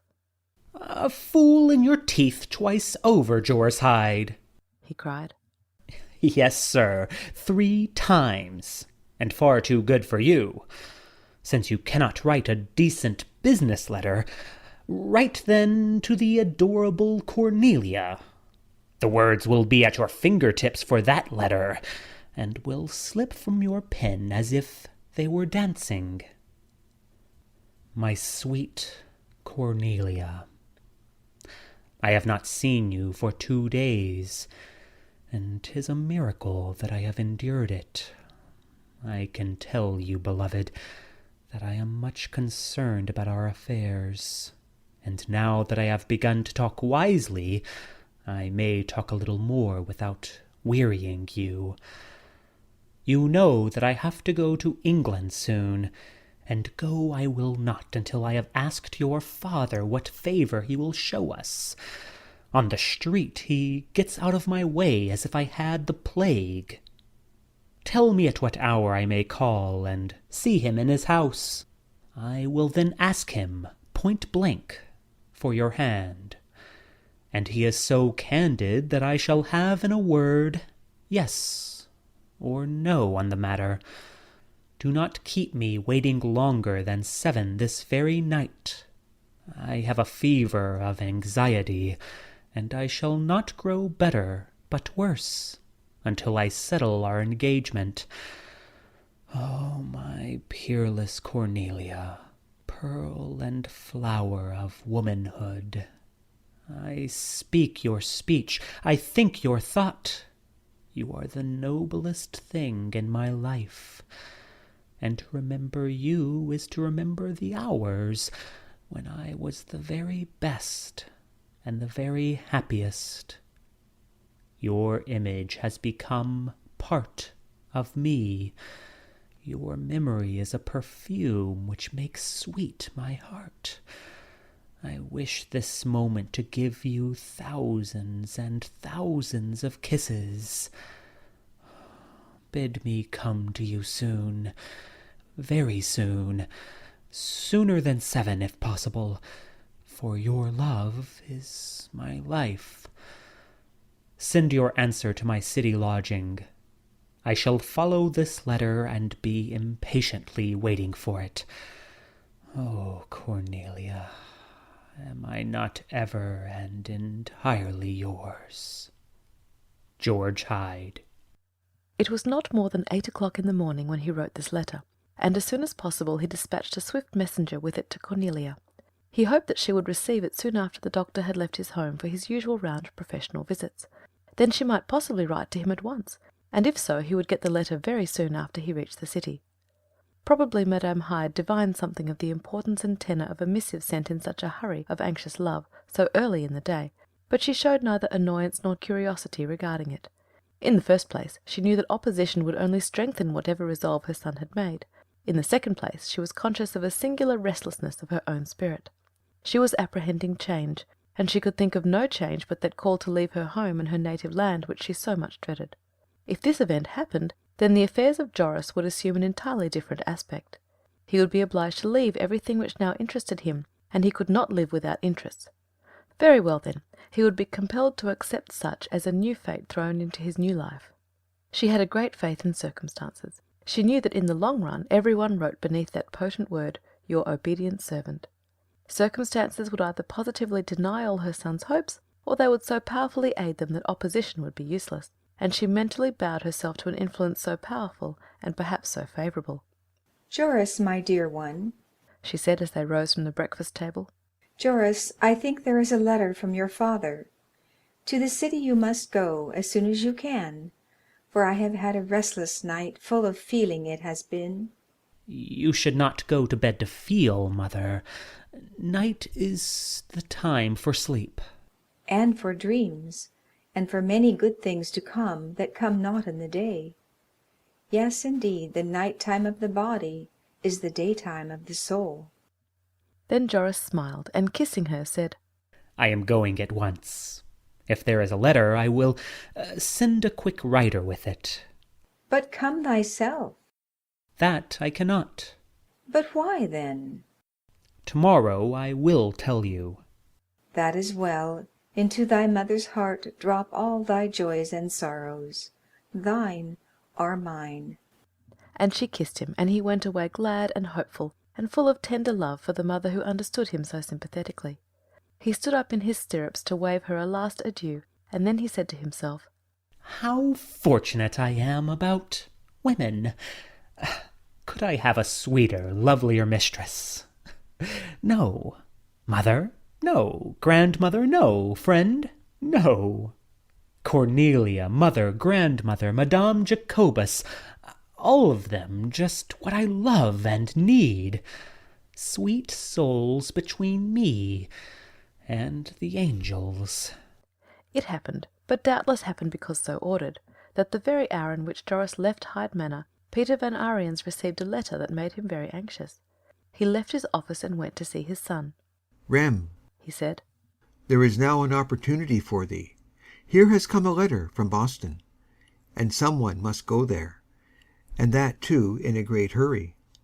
The house of Bloom and Otis is likely to fail, and in it we have some great interests. A lawyer we must have to look after them. Go thyself, and it shall be well for both of us." I am ready to go. That is, I can be ready in 1 or 2 days. There are not 1 or 2 days to spare. Gerard will take care of thy work here. Today is the best time of all.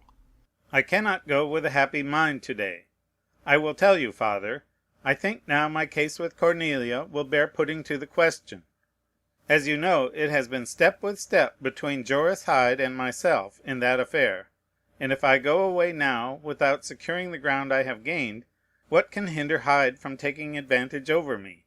He too must go soon, but he will try and secure his position before he leaves. To do the same thing is my only way. I wish, then, the time to give myself this security. That is fair. A man is not a man till he has won a wife. Cornelia Moran is much to my mind. Tell her my home is thine, and she will be a mistress dearly loved and honoured. And if a thing is to be done, there is no time like the hour that has not struck. Go and see her now. She was in the garden gathering asters when I left home this morning. I will write to her. I will tell her what is in my heart, though she knows it well, and ask her for her love and her hand. If she is kind to my offer, she will tell me to come and see her tonight. Then I can go to Boston with a free heart, and look after your money and your business. If things be this way, thou art reasonable. A good wife must not be lost for the peril of some gold sovereigns. At once write to the maid. Such letters are best done at the first thought. Some prudences or some fears may come with the second thoughts. I have no fear but Joris Hyde. That Englishman I hate. His calm confidence, his smiling insolent air is intolerable. It is the English way. But Cornelia is American, as thou art. She thinks much of that. But yet... Be not afraid. The brave either find, or make, a way to success. What is in a girl's heart, no man can tell. If she be cold and shy, that should not cause thee to doubt. When water is ice, who would suspect what great heat is stored away in it? Write thy letter at once. Put thy heart into thy pen. Not always prudent is this way, but once in a man's life it is wisdom. My pen is too small for my heart. My opinion is that thou hast wavered too long. It is a great foolishness to let the cherry knock against the lips too often or too long. A pretty pastime, perhaps, to will, and not will, to dare, and not dare. But at last the knock comes that drops the cherry. It may be into some other mouth. I fear no one but that rascal Joris Hyde. A rascal he is not, because the same woman he loves as thyself. Such words weaken any cause. No wrong have I seen or known of Lieutenant Hyde. I will call him a rascal, and I will give him no other title, though his father leave him an earl. Now, then, I shall go. I like not ill words. Write thy letter, but put out of thy mind all bad thoughts first. A love letter from a bitter heart is not lucky, and of all thy wit thou wilt have great need, if to a woman thou write. Oh, they are intolerable aching joys. A man who dares to love a woman, or dares to believe in her, dares to be mad. Come, come, no evil must thou speak of good women. I swear that I was never out of it yet, when I judged men as they judged women. The art of loving a woman is the art of trusting her, yes, though the heavens fall. Now, then, haste with thy letter. Thou may have yes to it ere thou sleep tonight. And I may have no. To be sure, if thou think no. But even so, if thou lose the wedding ring, the hand is still left. Another ring may be found. No would be a death blow to me. It will not. While a man has meat and drink, love will not starve him. With world's business and world's pleasure and unkind love he makes shift to forget. Bring to me word of thy good fortune this night, and in the morning there is the Boston business. Longer it can hardly wait. But the letter to Cornelia which Hyde found to slip off his pen like dancing was a much more difficult matter to rem. He wrote and destroyed, and wrote again and destroyed, and this so often that he finally resolved to go to Maiden Lane for his inspiration. I may see Cornelia in the garden or at the window. and when I see what I desire, surely I shall have the wit to ask for it. So he thought, and with the thought he locked his desk and went towards his home in Maiden Lane. He met George Hyde sauntering up the street looking unhappy and restless, and he suspected at once that he had been walking past Dr. Moran's house in the hope of seeing Cornelia, and had been disappointed. The thought delighted him. He was willing to bear disappointment himself, if by doing so some of Hyde's smiling confidence was changed to that unhappy uneasiness which he detected in his rival's face and manner. The young men bowed to each other, but did not speak. In some occult way they divined a more positive antagonism than they had ever before been conscious of. I cannot go out of the house, thought Rem, without meeting that fop. He is in at one door and out at another. This way, that way, up street and down street. The devil take the fellow. What a mere sullen creature that Rem Van Ariens is, thought Hyde. And with all the good temper in the world, I affirm it. I wonder what he is on the street for at this hour. Shall I watch him? No, that would be a vile work. I will let him alone. He may as well play the ill-natured fool on the street as in the house. Better indeed, for someone may have a title to tell him so. But I may assure myself of one thing. When I met him, he was building castles in the future, for he was looking straight before him. And if he had been thinking of the past, he would have been looking down. I should not wonder if it was Cornelia that filled his dreams. Faith, we have blockheads of all ages, but on that road he will never overtake his thought. Then with a movement of impatience he added, Why should I let him into my mind? For he is the least welcome of all intruders. Good gracious, how long the minutes are! It is plain to me that Cornelia is not at home, and my letter may not even touch her hands yet. How shall I endure another hour? Perhaps many hours. Where can she have gone? Not unlikely to Madame Jacobus. Why did I not think of this before? For who can help me to bear suspense better than Madame? I will go to her at once. He hastened his steps and soon arrived at the well-known residence of his friend. He was amazed as soon as the door was opened to find preparations of the most evident kind for some change. The corded trunk in the hall, the displaced furniture, all things he saw were full of the sad hurry of parting. What is the matter? He asked in a voice of fear. I am going away for a time, Joris, my good friend, answered Madame, coming out of a shrouded and darkened parlour as she spoke. She had on her cloak and bonnet, and before Joris could ask her another question, a coach drove to the door. I think it is a piece of good fortune to see you before I go. But where are you going? To Charleston. But why? I am going because my sister Sabrina is sick, dying, and there is no one so near to her as I am. I knew not you had a sister. She is the sister of my husband. So then she is twice my sister. When Jacobus comes home, he will thank me for going to his dear Sabrina. But what brings you here so early? Yesterday I asked for you, and I was told that you were waiting on your good mother. My mother felt sure there was a letter from father, and I came at once to get it for her. Was there one? There was none. It will come in good time. Now I must go. I have not one moment to lose. Good-bye, dear Joris. For how long, my friend? I know not. Sabrina is incurably ill.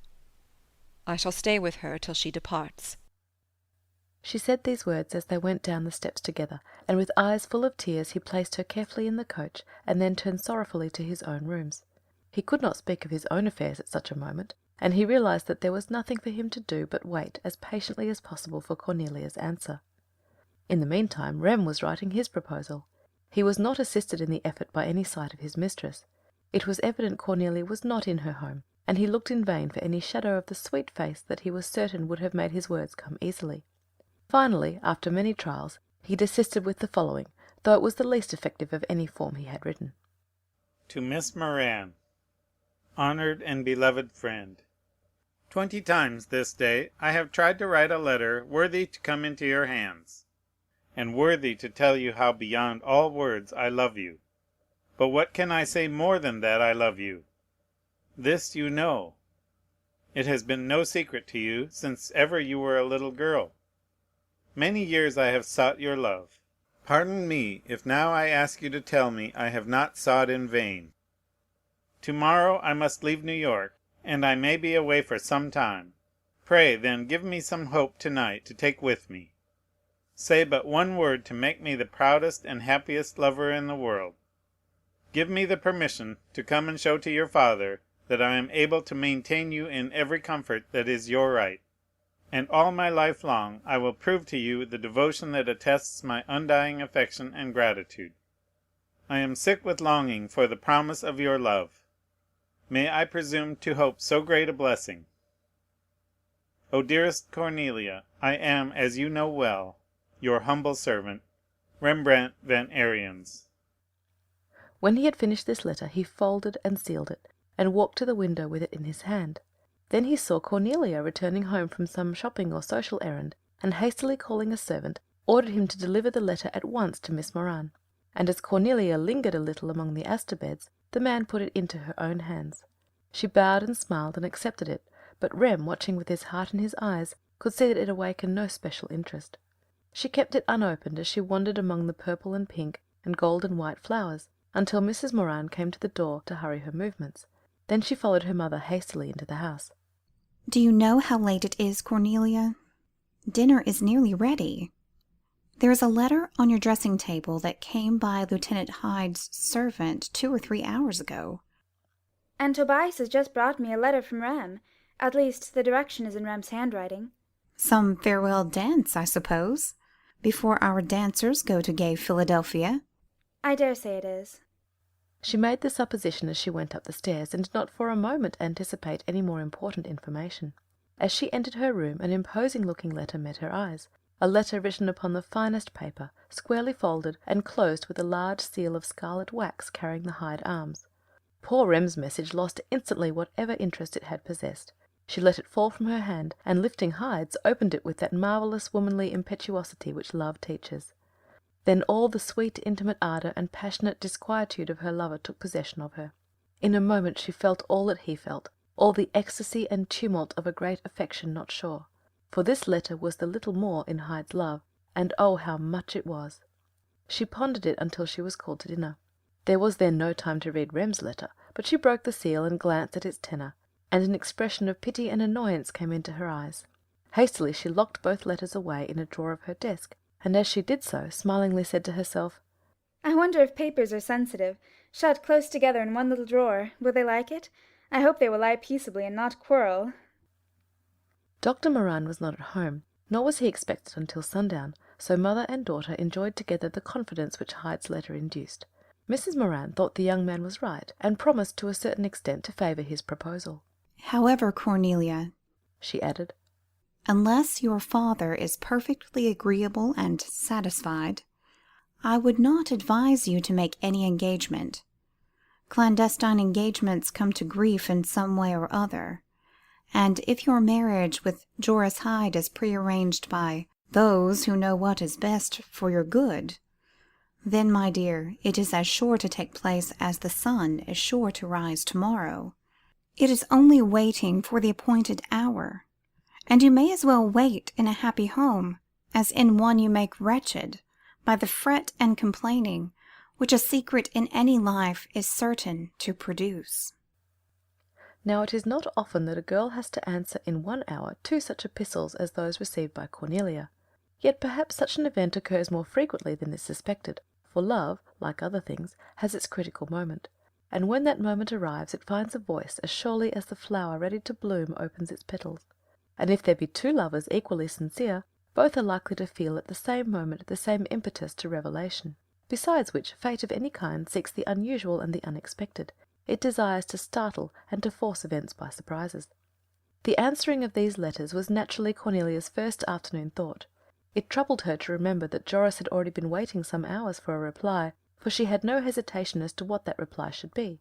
To write to Joris was a delightful thing, an unusual pleasure, and she sat down smiling to pen the lines which she thought would bring her much happiness, but which were doomed to bring her a great sorrow. My Joris, my dear friend, 'tis scarce an hour since I received your letter, but I have read it over 4 times, and whatever you desire, that also is my desire. And I am deceived as much as you if you think I do not love you as much as I am loved by you. You know my heart, and from you I shall never hide it. And I think if I were asleep I should tell you how much I loved you, for indeed I often dream that I do so. Come, then, this very night, as soon as you think convenient. If my father is in a suitable temper, it will be well to speak plainly to him, and I am sure that my mother will say in our favour all that is wise. Our love, with no recognition but our own, has been so strangely sweet, that I could be content never to alter that condition, and yet I fear no bond, and am ready to put it all to the trial. For, if our love is not such as will uphold an engagement, it will sink of itself, and, if it is true as we believe it to be, then it may last eternally. What more is to say I will keep for your ear, for you are enough in my heart to know all my thoughts, and to know better than I can tell you how dearly, how constantly, how entirely I love you. Yours for ever, Cornelia. Without a pause, without an erasure, this letter had transcribed itself from Cornelia's heart to the small gilt-edged notepaper. But she found it a much more difficult thing to answer the request of Rem Van Ariens. She was angry at him for putting her in such a dilemma. She thought that she had made plain as possible to him the fact that she was pleased to be a companion, a friend, a sister, if he so desired, but that love between them was not to be thought of. She had told Arenta this many times, and she had done so because she was certain Arenta would make this position clear to her brother. And under ordinary circumstances Arenta would have been frank and free enough with Rem, but while her own marriage was such an important question, she was not inclined to embarrass or shadow its arrangements by suggesting things to Rem likely to cause disagreements when she wished all to be harmonious and cheerful. So Arenta had encouraged rather than dashed Rem's hopes, for she did not doubt that Cornelia would finally undo very thoroughly what she had done. A little love experience will be a good thing for Rem, she said to herself. It will make a man of him, and I do hope he has more self-respect and courage than to die of her denial. It is easy then to understand how Cornelia, relying on Arenta's usually ready advice and confidences, was sure that Rem had accepted the friendship that was all in her power to give him, and this belief gave to their intercourse a frank and kindly intimacy that it would not otherwise have obtained. The state of things was desirable and comfortable for Arenta, and Cornelia also had found a great satisfaction in a friendship which she trusted had fully recognized and accepted its limitations. Now all these pleasant, moderate emotions were stirred into uncomfortable agitation by Rem's unlooked-for and unreasonable request. She was hurt and agitated, and withal a little sorry for Rem, and she was also in a hurry, for the letter for Joris was waiting, as she wished to send both by the same messenger. Finally she wrote the following words, not noticing at the time, but remembering afterwards what a singular soul reluctance she experienced, how some uncertain presentiment, vague and dark and drear, stifled her thoughts and tried to make her understand, or at least pause. But alas, the doom that walks side by side with us never warns. It seems rather to stand sarcastic at our ignorance, and to watch speculatively the cloud of trouble coming on purpose because we foolishly or carelessly call it to us. My dear and honoured friend, your letter has given me very great sorrow. You must have known for many weeks, even months, that marriage between us was impossible. It has always been so, and always will be so. Why could you not be content? We have been so happy, and now you will end all. But fortune, though often cruel, cannot call back times that are past, and I shall never forget our friendship. I grieve at your going away, and pray that your absence may bring you some consolation. Do not, I beg you, attempt to call on my father. Without explanations, I tell you very sincerely, such a call will cause me great trouble, for you know well a girl must trust somewhat to others' judgment in her disposal. It gives me more pain than I can say to write in this mood, but necessity permits me no kinder words. I want you to be sure that the wrench, the no, here, is absolute. My dear friend, pity rather than blame me, and I will be so unselfish as to hope you may not think so kindly of me as to be cruel to yourself. Please to consider your letter as never written. It is the greatest kindness you can do me, and above all, I beg you will not take my father into your confidence. With a sad sense of the pain my words must cause you, I remain all time your faithful friend and obedient servant, Cornelia Moran. Then she rang for a lighted candle, and while waiting for its arrival neatly folded her letters. Her white wax and seal were at hand, and she delayed the servant until she had closed and addressed them. You will take Lieutenant Hyde's letter first, and make no delay about it, for it is very important. Mr. Van Arien's note you can deliver as you return." As soon as this business was quite out of her hands, she sank with a happy sigh into a large, comfortable chair, let her arms drop gently, and closed her eyes to think over what she had done. She was quite satisfied. She was sure that no length of reflection could have made her decide differently. She had Hyde's letter in her bosom, and she pressed her hand against it, and vowed to her heart that he was worthy of her love, and that he only should have it. As for Rem, she had a decided feeling of annoyance, almost of fear, as he entered her mind. She was angry that he had chosen that day to urge his unwelcome suit, and thus thrust his personality into Hyde's special hour. "He always makes himself unwelcome," she thought. "He ever has the way to come when he was least wanted. But Joris, oh, there is nothing I would alter in him, even at the cost of a wish. Joris, Joris." And she let the dear name sweeten her lips, while the light of love brightened and lengthened her eyes, and spread over her lovely face a blushing glow. After a while she rose up and adorned herself for her lover's visit, and when she entered the parlour Mrs. Moran looked at her with a little wonder, for she had put on with her loveliest gown a kind of bewildering prettiness. There was no cloud in her eyes, only a glow of soft dark fire. Her soul was in her face. It spoke in her bright glances, her sweet smiles, and her light step. It softened her speech to music. It made her altogether so delightful that her mother thought, "Fortune must give her all she wishes. She is so charming." The tea-tray was brought in at 5 o'clock, but Dr. Moran had not returned, and there was in both women's hearts a little sense of disappointment. Mrs. Moran was wondering at his unusual delay. Cornelia feared that he would be too weary, and perhaps too much interested in other matters to permit her lover to speak. "But even so," she thought, "Joris can come again. Tonight is not the only opportunity." It was nearly 7 o'clock when the doctor came, and Cornelia was sure her lover would not be much behind that hour.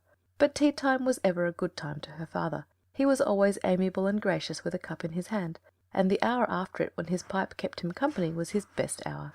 She told her heart that things had fallen out better than if she had planned them so, and she was so thoughtful for the weary man's comfort, so attentive and so amusing, that he found it easy to respond to the happy atmosphere surrounding him.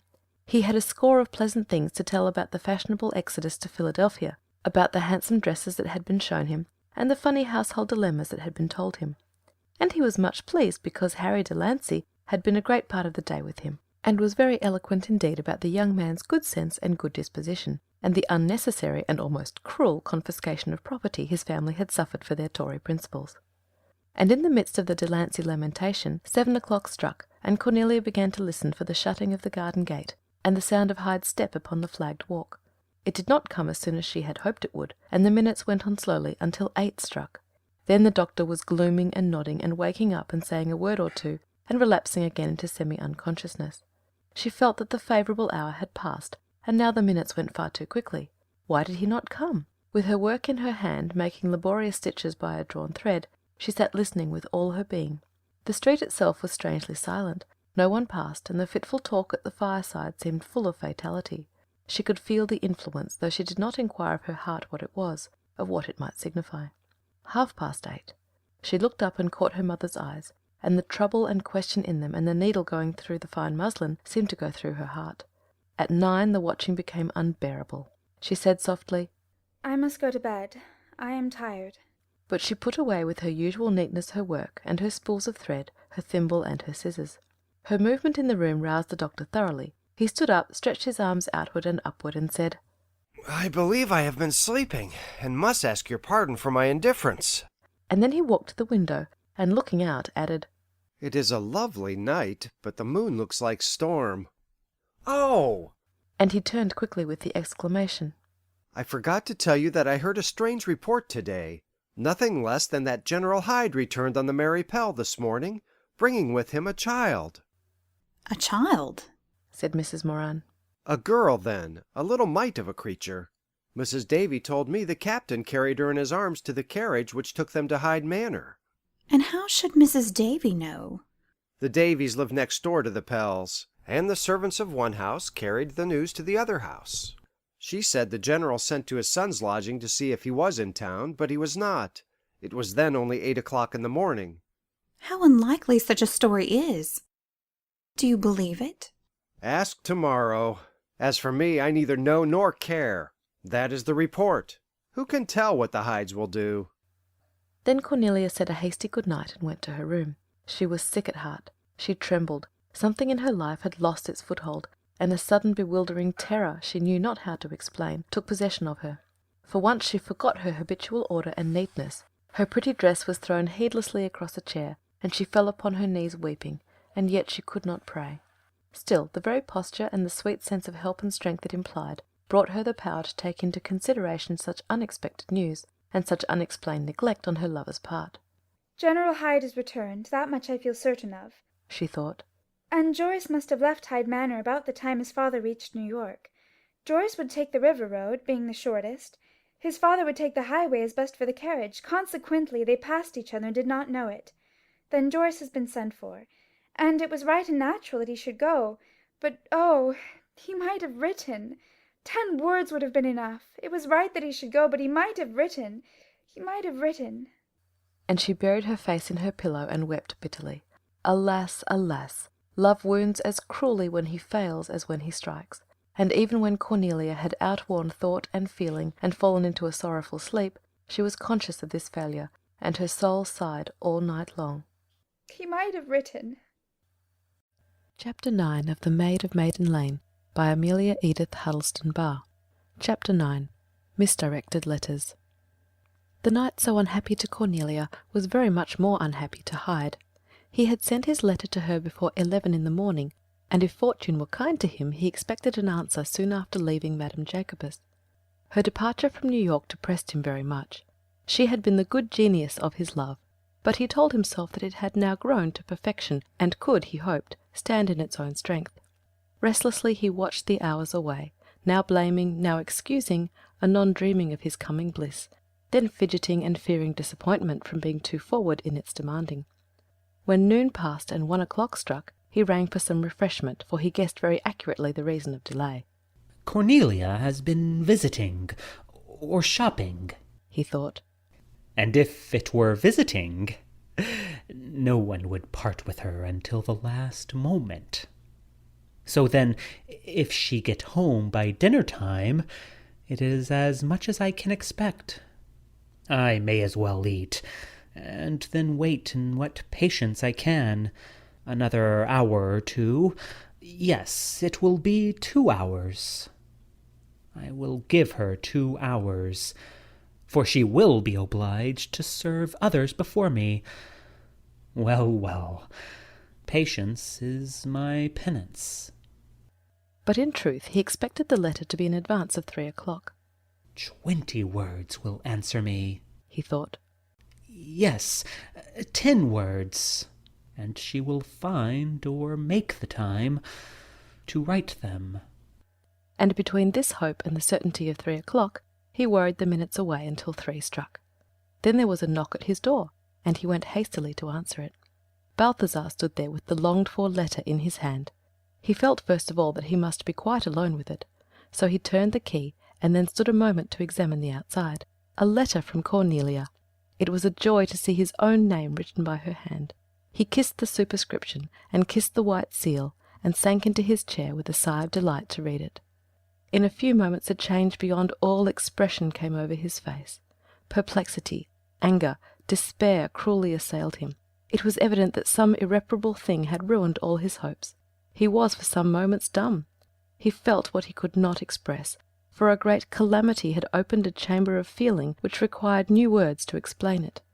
This trance of grief was followed by passionate imprecations and reproaches, wearing themselves away to an utter amazement and incredulity.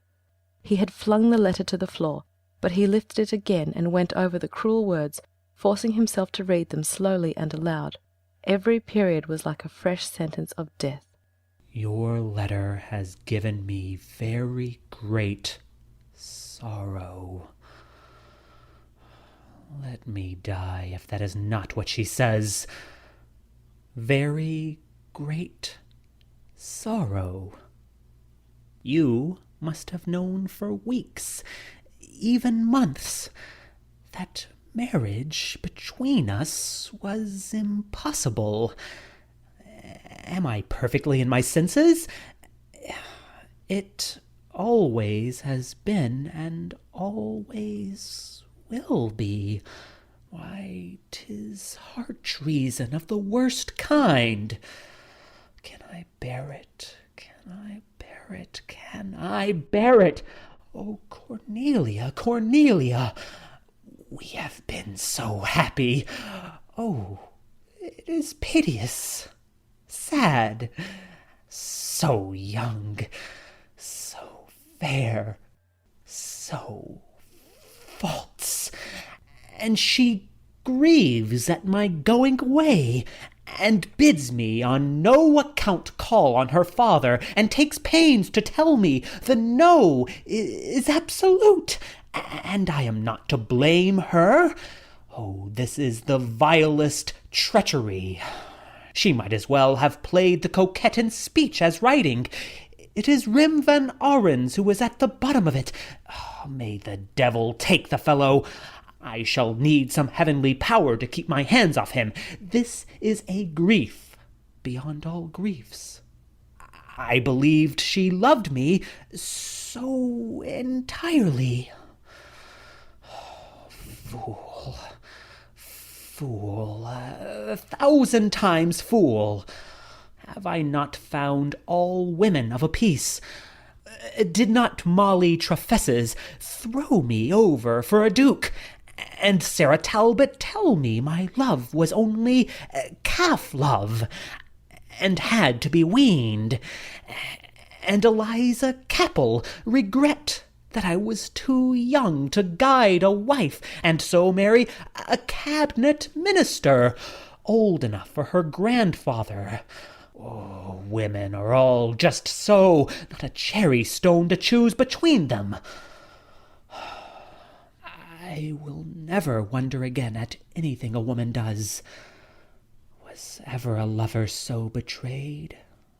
Oh, Cornelia, your ink should have frozen in your pen ere you wrote such words to me. Thus his passionate grief and anger tortured him until midnight. Then he had a high fever and a distracting headache, and the physical torment being the most insistent and distressing, he gave way before it. With such agonizing tears as spring from despairing, wounded love, he threw himself upon his bed, and his craving, suffering heart at length found rest in sleep, from the terrible egotism of its sorrow. Never for one instant did he imagine this sorrow to be a mistaken and quite unnecessary one. Indeed, it was almost impossible for him to conceive of a series of events which, though apparently accidental, had a fatality more pronounced than anything that could have been arranged. Not taking Rem van Ariens seriously into his consideration, and not fearing his rival in any way, it was beyond all his suspicions that Rem should write to Cornelia in the same hour and for the same purpose as himself. He had no knowledge of Rem's intention to go to Boston, and could not therefore imagine Cornelia grieving at any journey but his own impending one to England. And that she should be forced by circumstances to answer both Rem and himself in the same hour, and in the very stress and hurry of her great love and anxiety should misdirect the letters, were likelihoods outside his consciousness. It was far otherwise with Rem. The moment he opened the letter brought him by Cornelia's messenger, in that very moment he knew that it was not his letter. He understood at once the position, and perceived that he held in his hand an instrument which, if affairs went as he desired, was likely to make trouble he could perchance turn to his own advantage. The fate that had favoured him so far would doubtless go further, if he let it alone. These thoughts sprang at once into his reflection, but were barely entertained before nobler ones displaced them. As a Christian gentleman he knew what he ought to do without cavil and without delay, and he rose to follow the benignant justice of his conscience. Into this obedience, however, there entered a hesitation for a second of time, and in that infinitesimal period was sufficient for his evil genius. "Why will you meddle?" it asked. "This is a very dubious matter, and common prudence suggests a little consideration. It will be far wiser to let Hyde take the first step. If the letter he has received is so worded that he knows it is your letter, it is his place to make the transfer, and he will be sure to do it. Why should you continue the chase? Let the favored one look after his own affairs. Being a lawyer, you may well tell yourself that it is not your interest to move the question." And he hesitated, and then sat down, and as there is wickedness even in hesitating about a wicked act, Rem easily drifted from the negative to the positive of the crime contemplated. I had better keep it, he mused, and see what will come of the keeping. All things are fair in love and war. A stupid and slanderous assertion as far as love is concerned, for love that is noble and true will not justify anything which Christian ethics do not justify. He suffered in this decision, suffered in his own way quite as much as Hyde did. Cornelia had been his dream from his youth up, and Hyde had been his aversion from the moment he first saw him. The words were not to seek with which he expressed himself, and they were such words as do not bear repeating. But of all revelations the revelation of grief is the plainest. He saw clearly in that hour that Cornelia had never loved him, that his hopes had always been vain, and he experienced all the bitterness of being slighted and humbled for an enemy. After a little while he remembered that Hyde might possibly do the thing which he had resolved not to do. Involuntarily he did Hyde this justice, and he said to himself, If there is anything in the letter intended for me which determines its ownership, Hyde will bring it. He will understand that I have the answer to his proposal, and demand it from me, and whether I shall feel in a mood to give it to him will depend on the manner in which the demand is made. If he is in one of his lordly ways, he will get no satisfaction from me. I am not apt to give myself, nor anything I have, away. In fact, it will be best not to see him. If he holds a letter of mine, he may keep it. I know its tenor, and I am not eager to know the very words in which my lady says no. Ho, ho, ho! I will go to the swamp. My scented rival in his perfumed clothing will hardly wish the smell of the tanning pits to come between him and his gentility. The thought of Hyde's probable visit and this way of escaping it made him laugh again. But it was a laughter that had that something terrible in it which makes the laughter of the insane and the drunken and cruel worse than the bitterest lamentation. He felt a sudden haste to escape himself, and seizing his hat walked rapidly to his father's office. Peter looked up as he entered, and the question in his eyes hardly needed the simple interrogatory. Well, then? It is no. I shall go to Boston early in the morning. I wish to go over the business with Bloom and Otis, and to possess myself of all the particulars. I have just heard that General Hyde came back this morning. He is now the Right Honourable the Earl of Hyde, and his son is, as you know, Lord George Hyde. Has this made a difference? It has not. Let us count up what is owing to us. After all, there is a certain good in gold. That is the truth. I am an old man, and I have seen what altitudes the want of gold can abase, and what impossible things it makes possible. In any adversary gold can find friends. I shall count every halfpenny after Bloom and Otis. Be not too strict. Too far east is west. You may lose all by demanding all. Then the two men spent several hours in going over their accounts, and during this time no one called on Rem, and he received no message. When he returned home he found affairs just as he had left them. So far good, he thought. I will let sleeping dogs lie. Why should I set them baying about my affairs? I will not do it. And with this determination in his heart he fell asleep. But Rem's sleep was the sleep of pure matter. His soul never knew the expansion and enlightenment and discipline of the oracles that speak in darkness. The winged dreams had no message or comfort for him, and he took no counsel from his pillow. His sleep was the sleep of tired flesh and blood, and as heavy as lead. But the waking from such sleep, if there is trouble to meet, is like being awakened with a blow. He leaped to his feet, and the thought of his loss and the shame of it, and the horror of the dishonourable thing he had done, assailed him with a brutal force and swiftness. He was stunned by the suddenness and the inexorable character of his trouble, and he told himself it was best to run away from what he could not fight. He had no fear of Hyde's interference so early in the morning, and once in Boston all attacks would lose much of their hostile virulence by the mere influence of distance. He knew these were cowardly thoughts, but when a man knows he is in the wrong, he does not challenge his thoughts, he excuses them. And as soon as he was well on the road to Boston, he even began to assume that Hyde, full of the glory of his new position, would doubtless be well disposed to let old affairs drop quietly. And if so, he mused, Cornelia will not be so dainty, and I may get yes where I got no. He was, of course, arguing from altogether wrong premises, for Hyde at that hour was unconscious of his new dignity, and if he had been aware of it, would have been indifferent to its small honour. He had spent a miserable night, and a sense of almost intolerable desertion and injury awoke with him. His soul had been in desolate places, wandering in immense woods, vaguely apprehended as stretches of time before this life. He had called the lost Cornelia through all their loneliness, and answers faint as the faintest echo had come back to that sense of spiritual hearing attuned in other worlds than this. But sad as such experience was, the sole effort had strengthened him. He was indeed in better case mentally than physically. "I must get into the fresh air," he said. "I am faint and weak. I must have movement. I must see my mother. I will tell her everything." Then he went to his mirror and looked with a grim smile at its reflection. "I have the face of a lover, kicked out of doors," he continued scornfully. He took but small pains with his toilet, and calling for some breakfast sat down to eat it. Then for the first time in his life he was conscious of that soul sickness which turns from all physical comfort, and of that singular obstruction in the throat which is the heart's sob, and which would not suffer him to swallow. "I am most wretched, and no trouble comes alone.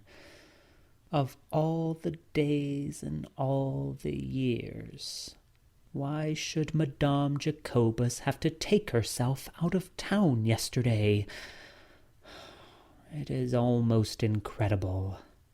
And she could, and would, have helped me. She would have sent for Cornelia. I might have pleaded my cause face to face with her. Faith, can I yet care for a girl so cruel and so false? I am not to be pitied if I do. I will go to my dear mother. Mother love is always sure, and always young. Whatever befalls, it keeps constant truth. I will go to my mother." He rode rapidly through the city and spoke to no one. But when he reached his grandfather Van Heemskerk's house, he saw him leaning over the half-door smoking his pipe. He drew rein then, and the old gentleman came to his side. "Why art thou here? Is thy father or Lady Annie sick?" "I know nothing new. There was no letter yesterday." "Yesterday? Surely thou must know that they are now at home? Yesterday, very early in the morning, they landed."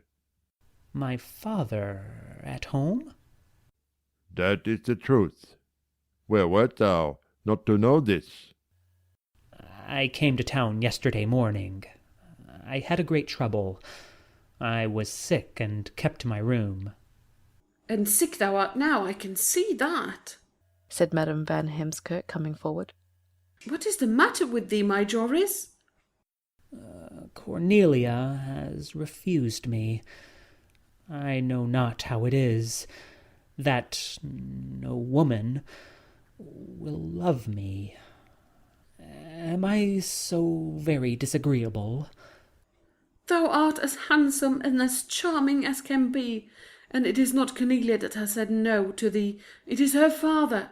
Now he will be sorry, for thy uncle is dead, and thy father is Earl Hyde, and thou thyself art a lord." "I care not for such things. I am a poor lad, if Cornelia be not my lady." "I wonder they sent not after thee." "They would be expecting me every hour. If there had been a letter, I should have gone directly back with it. But it was beyond all surmising that my father should return. Grandfather, will you see Dr. Moran for me? You can speak a word that will prevail." "I will not, my Joris. If thy father were not here, that would be different. He is the right man to move in the matter. Ever thou art in too much of a hurry. Think now of thy life as a book of uncut leaves, and do not turn a page till thou hast read it to the very last word." "I will see Cornelia for thee," said Madame Van Heemskerk. "I will ask the girl what she means. Very often she passes here, sometimes she comes in. I will say to her, why did I throw my grandson's love away like an old shoe? Art thou not ashamed to be so light of love? For I know well thou said to my Joris thou loved him. And she will tell me the truth. Yes, indeed, if into my house she comes, out of it she goes not, until I have the why and the wherefore. Do not be unkind to her, grandmother. Perhaps it is not her fault. If she had only said a few sorrowful words. Let me show you her letter. No, said Van Heemskirk. One thing at a time, Joris. Now is the time to go, and welcome thy father and thy cousin. Too long has been the delay already. Then goodbye. Grandmother, you will speak, or me? And she smiled and nodded and stood on her tiptoe while Joris stooped and kissed her. Fret not thyself at all. I will see Cornelia and speak for thee. And then he kissed her again and rode away. Very near the great entrance gates of Hyde Manor he met his father and mother walking. Madame, the Right Honourable the Countess of Hyde, was pointing out the many improvements she had made, and the Earl looked pleased and happy. George threw himself off his horse with a loving impetuosity, and his mother questioned him about his manner of spending the previous day. How could thou help knowing thy father had landed? Was not the whole city talking of the circumstance? I was not in the city, mother. I went to the post office, and from there to Madame Jacobus. She was just leaving for Charleston, and I went with her to the boat. What an incredible thing! Madame Jacobus leaving New York. For what? For why? She has gone to nurse her sister-in-law, who is dying. That is of all things the most likely, for she has a great heart. You say that, I know not. It is truth itself.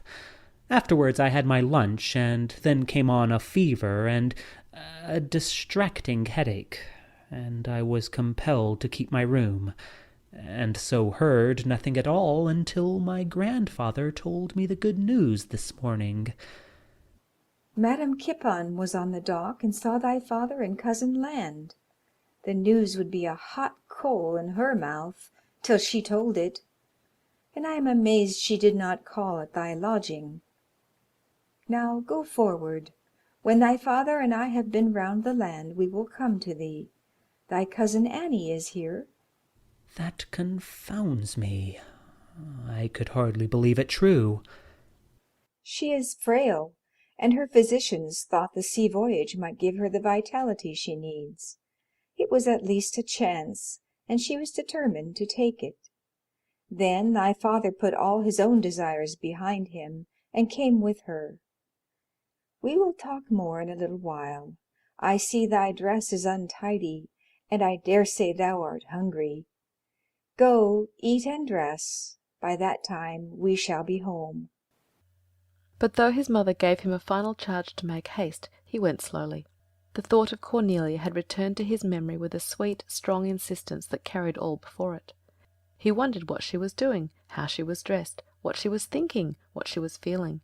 He wondered if she was suffering, if she thought he was suffering, if she was sorry for him.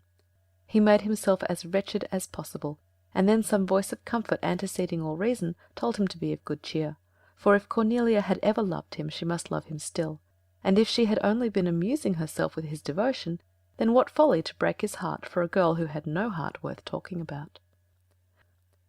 Poor Cornelia! She was at that moment the most unhappy woman in New York. She had excused the 10 words he might have written yesterday. She had found in the unexpected return of his father and cousin reason sufficient for his neglect. But it was now past 10 o'clock of another day, and there was yet no word from him. Perhaps then he was coming. She sat at her tambour frame listening till all her senses and emotions seemed to have fled to her ear. And the ear has memory. It watches for an accustomed sound. It will not suffer us to forget the voice, the steps of those we love. Many footsteps passed, but none stopped at the gate. None came up the garden path, and no one lifted the knocker. The house itself was painfully still. There was no sound but the faint noise made by Mrs. Moran as she put down her dobbin or her scissors. The tension became distressing. She longed for her father, for a caller, for any one to break this unbearable pause in life. Yet she could not give up hope. A score of excuses came into her mind. She was sure he would come in the afternoon. He must come. She read and reread his letter. She dressed herself with delightful care and sat down to watch for him. He came not. He sent no word, no token, and as hour after hour slipped away, she was compelled to drop her needle. Mother, I am not well. I must go upstairs. She had been holding despair at bay so many hours she could bear it no longer, for she was so young, and this was the first time she had been yoke-fellow with sorrow. She was amazed at her own suffering. It seemed so impossible. It had come upon her so swiftly, so suddenly, and as yet she was not able to seek any comfort or sympathy from God or man, for to do so was to admit the impossibility of things yet turning out right, and this conclusion she would not admit. She was angry at a word or a look that suggested such a termination. The next morning she called Balthazar to her and closely questioned him. It had struck her in the night that the slave might have lost the letter and be afraid to confess the accident. But Balthazar's manner and frank speech was beyond suspicion. He told her exactly what clothing Lieutenant Hyde was wearing, how he looked, what words he said, and then with a little hesitation took a silver-crown piece from his pocket and added, "He gave it to me." When he took the letter in his hand, he looked down at it, and laughed like he was very happy. And he gave me the money for giving it to him. That is the truth, sure, Miss Cornelia. She could not doubt it. There was then nothing to be done but wait in patience for the explanation she was certain would yet come. But on with what leaden motion the hours went by. For a few days she made a pretence of her usual employments, but at the end of a week her embroidery frame stood uncovered, her books were unopened, her music silent, and she declared herself unable to take her customary walk. Her mother watched her with unspeakable sympathy, but Cornelia's grief was dumb. It made no audible moan, and preserved an attitude which repelled all discussion. As yet she would not acknowledge a doubt of her lover's faith. His conduct was certainly a mystery, but she told her heart with a passionate iteration that it would positively be cleared up. Now and then the doctor, or a visitor, made a remark which might have broken this implicit trust, and probably did facilitate that end, for it was evident from them that Hyde was in health, and that he was taking his share of the usual routine of daily life. Thus one day Mrs. Wiley, while making a call, said, "I met the new Countess and the Lady Annie Hyde, and I can tell you the new Countess is very much of a Countess. As for the Lady Annie, she was wrapped to her nose in furs, and you could see nothing of her but two large black eyes, that even at a distance made you feel sad and uncomfortable. However, Lord George Hyde appeared to be very much her servant." "There has been talk of a marriage between them," answered Mrs. Moran, for she was anxious to put her daughter out of all question.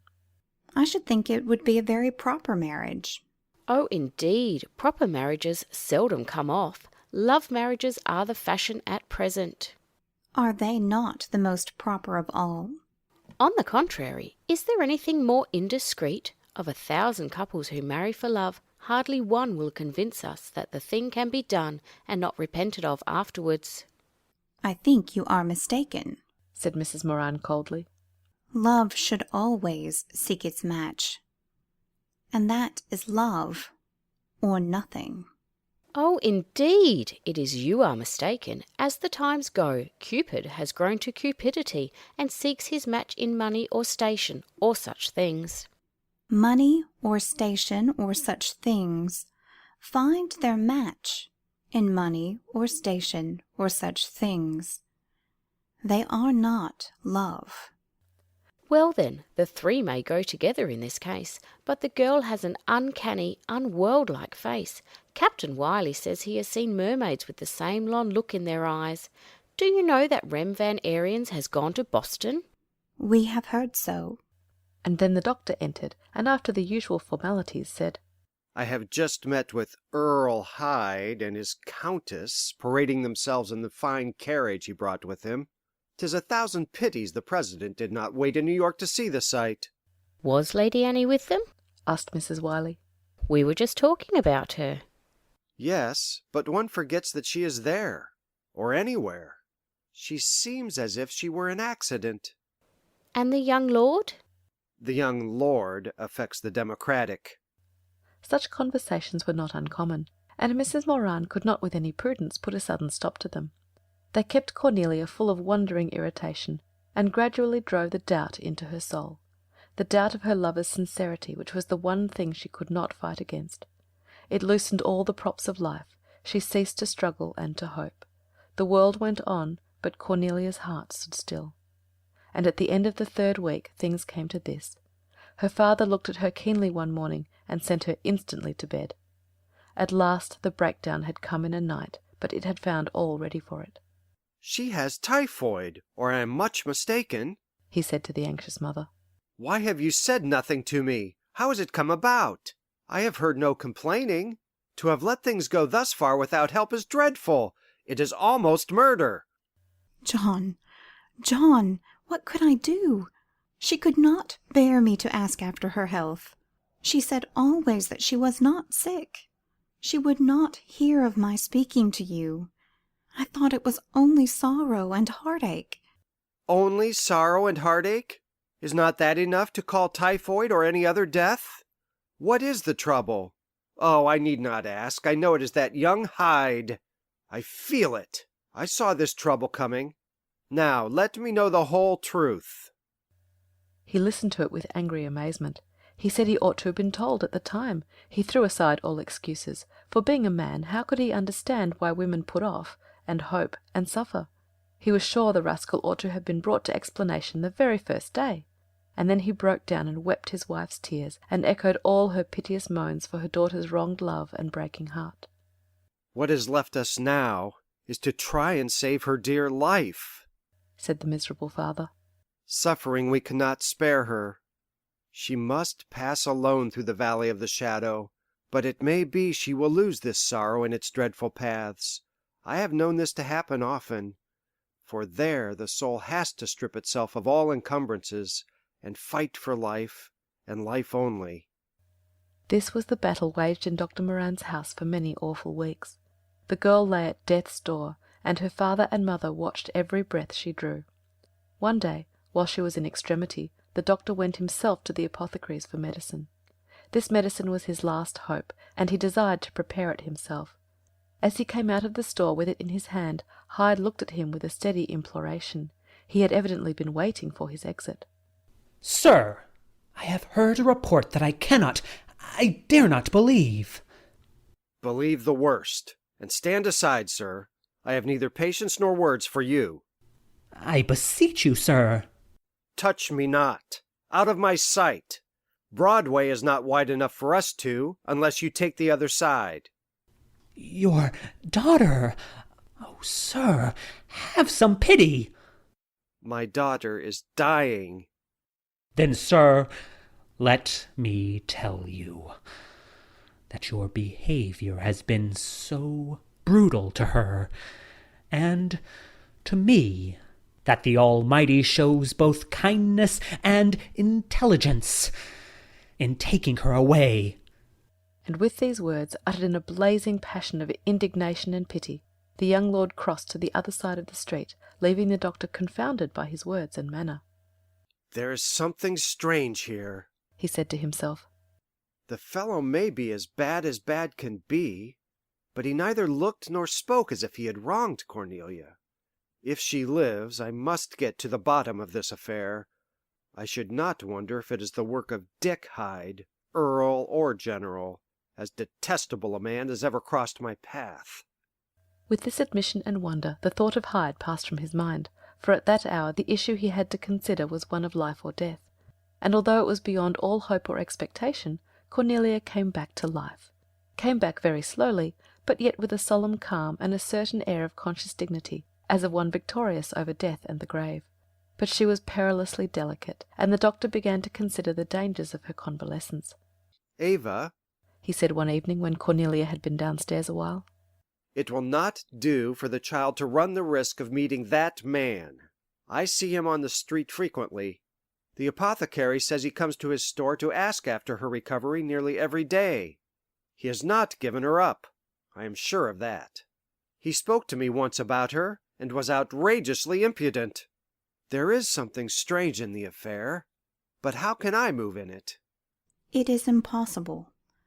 Can you quarrel with a man because he has deceived Cornelia? How cruel that would be to the child. You must bear, and I must bear.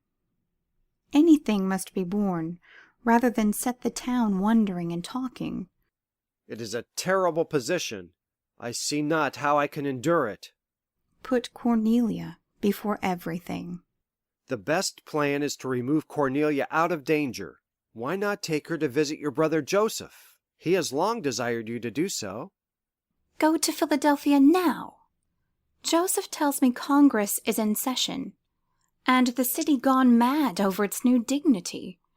Nothing but balls and dinners are thought of. Even the Quakers are to be seen in the finest modes and materials at entertainments, and Cornelia will hardly escape the fever of fashion and social gaiety. She has many acquaintances there. I do not wish her to escape it. A change of human beings is as necessary as a change of air, or diet. She has had too much of George Hyde, and Madame Jacobus, and Rem Van Ariens. I hear that Rem is greatly taken with Boston, and thinks of opening an office there. Very prudent of Rem. What chance has he in New York with Hamilton and Burr to carry off all the big prey? Make your arrangements as soon as possible to leave New York. You are sure that you are right in choosing Philadelphia? Yes, while Hyde is in New York. Write to your brother today, and as soon as Cornelia is a little stronger, I will go with you to Philadelphia. And stay with us. That is not to be expected. I have too much to do here. Chapter 10 of The Maid of Maiden Lane by Amelia E. Barr. Chapter 10. Life Tied in a Knot. One morning soon after the New Year, Hyde was returning to the manor house from New York. It was a day to oppress thought, and tighten the heart, and kill all hope and energy. There was a monotonous rain, and a sky like that of a past age, solemn and leaden, and the mud of the roads was unspeakable. He was compelled to ride slowly, and to feel in its full force, as it were, the hostility of nature. As he reached his home the rain ceased, and a thick mist with noiseless entrance pervaded all the environment, but no life or sound of life broke the melancholy sense of his utter desolation. He took the road by the lake because it was the nearest road to the stables, where he wished to alight, but the sight of the livid water and of the heron standing motionless under the huge cedars by its frozen edges brought to speech and expression that stifled grief which nature this morning had intensified, not relieved. "Those unearthly birds," he said petulantly. "They look as if they had escaped the deluge by some mistake. Oh, if I could forget! If I could only forget! And now she has gone. She has gone. I shall never see her again." Grief feels it a kind of luxury to repeat some supreme cry of misery, and this lamentation for his lost love had this poignant satisfaction. He felt New York to be empty and void and dreary, and the manor house, with its physical cheer and comfort, and its store of affection, could not lift the stone from his heart. In spite of the chilling mist, the Earl had gone to see a neighbour about some land and local affairs, and his mother, oblivious of the coronet of a countess, was helping her housekeeper to make out the list of all household property at the beginning of the year 1792. She seemed a little annoyed at his intrusion, and recommended to him a change of apparel. Then he smiled at his forlorn, draggled condition, and went to his room. Now it is a fact that in extreme dejection something good to eat, and something nice to wear, will often restore the inner man to his normal complacency. And when Hyde's valet had seen to his master's refreshment in every possible way, Hyde was at least reconciled to the idea of living a little longer. The mud-stained garments had disappeared, and as he walked up and down the luxurious room, brightened by the blazing oak logs, he caught reflections of his handsome person in the mirror, and he began to be comforted. For it is not in normal youth to disdain the smaller joys of life, and Hyde was thinking as his servant dressed him in satin and velvet that at least there was Annie. Annie was always glad to see him, and he had a great respect for Annie's opinions. Indeed, during the past weeks they had been brought into daily companionship. They had become very good friends. So then, the absence of the Earl and the preoccupation of his mother was not beyond comfort if Annie was able to receive him. In spite of his grief for Cornelia's removal from New York, he was not insensible to the pleasure of Annie's approval. He liked to show himself to her when he knew he could appear to advantage, and there was nothing more in this desire than that healthy wish for approbation that is natural to self-respecting youth. He heard her singing as he approached the drawing-room, and he opened the door noiselessly and went in. If she was conscious of his entrance, she made no sign of it, and Hyde did not seem to expect it. He glanced at her as he might have glanced at a priest by the altar, and went softly to the fireside and sat down. At this moment she had a solemn, saintly beauty. Her small, pale face was luminous with spiritual joy, her eyes glowing with rapture, and her hands moving among the ivory keys of the piano made enchanting melody to her inspired longing. Jerusalem the golden, with milk and honey blessed, beneath thy contemplation sink heart and voice oppressed. O one, O only mansion, O paradise of joy, where tears are ever banished, and smiles have no alloy. O sweet and blessed country, shall I ever see thy face? O sweet and blessed country, shall I ever win thy grace? And as these eager, impassioned words rose heavenward, it seemed to Hyde that her innocent, longing soul was half-way out of her frail little body.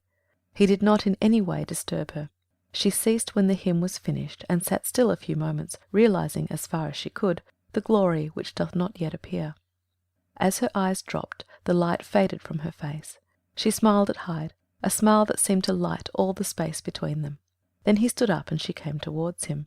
No wonder that strangers spoke of her as a child. She had the size and face and figure of a child, and her look of extreme youth was much accentuated by the simple black gown she wore, and by her carriage, for she leaned slightly forward as she walked, her feet appearing to take no hold upon the floor, a movement springing interiorly from the sole eagerness which dominated her. Hyde placed her in a chair before the fire, and then drew his own chair to her side. "Cousin," she said, "I am most glad to see you. Everybody has some work to do today." "And you, Annie?" "In this world I have no work to do. My soul is here for a purchase. When I have made it, I shall go home again." And Hyde looked at her with such curious interest that she added, "I am buying patience." "Oh, indeed!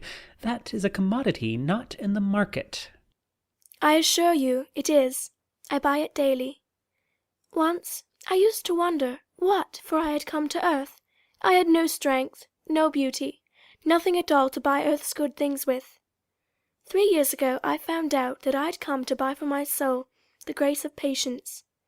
Do you remember what an imperious, restless, hard to please, hard to serve girl I was? Now it is different. If people do not come on the instant I call them, I rock my soul to rest and say to it, Anon, anon, be quiet, soul. If I suffer much pain, and that is very often, I say, Soul, it is his will, you must not cry out against it. If I do not get my own way, I say, Soul, his way is best. And thus, day by day, I am buying patience." "But it is not possible this can content you. You must have some other hope and desire, Annie." "Perhaps I once had, and today is a good time to speak of it to you, because now it troubles me no longer. You know what my father desired and what your father promised, for us both." "Yes. Did you desire it, Annie?" "I do not desire it now. You were ever against it?" "Oh, Annie!" "It makes no matter, George. I shall never marry you." "Do you dislike me so much?" "I am very fond of you. You are of my race and my kindred, and I love every soul of the Hydes that has ever tarried on this earth." "Well, then?" "I shall marry no one. I will show you the better way. Few can walk in it, but Dr. Rosalind says he thinks it may be my part, my happy part, to do so." And as she spoke she took from the little pocket at her side a small copy of the Gospels, and it opened of its own account at the 20th chapter of St. Luke. "See, and read it for yourself, George." "The children of this world marry and are given in marriage. But they which shall be accounted worthy to obtain that world, and the resurrection from the dead, neither marry nor are given in marriage. Neither can they die any more, for they are equal unto the angels, and are the children of God, being the children of the resurrection." to die no more, to be like unto the angels, to be the children of God. This is the end and aim of my desires, to be among the children of God. Dear Annie, I cannot understand this. Not yet. It is not your time. My soul, I think, is ages older than yours. It takes ages of schooling to get into that class that may leave earth forever and be as the angels. Even now I know, I am sure, that you are fretting and miserable for the love of some woman. For whose love, George? Tell me. Then Hyde plunged with headlong precipitancy into the story of his love for Cornelia, and of the inexplicably cruel way in which it had been brought to a close. And yesterday, he continued with a sob in his voice, yesterday I heard that her father had taken her to Philadelphia. I shall see her no more. He will marry her to Rem von Ahrens or to one of her Quaker cousins, and the taste is taken out of my life, and I am only a walking misery. I do not believe it is Cornelia's fault. Here is her letter. Read it. Then Annie took the letter, and after reading it said, If she be all you say, I will vow she wrote this in her sleep. I should like to see her. Why do you think wrong of her? What is love without faith in the one you love? Do you know first and finally what true love is? It is thinking kindly and nobly, for if we give all we have and do all we can do, and yet think unkindly, it profits us nothing. Dr. Roslin told me so. You remember him? Your teacher? My teacher, my friend, my father after the spirit. He told me that our thoughts molded our fate, because thought and life are one. So then, if you really love Cornelia, you must think good of her, and then good will come. If thought and life are one, Annie, if doing good and giving good are nothing to thinking good, and we are to be judged by the quality of thinking, there will be a greater score against all of us than we can imagine. I, for one, should not like to be brought face to face with what I think and have thought about people. It would be an accounting beyond my desire to settle. There is no accounting. If all the priests in Christendom tell you so, believe them not. Do you think God keeps a score against you? Do you think the future is some torture chamber or condemned cell? Oh, how you wrong God! But we are taught, Annie, that the future must correct the past. True, but the future, like the present, is a school, only a school, and the great Master is so compassionate, so ready to help, so ready to enlighten, so sure to make out of our foolishness some wise thing. If we learn the lesson we came here to learn, he will say to us, "Well done," and then we shall go higher. If we do not learn it? Ah, then, we are turned back to try it over again. I should not like to be turned back, would you? But he will punish us for failure. Our earthly fathers are often impatient with us. His compassions fail not. Oh, this good God! she cried in an ecstasy. Oh, that I knew where I might find him! Oh, that I could come into his presence! And her eyes dilated and were full of an incomparable joy, as if they were gazing upon some glorious vision, and glad with the gladness of the angels. Hyde looked at her with an intense interest. He wondered if this little angelic creature had ever known the frailties and temptations of mortal life, and she answered his thought as if he had spoken it aloud. Yes, cousin, I have known all temptations, and come through all tribulations. My soul has wandered and lost its way, and been brought back many and many a time, and bought every grace with much suffering. But God is always present to help, while quest followed quest, and lesson followed lesson, and goal succeeded goal, ever leaving some evil behind, and carrying forward some of those gains which are eternal. If Adam had not fallen, sighed George, things might have been so different. But the angels fell before Adam. I wonder if Adam knew about the fallen angels. Did he know about death before he saw Abel dead? He was all day in the Garden of Eden, after eating of the fruit of sin and death, and yet he did not put out his hand to take the tree of life. Did he know that he was already immortal? Was he, and are we, fallen angels, working our way back to our first estate through many trials and much suffering? Dr. Rosalind talked to me of these things, till I thought I felt wings stirring within me. Wings, wings, wings to fly away and be at rest. Wings! They have been the dream of every race and every age. Are they a memory of our past greatness? For they haunt us, and draw us on, and higher and higher. But why do you look so troubled and reluctant? Before Hyde could answer, the Earl came into the room, and the young man was glad to see his father. A conversation so unusual, so suggestive and cleaving made him unhappy. It took him up the high places that indeed gave him a startling outlook of life, but he was not comfortable at such altitude. He rose with something of this strange air about him, and the Earl understood what the trend of the conversation had been. For Annie had talked much to him on such subjects, and he had been sensibly moved and impressed by the wisdom which the little maid had learned from her venerable teacher. He lifted her head in passing, and kissed her brow with that reverent affection we feel for those who bring out what is noblest and best in our character, and who lead us higher than our daily walk. "My dear George," he said, "I am delighted to see you. I was afraid you would stay in the city this dreadful weather. Is there any news?" "A great deal, sir. I have brought you English and French papers." "I will read them at my leisure. Give me the English news first. What is it in substance?" "The conquest of Mysore and Madras. Seringapatam has fallen, and Tipu has ceded to England 1/2 his dominions, and 3 millions of pounds. The French have not now a foothold left in India, and citizen Tipu can no longer help the agents of the French Republic.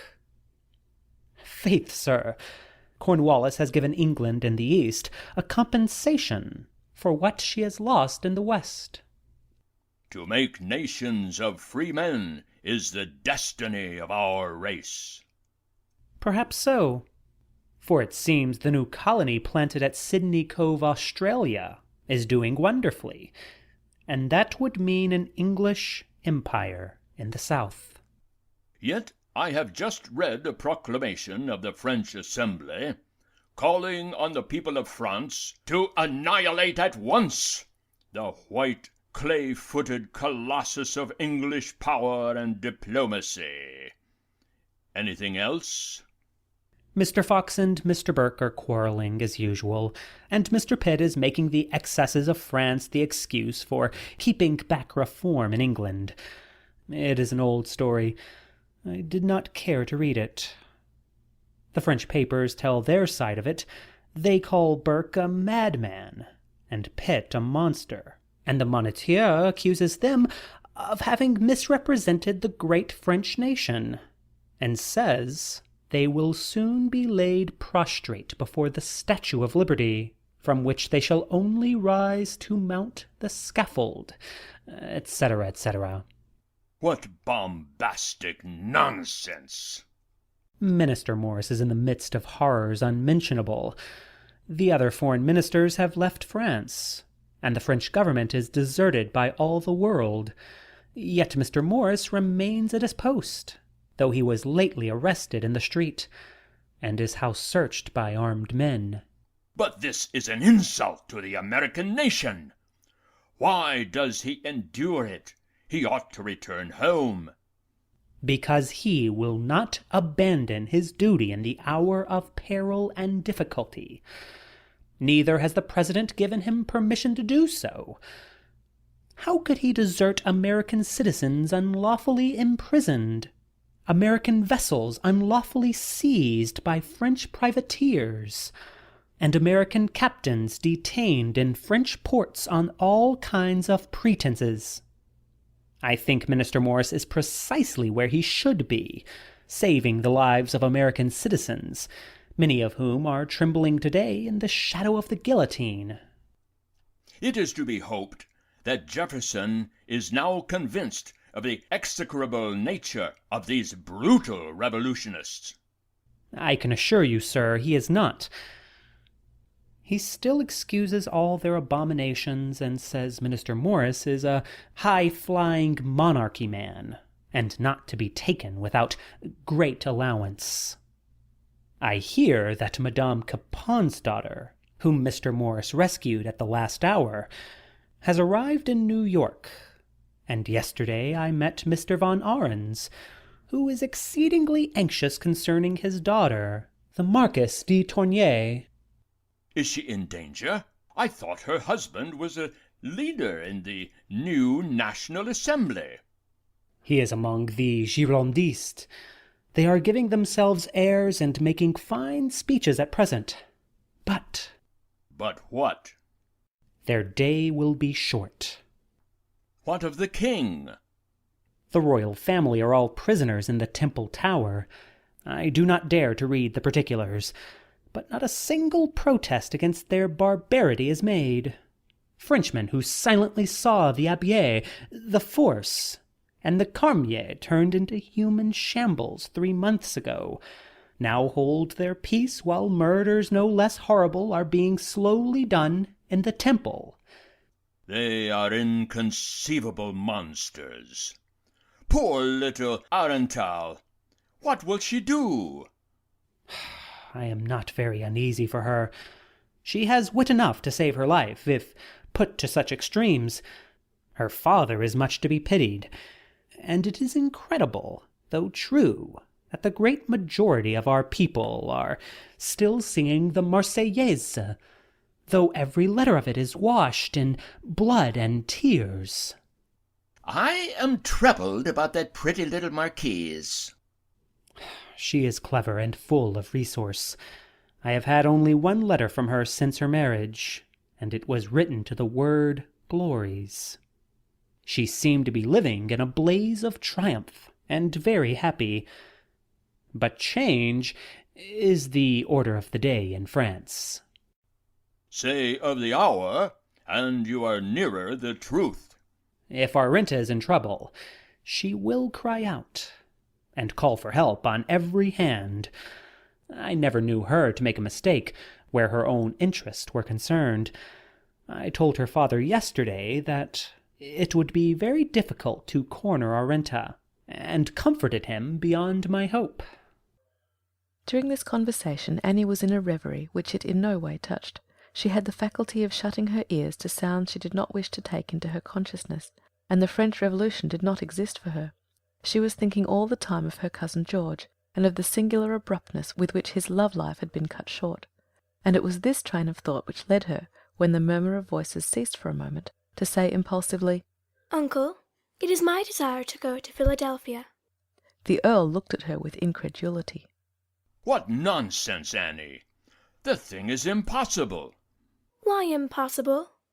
For you, I mean. You would be very ill before the journey was half finished. The roads, as George will tell you, are nearly impassable, and the weather after this fog may be intensely cold. For you, a journey to Philadelphia would be an arduous undertaking, and one without any reasonable motive. Oh, indeed. Do you call George Washington an unreasonable motive? I wish to see him. Imagine me within 100 miles of this supreme hero, and turning back to England without kissing his hand. I should be laughed at. I should deserve to be laughed at. Yes, if the journey were an easier one. To be sure, the roads and the cold will be trials. But then, my uncle, you can give them to me, as God gives trials to his beloved. He breaks them up into small portions, and puts a night's sleep between the portions. Can you not also do this? You little Methodist, answered the Earl with a tender gleam in his eyes. I see that I shall have to give you your own way. Will you go with us, George? It will be a relief. New York is in the dumps. Little Burr, having beat the Schuyler faction, thinks himself omnipotent, and this quarrel between Mr. Jay and Governor Clinton keeps everyone else on the edge of ill humor. All the dancing part of the town are gone to Philadelphia. I have scarcely a partner left, and there is no conversation now in New York that is not political. Burr, Schuyler, Jay, Clinton, even the clergy have gone horse to foot into these disputes. Burr has a kind of cleverness, one must admit that. He is under the curse of knowing everything. Nevertheless, his opinions will not alter the axis of the earth. It is, however, a dangerous thing to live in a community where politics are the staple of talk. Quarrels spring full-armed from a word in such an atmosphere. I have accommodated my politics, sir, to my own satisfaction, and I make shift to answer people according to their idols. I vow I am so weary of the words honor and honesty that they'd beat a tattoo on my brain. When you are as old as I am, George, you will understand that these words are the coin with which men buy office. The corruption of courtiers is a general article of faith, but the impudence of patriots going to market with their honesty beats courtly corruption to nothing. However, let us go to Philadelphia and see the play. That is what Annie desires. I desire to see Washington. I wish to see the greatest of Americans. Let me tell you, Annie, that there never was a man in America less American in character and habits than Washington. For all that, there will never come a man after him that will be able to rob Washington of the first place in the hearts of the American nation. Nor at this day can we judge him as he deserves, for he is cramped and hustled by the crowd of nobodies around him. I shall look at him, and I shall know him. George tells me that he is good and handsome to look at. On horseback there is none like him. He is the ideally perfect cavalier, graceful, dignified, commanding. Indeed, so superb a man comes not twice in a generation. At Monmouth, where I commanded a division, I remember him flying along the lines, cheering the men, and restoring by his tremendous enthusiasm the fortunes of the fight to our standard. The grandest of men. You are right, Annie.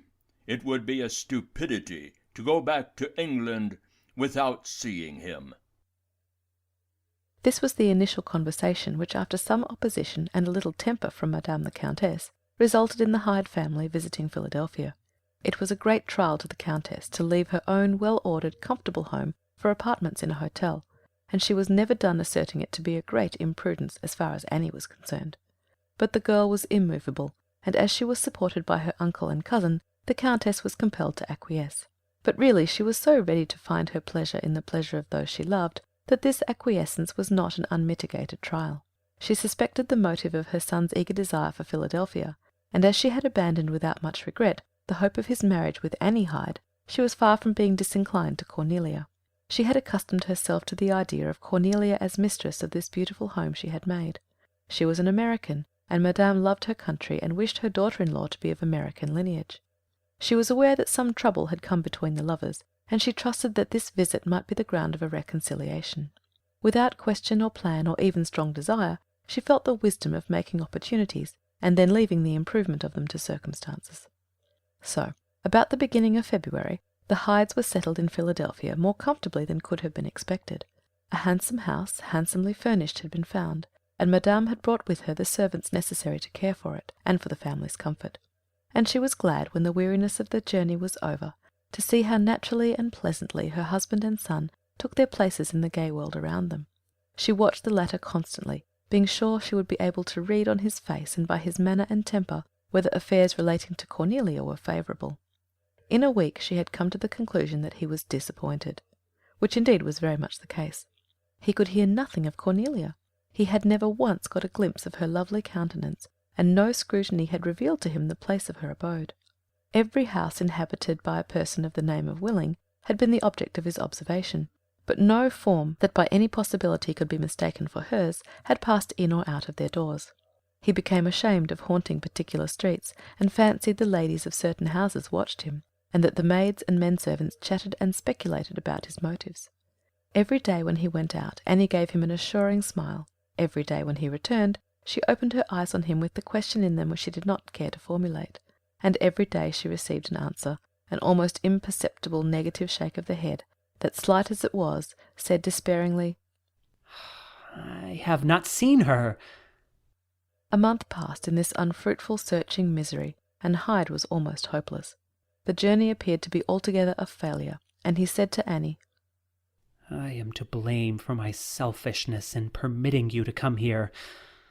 I see that you have tired yourself to death for nothing at all."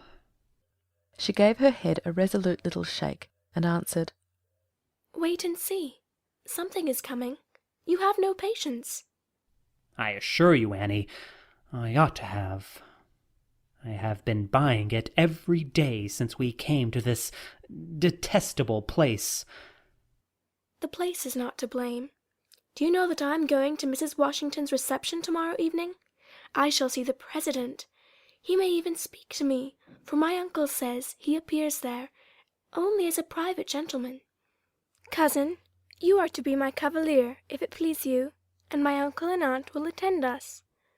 "I am devotedly at your service, Annie, and I will at least point out to you some of the dazzling beauties of our court.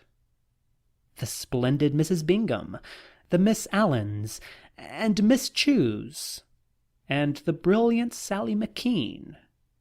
"And the lovely Cornelia Moran?" "She will not be there." "My aunt says I must wear a white gown, and I shall do you all the justice it is in my power to do." "I am always proud of you, Annie. There is no one like you." "Do not say that, George." The few words were almost a cry, and she closed her eyes and clasped her small hands tightly. "What have I said, Annie?" "Nothing. Nothing. Only do not flatter me." "It is the very truth." "Let it pass. It is nothing." She was silent afterwards, like a person in pain, all her childlike gaiety gone, and Hyde, having a full share of a man's stupidity about matters of pure feeling, did not for one moment suspect why his praise should give her pain. He thought her objection must come from some religious scruple. The next evening, however, he had every reason to feel proud of his cousin. She was really an exquisite little creature. Angels would have given her all she wished, she was so charming. The touch of fantasy and flame in her nature illumined her face, and no one could look at her without feeling that a fervent and transparent soul gazed from the eyes, so lambent with soft spiritual fire. This impression was enhanced by her childlike gown of white crepe over soft white silk. It suggested her sweet, fretless life, and also something unknown and unseen in her very simplicity. Hyde, who was dressed in the very finest mode, was proud to take her on his arm, and the Earl watched them with a fond and faithful hope that all would soon fall out as he desired it. He could not, indeed, imagine a man remaining unimpressed by a beauty so captivating to the highest senses. "It will be as we wish," he said to his Countess as they watched them entering the waiting coach, and she answered with that smile of admission which has always its reserved opinion. Mrs. Washington's parlours were crowded when they entered them, but the splendid throng gave the highest expression of their approval possible, by that involuntary silence which indicates a pleased astonishment. The Earl at once presented his niece to Mrs. Washington, and afterwards to the President, who, as a guest of Mrs. Washington, was walking about the rooms talking to the ladies present. Resplendent in purple and white satin and the finest of laces, the august man captivated Lady Annie at the first glance. She curtsied with inimitable grace, and would have kissed the hand he held out to her had he permitted the homage. For a few moments he remained in conversation with the party, then he went forward, and Hyde, turning with his beautiful charge, met Cornelia face to face. They looked at each other as two disembodied souls might meet and look after death, reproaching, questioning, entreating, longing. Hyde flushed and paled, and could not for his very life make the slightest effort at recognition or speech. Not a word would come. He knew not what word to say. Cornelia, who had seen his entry, was more prepared. She gave him one long look of tender reproach as she passed, but she made no movement of recognition. If she had said one syllable, if she had paused one moment, if she had shown in any way the least desire for a renewal of their acquaintance, Hyde was sure his heart would have instantly responded. As it was, they had met and parted in a moment, and every circumstance had been against him. For it was the most natural thing in life that he should, after his cousin's interview with Washington, stoop to her words with delight and interest, and it was equally natural for Cornelia to put the construction on his attentions which everyone else did. Then, being angry at her apparent indifference, he made these attentions still more prominent, and Cornelia heard on every hand the confirmation of her own suspicions. They are to be married at Easter. What a delightful little creature! They have loved each other all their lives. The Earl is delighted with the marriage. He is the most devoted of lovers.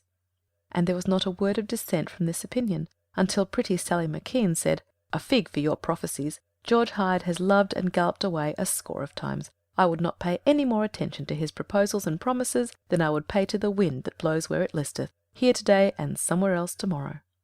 To all these speculations Cornelia forced herself to listen with a calm unalterable, and Hyde and Annie watched her from a distance.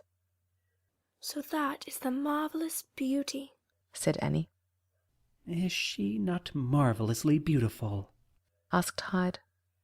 "Yes, I will say that much. But why did she look at you with so much of reproach? What have you done to her?" "That is it. What have I done? Or left undone?" "Who is the gentleman with her?" "I know not. She has many relatives here, wealthy Quakers, and some of them doubtless of the new order, who do not disdain the frivolity of fine clothing." "Indeed, I assure you, the Quakers were ever nice in their taste for silks and velvets and laces. The man is handsome enough even to be her escort, and to judge by appearances, he is her devoted servant. Will you regard them, cousin?" "I do. Alas, I see nothing else. She is more lovely than ever." "She is wonderfully dressed. That gown of pale blue and silver would make any woman look like an angel. But indeed, she is lovely beyond comparison. There are none like her in this room. It will be 1,000 pities if you lose her." "I shall be inconsolable." "You may have another opportunity even tonight. I see that my aunt is approaching with a young lady. If you do not wish to make a new acquaintance, go and try to meet Cornelia again." "Thank you, Annie. You can tell me what I have missed afterwards." He wandered through the parlours speaking to one and another, but ever on the watch for Cornelia. He saw her no more that night. She had withdrawn as soon as possible after meeting Hyde, and he was so miserably disappointed, so angry at the unpropitious circumstances which had dominated their casual meeting, that he hardly spoke to anyone as they returned home, and was indeed so little interested in other affairs that he forgot until the next day to ask Annie whose acquaintance he had rather palpably refused. "You cannot guess who it was," said Annie in answer to his query.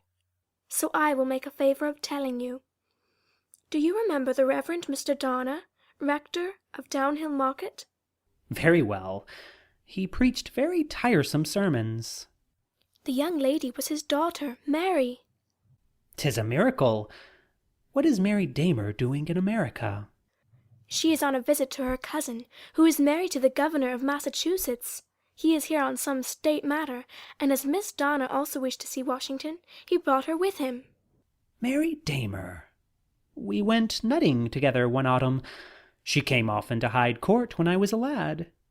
"And she promises to come often to see me when I return to England. I wonder what we have been brought together for. There must be a reason for a meeting so unlikely. Can it be Cornelia?" "'Tis the most improbable of suppositions.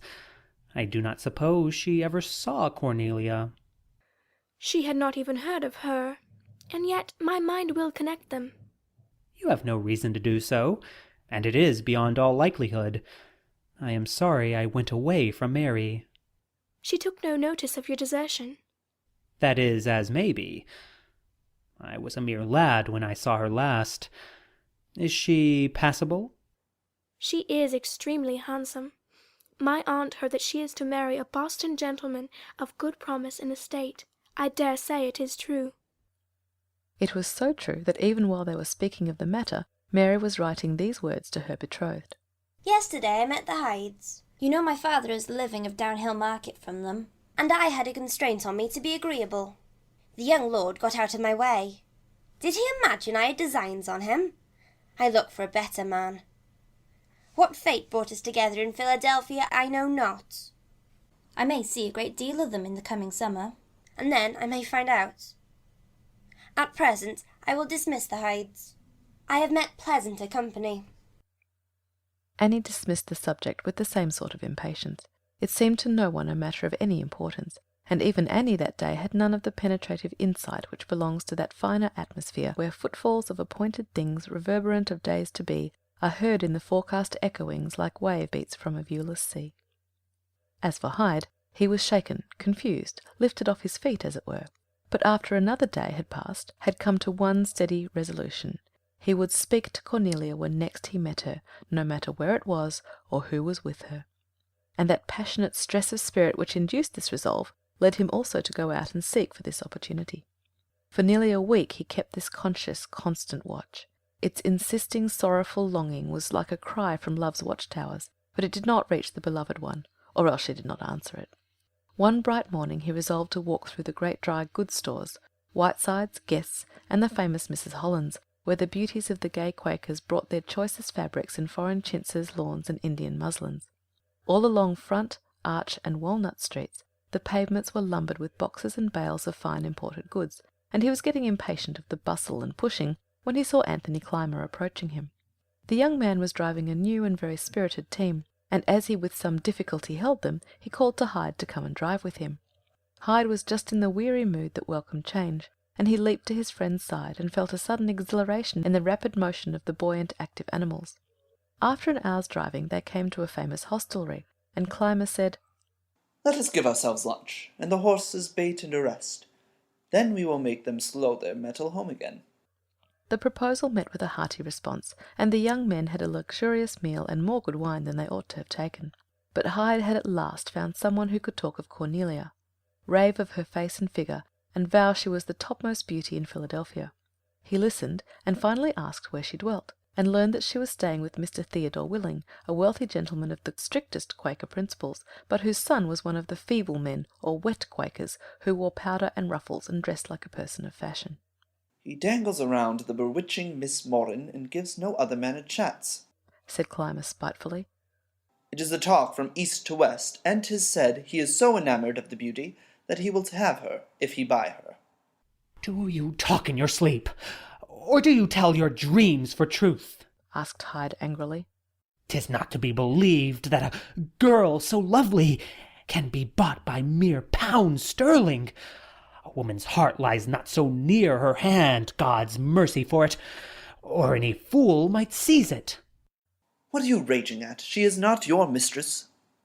"Let us talk of horses, or politics, or the last play, or anything but women.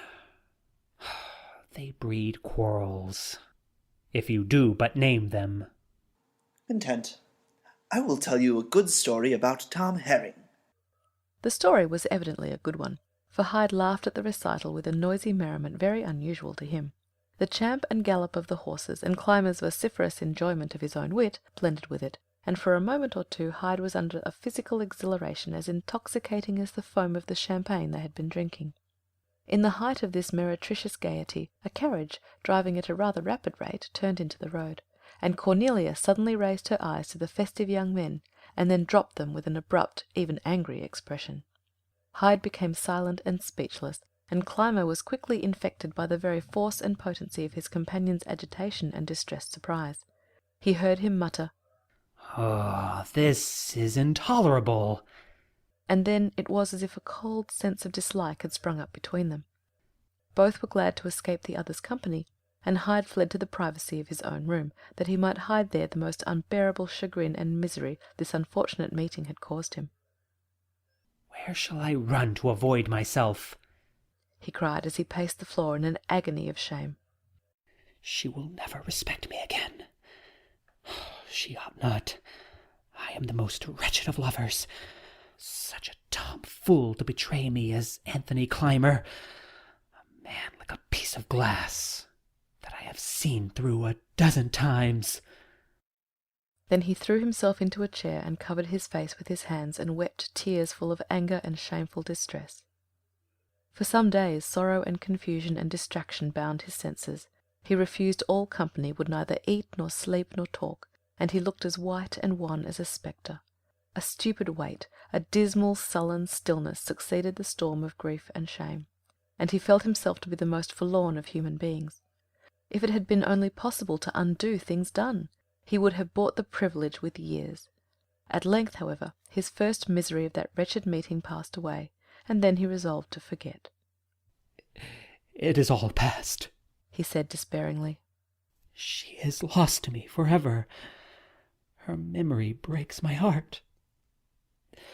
I will not remember her any longer. I will forfeit all to forgetfulness. Alas, alas, Cornelia, though you would not believe me, it was the perfectest love that I gave you." Cornelia's sorrow, though quite as profound, was different in character.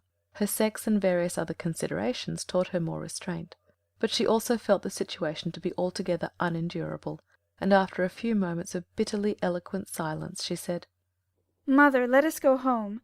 I can bear this place no longer. Let us go home tomorrow. Twice this past week I have been made to suffer more than you can imagine. The man is apparently worthless, but I love him." You say apparently, Cornelia. Oh, how can I tell? There may be excuses, compulsions, I do not know what. I am only sure of one thing, that I love and suffer. For despite all reason, despite even the evidence of her own eyes, Cornelia kept a reserve. And in that pitiful last meeting there had been a flash from Hyde's eyes that said to her, she knew not what, of unconquerable love and wrong and sorrow. A flash swifter than lightning, and equally potential.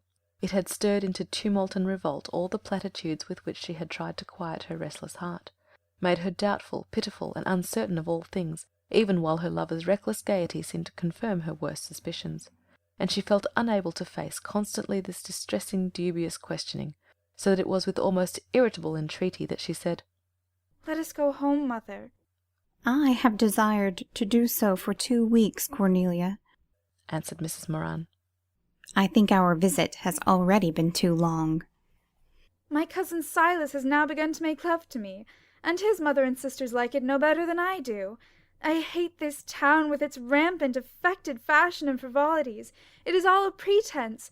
The people are naturally saints, and they are absurd and detestable, scheming to make the most of both worlds, going to meeting and quoting texts, and then playing that they are men and women of fashion. Mother, let us go home at once. Lucinda can pack our trunks today, and we will leave in the morning." "Can we go without an escort?" "Oh, yes, we can. Lucinda will wait on us. She, too, is longing for New York. And who can drive us more carefully than Cato? And my dear mother, if Silas wants to escort us, do not permit him. Please be very positive. I am at the end of my patience. I am like to cry out. I am so unhappy, mother." "My dear, we will go home tomorrow. We can make the journey in short stages. Do not break down now, Cornelia. It is only a little longer." "I shall not break down, if we go home." And as the struggle to resist sorrow proves the capacity to resist it, Cornelia kept her promise.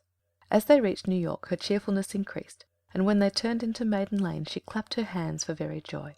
And oh, how delightful was the pleasant sunny street, the familiar houses, the brisk wind blowing, the alert, cheerful-looking men and women that greeted each other in passing with lively words and bright smiles. Oh, how delightful the fresh brown garden, in which the crocuses were just beginning to peep, the bright-looking home, the dear father running with glad surprise to greet them, the handsome, pleasant rooms, the refreshing tea, the 1,000 small nameless joys that belong to the darling word, home. She ran upstairs to her own dear room, laid her head on her pillow, sat down in her favourite chair, opened her desk, let in all the sunshine she could, and then fell with holy gratitude on her knees and thanked God for her sweet home and for the full cup of mercies he had given her to drink in it. When she went downstairs the mail had just come in, and the doctor sat before a desk covered with newspapers and letters. "Cornelia," he cried in a voice full of interest, "here is a letter for you. A long letter." It is from Paris. It is from Arenta, she exclaimed as she examined the large sheets closed with a great splash of red wax, bearing the de Tonnerre crest. It had indeed come from Paris, a city of dreadful slaughter, yet Cornelia opened it with a smiling excitement as she said again, It is from Arenta. Chapter 11. The Maid of Maiden Lane, by Amelia E. Barr. Chapter 11. We have done with tears and treasons. Here is a letter from Arenta, repeated the doctor to his wife, who was just entering the room. Come, Ava, and listen to what she has to say. I have no doubt it will be interesting. Then Cornelia read aloud the following words. My dear friend Cornelia, if today I could walk down Maiden Lane, if today I could see you and talk to you, I should imagine myself in heaven. For as to this city, I think that in hell the name of Paris must have spread itself far and wide. Indeed, I often wonder if I am yet on the earth, or if I have gone away in my sleep to the country of the devil and his angels. Even as I am writing to you, my pen is shaking with terror, for I hear the tumbrel come jolting along, and I know that it is loaded with innocent men and women, who are going to the guillotine. And I know also that it is accompanied by a mob of dreadful creatures, mostly women, for I hear them singing, no, screaming, in a kind of rage, Ça ira, les aristocrates à la lanterne. Do you remember our learning in those happy days at Bethlehem, of the slaughter of the Christians by Nero? Very well, right here in the Paris of Marat and Robespierre, you may hear constantly the same brutal cry that filled the Rome of the Caesars, Death to the Christians. Famine, anarchy, murder are everywhere, and I live from moment to moment, trembling if a step comes near me. For Athanase is imprudence itself. His opinions will be the death of him. He will not desert the Girondists, though Mr. Morris tells him their doom is certain.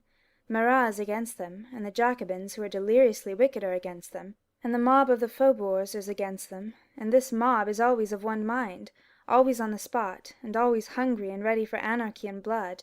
Besides which, they are already accused of having sold themselves to Mr. Pitt. Very often I have heard my dear father talking of universal suffrage, as the bulwark of liberty. Well then, we have now, and here, an universal suffrage that is neither a fraud nor a fiction, and as Athanase says, it is expressing itself every minute in the crimes of the holy guillotine. And yet Paris makes a pretence of being gay and of enjoying itself. We go to the theatre and the opera, and we dance, as it were, red, shod to the hideous strains of Charmagnol. It is indeed a dance of death. The other night we were at a reception given by Madame Talma to the victorious General Dumouriez. All the Brissot party was there. Your father will remember Brissot de Bourville very well. He was greatly petted by Mrs. J. in the aristocracy of New York and Philadelphia. Jefferson made a friend of him, and even Washington talked with him, and about his book on our country. Then he passed himself off as a noble, but he is really the son of an innkeeper. I had so often heard of him that I regarded with interest his pale face and grave, melancholy manner. He was accompanied by Camille Desmoulins, and by Danton, the latter a man almost terrible in his ugliness. David, the painter of Socrates, was there, and had his hair frizzed, and was dressed splendidly, and with him was Chenier, more tragic-looking than any of his plays. The salons were filled with flowers and beautiful women, among them the majestic Madame Vestris, and the lovely Mademoiselle Candielle, who was singing a song when there arose a sudden indescribable noise, growing louder and louder, and then the cry of Marat, Marat, and the friend of the people entered. Now I shall spare a few minutes to tell you that no one has made frightful enough his large bony face, his thin lips, and his livid complexion. He wore an old carmagnole, a dirty handkerchief twisted about his neck, leather breeches, shoes without stockings, and a piece of red cotton round his head, from which there hung a few locks of greasy hair. A nervous twitching keeps him constantly moving, and he has the leprosy, this is well known. He walked straight to Dumouriez, who said disdainfully, "Ah, are you the man they call Marat?" Marat immediately demanded from him an account of military measures he had taken. They had some sharp conversation which I did not hear, and Marat finally went away uttering the most insulting threats, and leaving everyone in a state of mortal terror. The next day the newsboys were shouting, "The discovery of a great plot by Marat, the friend of the people. Great meeting of aristocrats at Talma's," etc. This is the kind of pleasure we have. As to religion, there is no longer any religion. Everywhere the Almighty is spoken of as the soi-disant God. The monarchy is abolished, and yet so ignorant are the leaders of the people that when Brissot mentioned the word republic in Pétion's house, Robespierre said with a grin, "Republic, republic, what's a republic?" Spying and fear and death penetrate into the most private houses, above all fear, constant fear of every one with whom you come in contact. This feeling is so universal that someone has conjugated it thus: I am afraid, thou art afraid, he is afraid, we are afraid, you are afraid, they are afraid, for as death has become officially declared an endless sleep, any crime is possible. The mob have no fear of hell, and as for the guillotine, it is their opera and their perpetual comedy. Very soon these things must bring on France the chastisement of the Lord, and I shall not be sorry for it. I have told you the truth about our condition, because I have just had a letter from my father, and he talks of leaving his business in Klaus Bergen's care, and coming here to look after me. You must convince him that he could do me no good whatever, and that he might do me much harm. He is outspoken as a Zealander, and what is in his head and his heart would come to his lips. Also, if it should come to a flight, he would embarrass me very much. Tell him not to fear. Arenta says not to fear. I may indeed have to take a seat in the terrible armchair, but I shall not go to the guillotine. I know that. While Minister Morris is here, I have a friend that can do all that can be done. I have had a few letters from Rem, but they do not satisfy me. He is in love, and not with you. Will you please inform me what that means? Say to Aunt Angelica that I am astonished at her silence, and ask our good Domine to pray that I may soon return to a country where God reigns. Never again do I wish to spend 1 minute in a place where there is no God, for whatever they may call that place, its real name is hell. Write me a long letter and tell me all the news of New York. With my respectful remembrance to your dear father and mother, I am always your loving friend, Arenta, Marquise de Tournay. Poor Arenta! Said the doctor when Cornelia had finished the wretched epistle. She is, however, showing the mettle of the race from which she sprang. The spirit of the men who fought Alva is in her, and I think she will be a match for Marat, if it comes to that. Suppose you go and see Van Ariens, and give him all the comfort you can. Are you too weary? I should like to see him. I am not tired now. Home is such a good doctor. I think you will find him in his house. He comes from his office very early these days. Cornelia crossed the street and was going to knock at the door, when Van Ariens hastily opened it. His broad face shone with pleasure, and when Cornelia told him her errand, he was in a hurry of loving anxiety to hear what his child had written. I understand, he said when he had heard the letter. She is frightened, the poor little one, but she will smile and say, "It is nothing." That is her way. However, I yet think I must go to her. Do not, urged Cornelia. France is now at war with Holland, and you would be recognized as a Dutchman. That is so. My tongue would tell tales on me, and to go, even to heaven, by the guillotine, is not what a good man would wish. No, indeed. And you may see by Arenta's letter that she does not fear the guillotine. Come over tonight and talk to my father and mother, and I will tell you what I saw in Philadelphia. Well, then, I will come. Is Madame Jacobus back in New York yet? She is in London. But why in London? That I know not. 2 reasons, I can suppose, but which is right, or if either be right, that is beyond my certainty. Is her sister-in-law dead? She is dead. Her husband was an Englishman. Perhaps then it is about some property in England she has gone. If it is not that, of nothing else can I think but Captain Jacobus. But my sister Angelica had ever 2 ways. Nothing at all she would say about her money or her business, but constantly, to every one, she would talk of her husband. I think then it is money or property that has taken her to England, for if it had been Jacobus, to the whole town she would have told it. Then he took both Cornelia's hands in his, and looking at her earnestly, said, Poor Rem, impossible, is it? Quite impossible, sir. When he got thy letter refusing his love and offer, he went to Boston. I think he will not come back to me.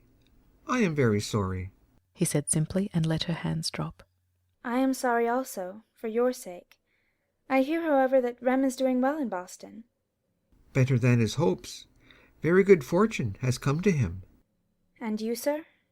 I am not doing much at present, but Smith and Warren do less. In an hour or two to your house I will come. There is plenty to talk about. The next day Cornelia walked down Broadway to Madame Jacobus's house. It was closed and desolate looking, and she sighed as she compared its old, bright, spotless comfort with its present empty forlornness. The change typified the change in her heart and love, but ere she could entertain the thought, her eyes fell upon the trees in the garden, full of the pale, crinkled leaves of spring, and she saw the early flowers breaking through the dark earth, and the early shrubs bursting into white and golden blooms. In some way they had a message for her, and she went home with hope budding in her heart. Soon afterwards Mrs. Moran heard her singing at her work. The far east glows, the morning wind blows fresh and free. Should not the hour that wakes the rose awaken thee? No longer sleep, oh listen now, I wait and weep, but where art thou? From one to another song she went, simple melodies all of them, delightful little warblings of love, which except for their gladness and loyalty had nothing in them to charm. She was a deserted maiden. Her lover had palpably and with extreme cruelty deceived her, but she had grieved and forgiven, and love brings its reward even if unrequited. Those who love and have loved are the better for the revelation, for love's sake enriches and blesses the lover to the very end of life. She did not forget, for love has everlasting remembrance, and she did not wish to forget, for a great affection is a great happiness, and the whole soul can find shelter in it. Neither were her days monotonous or unhappy. All the real pleasures of life lie in narrow compass, and she found herself very often a little hurried for want of time. She had not, it is true, the resources of the woman of today. No literary, musical, social, or sporting clubs existed for Cornelia, but she had duties and devices that made every moment pleasant or profitable. Many hours daily were given to fine needlework, calm, quiet hours full of thought as well as work. She had her music to practice, new books and papers to read, calls to make, mantua makers and milliners to review, dinners and dances and tea parties to attend, shopping to look after, delicate bits of darning and mending to exercise her skill on, creams and pasties and cakes to prepare, visitors to welcome and entertain, and many other duties which sprang up, as extras do, unexpectedly, and yet which opened the door for very pleasant surprises and events. Besides which there was her father. After her return from school she had always driven with him to some extent, but his claim on her now was often a little exacting. He said the fresh spring winds were good for her, and that she stayed in the house too much, and there was no evading the dictum that came with both parental and medical authority. Perhaps this demand on her time would not have been made if the Hydes had been in New York, but Dr. Moran by frequent inquiries satisfied himself that they were yet in Philadelphia, and for his daughter's satisfaction he frequently said as they drove up Maiden Lane, "We will take the Greenwich Road. There is no fear of our meeting anyone we do not wish to see." She understood the allusion, and was satisfied to escape meetings that promised her nothing but pain. In the month of May there occurred one of those wet spells which are so irritating. Growing weather, of course, but very tiresome to those who felt the joy of spring escaping them. Week after week it was too damp, or the winds were too sharp, or the roads too heavy for quick driving, and thus the month of all months went out of the calendar with few red-letter days to brighten it. Then June came in royally, and Cornelia was glad of the sunshine and the breeze and the rapid canter, and for a week or two she was much out with her father. But he was now ever on the watch, and she judged from the circumstance that the Hydes were back in New York. Besides which, he did not any longer give her the assurance of not meeting anyone they did not wish to see. One exquisite day as they went up Maiden Lane, the doctor said, "My friend, General Hewitt, sails for England today, and we will go and wish him a good voyage." So to the pier they went, and the doctor left his carriage, and taking Cornelia on his arm walked down to where the English packet was lying. They were a little too late to go on board, for the shoremen were taking away the gangplank, and the sailors preparing to lift the anchor, but the general stood leaning over the side of the vessel, and exchanged some last words with his friend. While Cornelia listened, she became suddenly conscious of the powerful magnetism of some human eye, and obeying its irresistible attraction she saw George Hyde steadily regarding her. He stood by the side of his father, as handsome as on that May morning when she had first looked love into her heart. She was enthralled again by his glance, and never for one moment thought of resisting the appeal it made to her. With a conscious tenderness she waved him an adieu, whose spirit he could not but feel. In the same moment he lifted his hat and stood bareheaded, looking at her with a pathetic inquiry which made her inwardly cry out, "Oh, what does he mean?" The packet was moving. The wind filled the blowing sails. The hoarse crying of the sailormen blended in with the good-byes of the passengers, and the Earl, aware of the sad and silent parting within his sight, moved away as Cornelia again waved a mute farewell to her lost lover. Then the doctor touched her. "Why did you do that?" he asked angrily. "Because I must do it, father. I cannot help it. I desire to do it."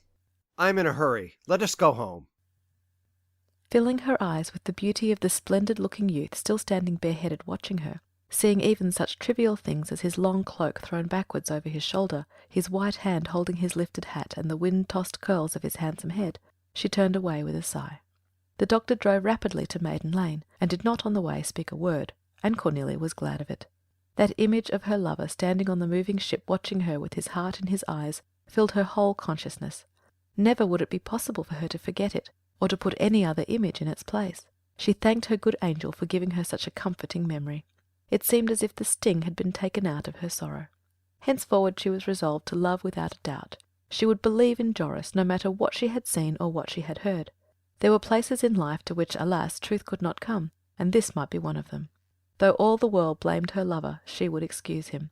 Her heart might ache, her eyes might weep, but in that aching head and in those weeping eyes his splendid image would live in that radiant dimness which makes the unseen face often more real than the present one. Dr. Moran divined something of this resolute temper, and it made him silent. He felt that his daughter had come to a place where she had put reason firmly aside, and given her whole assent to the assurances of her intuition. He had no arguments for an antagonism of this kind. What could he say to a soul that presaged a something and then believed in it? His instinctive sagacity told him that silence was now the part of wisdom. But though he took her silently home, he was conscious of a great relief. His watch was over. Now a woman's intuition is like a leopard's spring. It seizes the truth, if it sees it at all, at the first bound. And it was by this unaccountable mental agility Cornelia had arrived at the conviction of her lover's fidelity. At any rate, she felt confident that if circumstances had compelled him to be false to her, the wrong had been sincerely mourned, and she was able to forgive the offence that was blotted out with tears. She reflected also that now he was so far away, it would be possible for her to call upon Madame Van Heemskirk, and also upon Madame Jacobus, as soon as she returned. But if Hyde had remained in New York, these houses would necessarily be closed to her, for he was a constant visitor at both. She resolved, therefore, to call upon Madame Van Heemskirk the following week. She expected the old lady might treat her a little formally, perhaps even with some coldness, but she thought it worth while to test her kindness.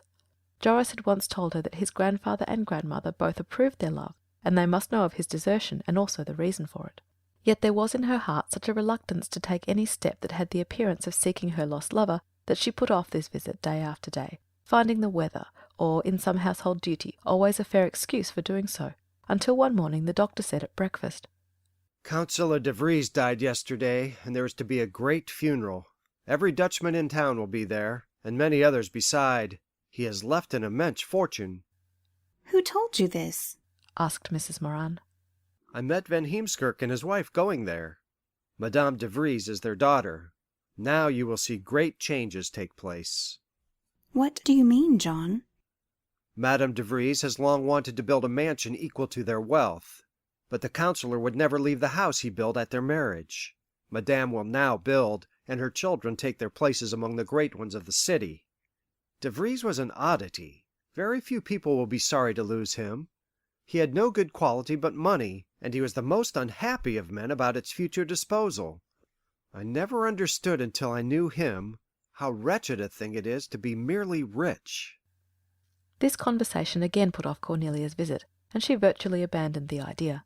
Then one morning Mrs. Moran said, "Cornelia, I wish you to go to William Irvin's for some hosiery and Kindle cottons.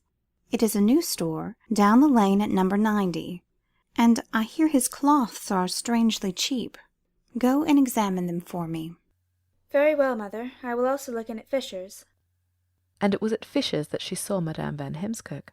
She was talking to Mr. Henry Fisher as they advanced from the back of the store, and Cornelia had time to observe that Madame was in deep mourning, and that she had grown older looking since she had last seen her.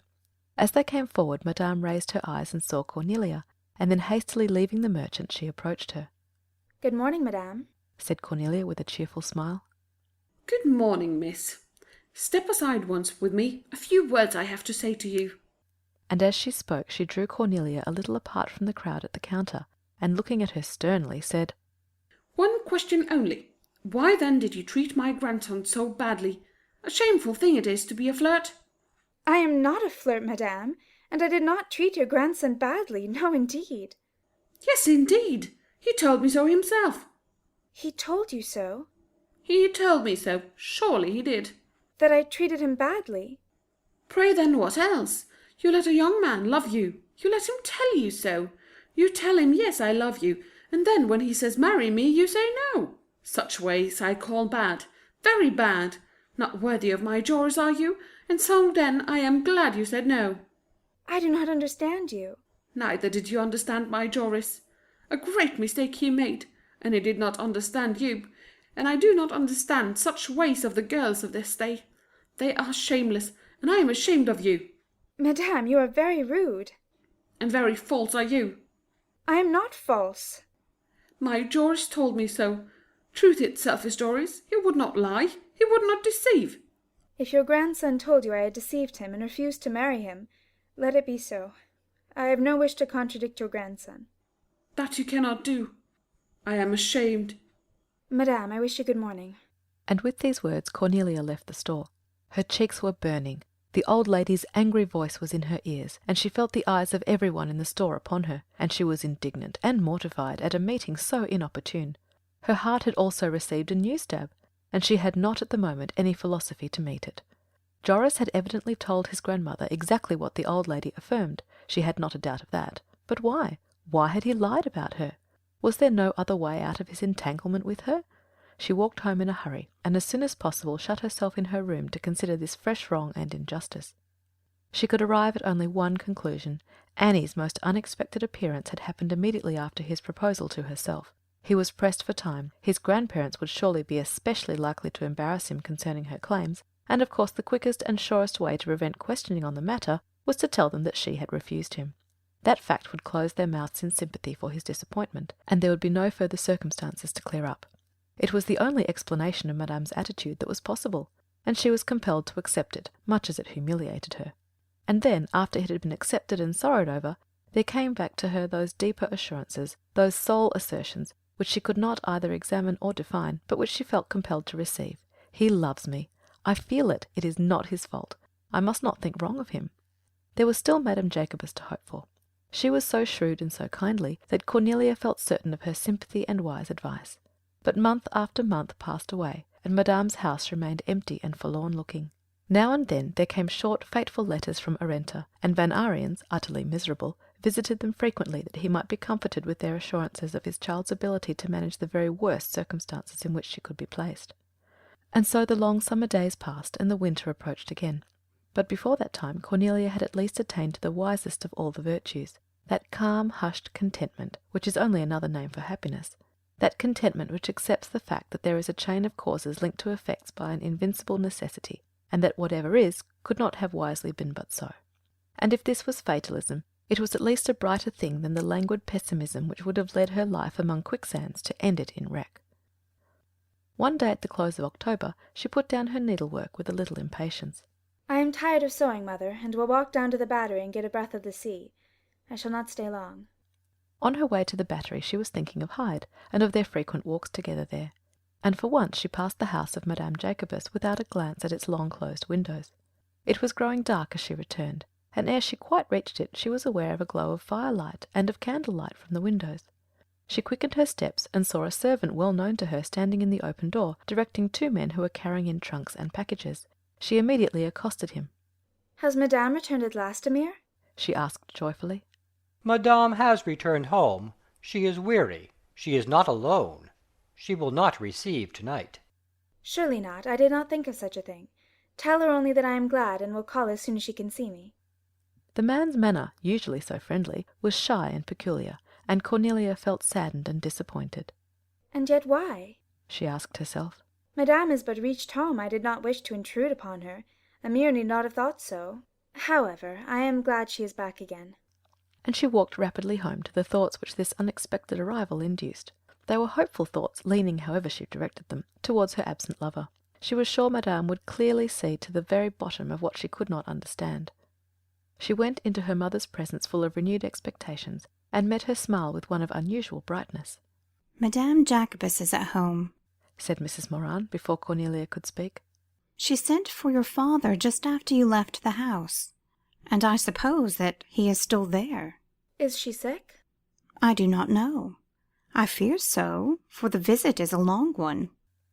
It continued so much longer that the two ladies took their tea alone, nor could they talk of any other subject than Madame, and her most unexpected call for Dr. Moran's services.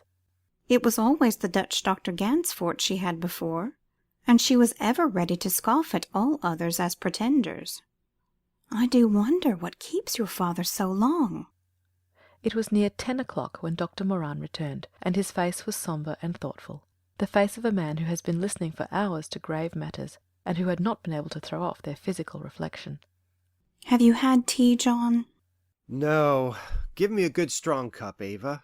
I'm tired with listening and feeling. She poured it out quickly, and after he had taken the refreshing drink, Cornelia asked, Is Madame very ill? She is wonderfully well. It is her husband. Captain Jacobus? Who else? She has brought him home, and I doubt if she has done wisely. What has happened, John? Surely you will tell us. There is nothing to conceal. I have heard the whole story. Very pitiful story, but yet like enough to end well. Madame told me that the day after her sister-in-law's burial, James Lauder, a Scotchman who had often sailed with Captain Jacobus, came down to Charleston to see her. He had sought her in New York and been directed by her lawyer to Charleston. He declared that, having had occasion to go to Guy's Hospital in London to visit a sick comrade, he saw there Captain Jacobus. He would not admit any doubt of his identity, but said the captain had forgotten his name and everything in connection with his past life, and was hanging about the premises by favor of the physicians, holding their horses and doing various little services for them. Oh, how well I can imagine Madame's hurry and distress. She hardly knew how to reach London quickly enough. She said thought would have been too slow for her, but Lauder's tale proved to be true. Her first action was to take possession of the demented man, and surround him with every comfort. He appeared quite indifferent to her care, and she obtained no shadow of recognition from him. She then brought to his case all the medical skill money could procure, and in the consultation which followed, the physicians decided to perform the operation of trepanning. But why? Had he been injured, John? Very badly. The hospital books showed that he had been brought there by two sailors who said he had been struck in a gale by a falling mast. The wound healed, but left him mentally a wreck. The physicians decided that the brain was suffering from pressure, and that trepanning would relieve, if it did not cure. Then why was it not done at first? Whose interest was it to inquire? No money was left with the injured man. The sailors who took him to the hospital gave false names and address, and he received only such treatment as a pauper patient was likely to receive. But he made friends and was supported about the place. Imagine now what a trial was before Madame. It was a difficult matter to perform the operation, for the patient could not be made to understand its necessity, and he was very hard to manage. Then picture to yourselves the terrible strain of nursing which followed, though Madame says it was soon brightened and lightened by her husband's recognition of her. After that event all weariness was rest and suffering ease, and as soon as he was able to travel both were determined to return at once to their own home. He is yet, however, a sick man, and may never quite recover a slight paralysis of the lower limbs. Does he not remember how he was hurt? He declares his men mutinied, because instead of returning to New York, he had taken on a cargo for the East India Company, and that the blow was given him either by his first or second mate. He thinks they sailed his ship out of the Thames, for her papers were all made out, and she was ready to drop down the river with the next tide. He vows he will get well and find his ship and the rascals that stole her, and I should not wonder if he does. He has will enough for anything. Madame desires to see you, Cornelia. Can you go there with me in the morning? I shall be glad to go. Madame is like no one else. She is not like herself at present. I think you may be a little disappointed in her. She has but one thought, one care, one end and aim in life, her husband. The doctor had judged correctly. Cornelia was disappointed from the first moment.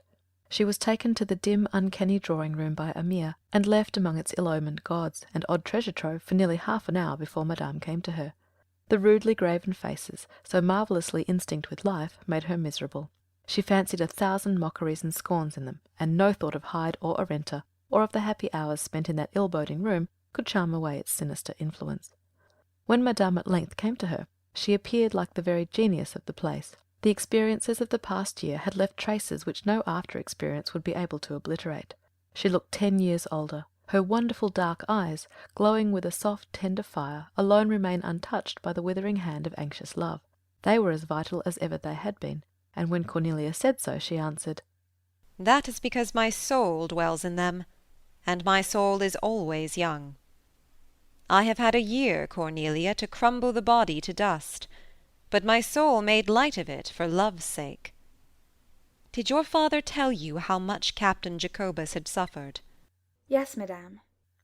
But in spite of this assurance, Madame went over the whole story in detail, and Cornelia could not help but remember that Mr. Van Ariens had said, "About her husband she will talk constantly, and to the whole town." For however far the conversation diverged for a moment, Madame always brought it sharply back to the one subject that interested her. Even Arenta's peculiarly dangerous position could not detain her thoughts and interest for many minutes. "I am sorry for Arenta," she said. "No greater hell can there be than to live in constant fear. But she has the gift of a clever tongue, and every one has not the like talent. And also, if a woman with the decency of her sex may be a scholar, Arenta has learning enough to compass the fools who might injure her."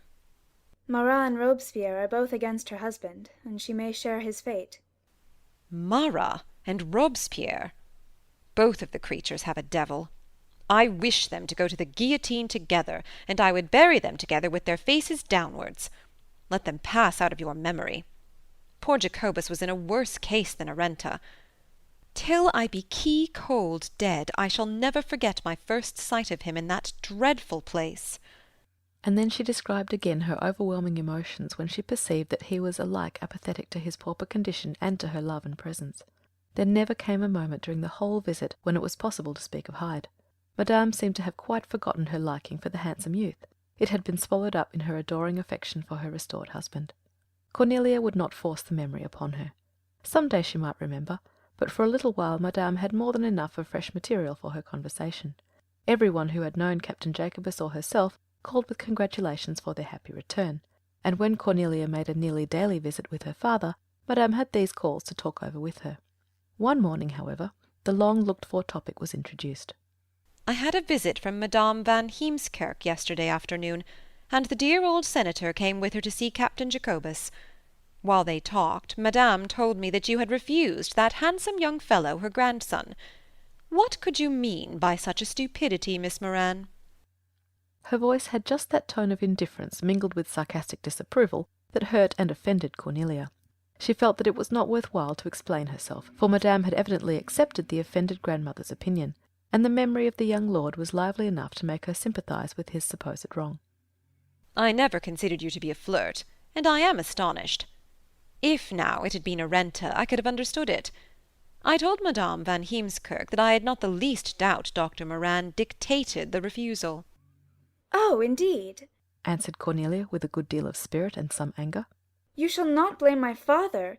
He knew nothing whatever of Lord Hyde's offer until I had been subjected to such insult and wrong as drove me to the grave's mouth. Only the mercy of God and my father's skill brought me back to life." "Yes, I think your father to be wonderfully skilful. He has done Jacobus a great deal of good, and he now gives him hope of a perfect recovery. Dr. Moran is a fine physician. Jacobus says so." Cornelia remained silent. If Madame did not feel sufficient interest in her affairs to ask for the particulars of one so nearly fatal to her, she determined not to force the subject on her. Then Jacobus rang his bell, and Madame flew to his room to see whether his want had received proper attention. Cornelia sat still a few moments, her heart swelling, her eyes filling with the sense of that injustice, harder to bear than any other form of wrong. She was going away when Madame returned to her, and something in her eyes went to the heart of the older woman. She turned back, with a kind but peremptory word, and taking her hand, said, "I have been thoughtless, Cornelia. Selfish, I dare say. But I do not wish to be so. Tell me, my dear, what has happened? Did you quarrel with George Hyde? And pray, what was it about?" "We never had one word of any kind but words of affection. He wrote and asked me if he could come and see my father about our marriage on a certain night. I answered his letter with all the love that was in my heart for him, and told him to come and see my father that very night. He never came. He never sent me the least explanation. He never wrote to me or spoke to me again. Oh, but this is a different story. His grandmother told me that you refused him. That is not the truth. Lady Annie Hyde came most unexpectedly that very day, and I suppose the easiest way to stop all inquiries about Miss Moran was to say she refused me. And after Lady Annie's arrival, what happened? I was absolutely deserted. That is the truth. I may as well admit it. Perhaps you think it impossible for a young man so good-natured to behave in a manner so cruel and dishonourable, but I assure you it is the truth. My dear, I have lived to see it almost impossible to think worse of people than they are, and if you can bear to hear more on this subject, I will tell it to you myself. I can always bear the truth. If I have lost my heart, I have not lost my head, nor will I surrender to useless grief the happiness which I can yet make for others and for myself. If what you have told me be so, and I believe it is, then I say Lord George Hyde is an intolerable scoundrel. I would rather not hear him spoken of in that way. I ask your pardon, but I must give myself a little Christian liberty of railing. The man is false clean through. He was evidently engaged to Lady Annie when he first sought your love, and therefore as soon as she came here he deserted you.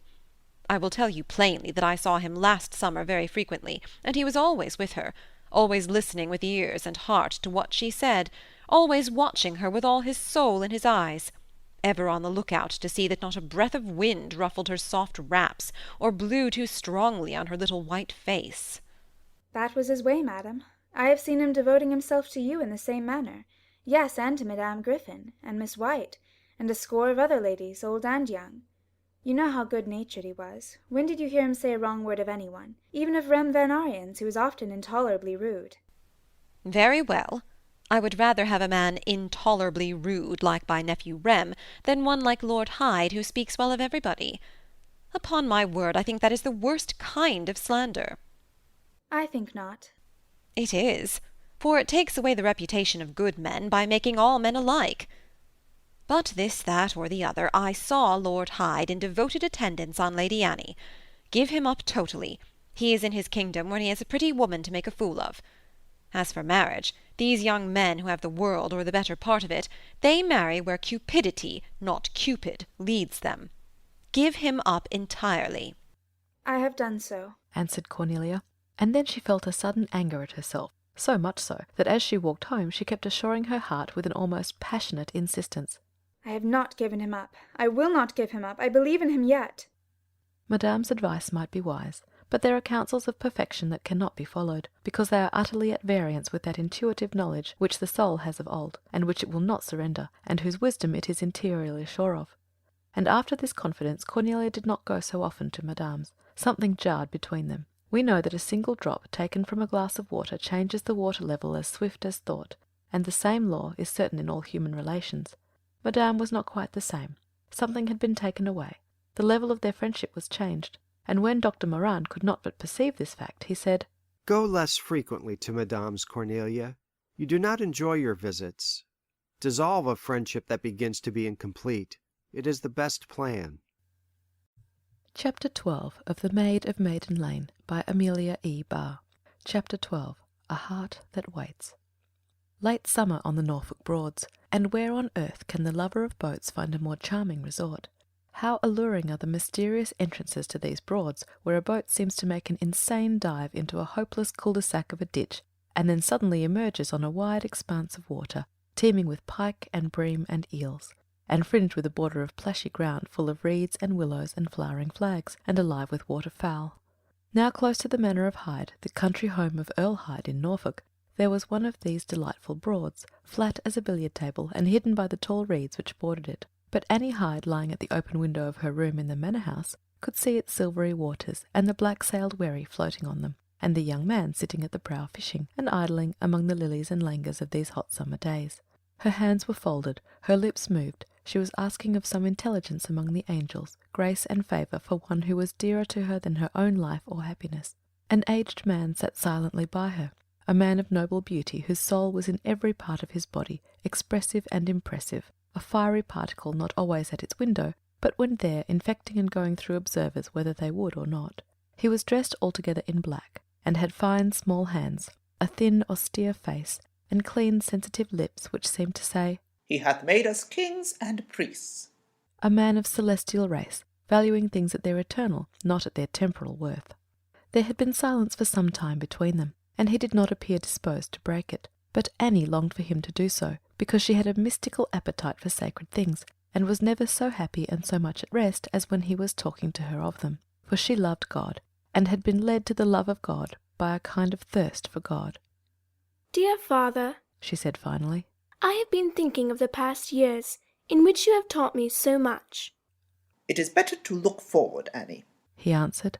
"The traveller to eternity must not continually turn back to count his steps, for if God be leading him, no matter how dangerous or lonely the road, he will pluck thy feet out of the net." "Even in the valley of death?" "Be not afraid. Nothing of thee will die. Take these sweet compassionate words of Jesus as he wept by the dying bed of Joseph his father into thy heart. Blessed are the homesick, Annie, for they shall get home."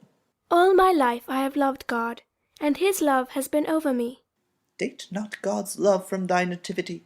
Look far, far back of it, to the everlasting love." "After death I shall know." "Death?" he repeated. "Death, that deceitful word. What is it? A dream that wakes us at the end of the night.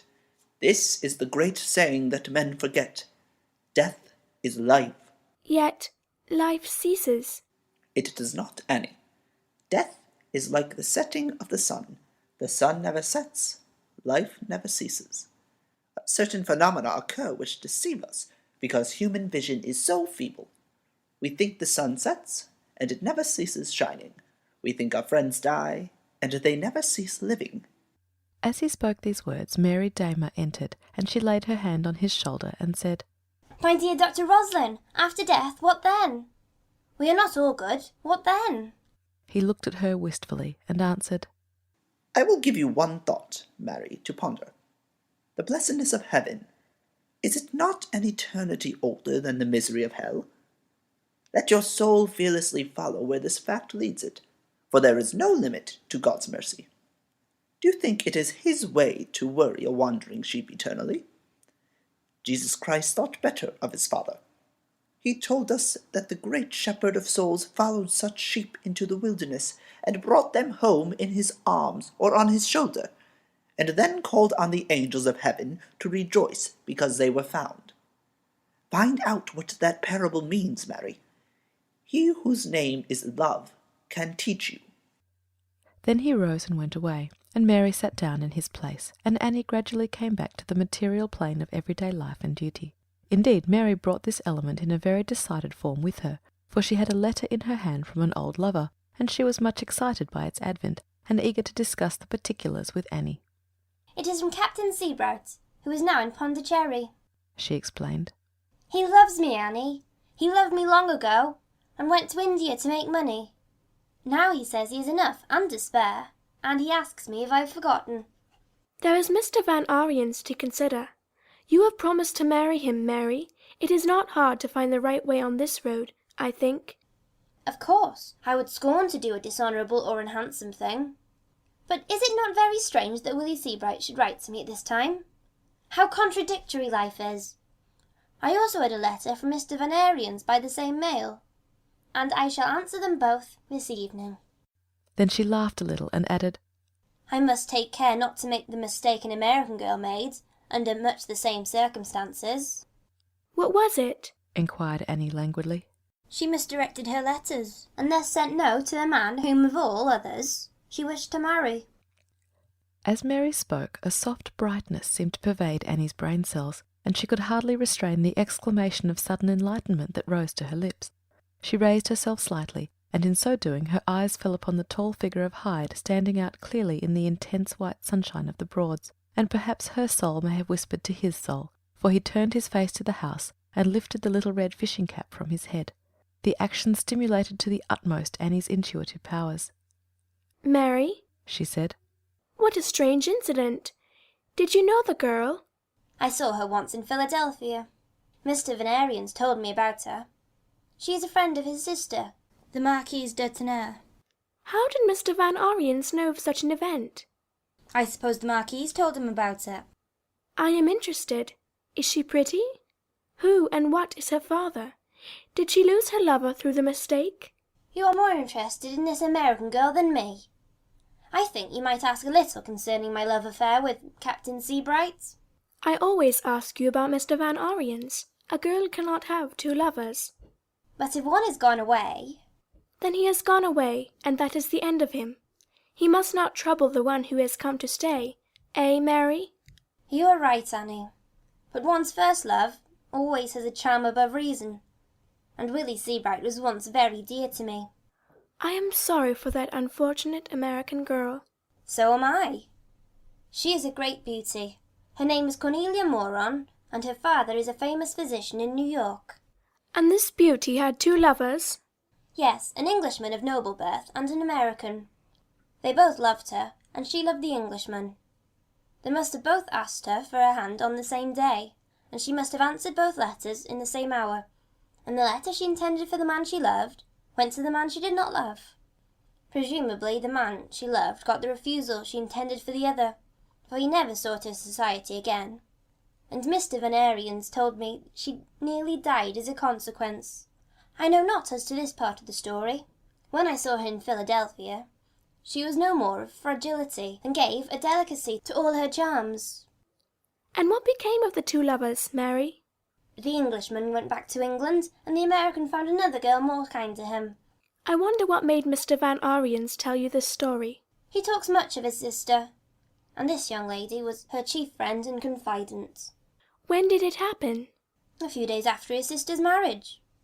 Then the Marquise could not know of it, and so she could not have told her brother. However in the world could he have found out the mistake? Do you think the girl herself found it out?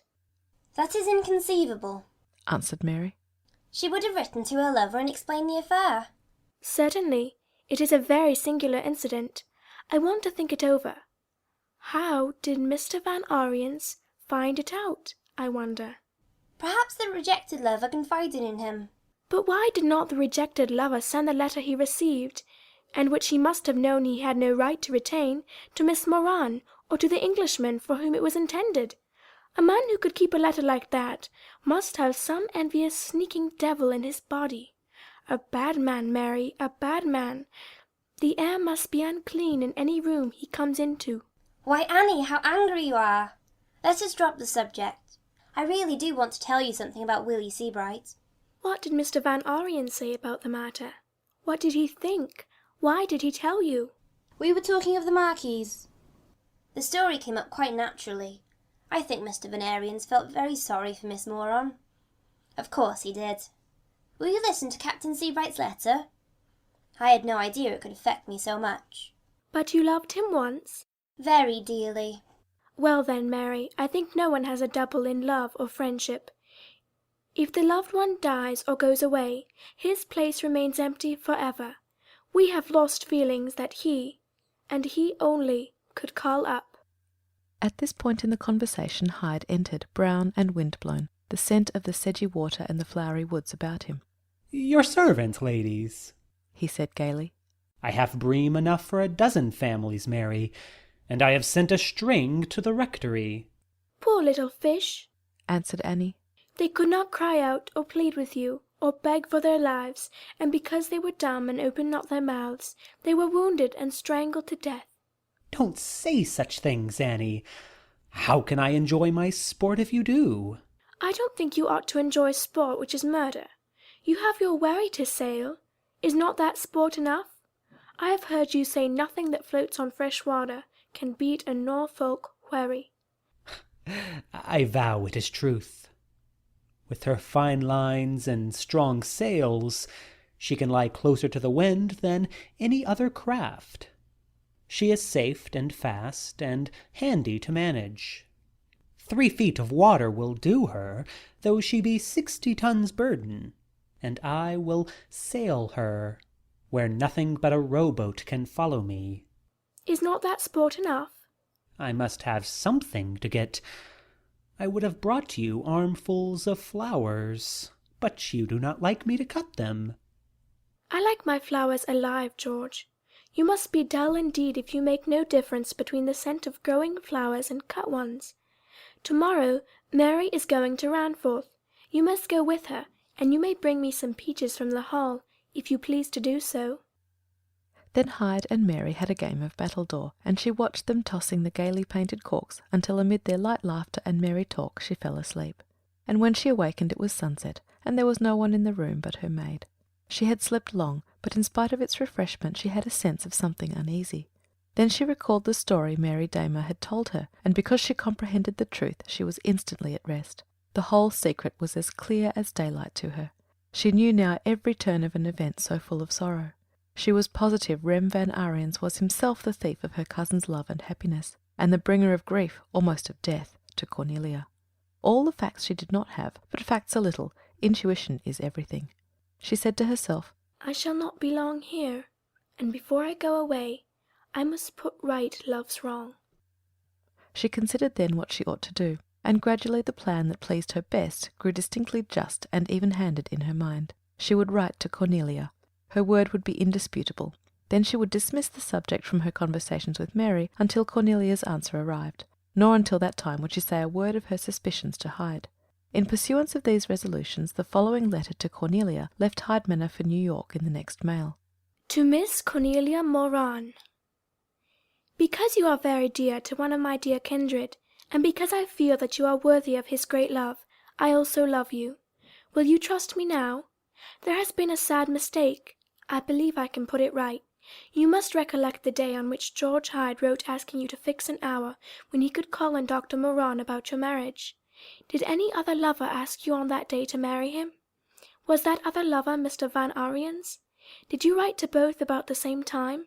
If so, you misdirected your letters, and the one intended for Lord Hyde went to Mr. Van Ariens, and the one intended for Mr. Van Ariens went to Lord Hyde.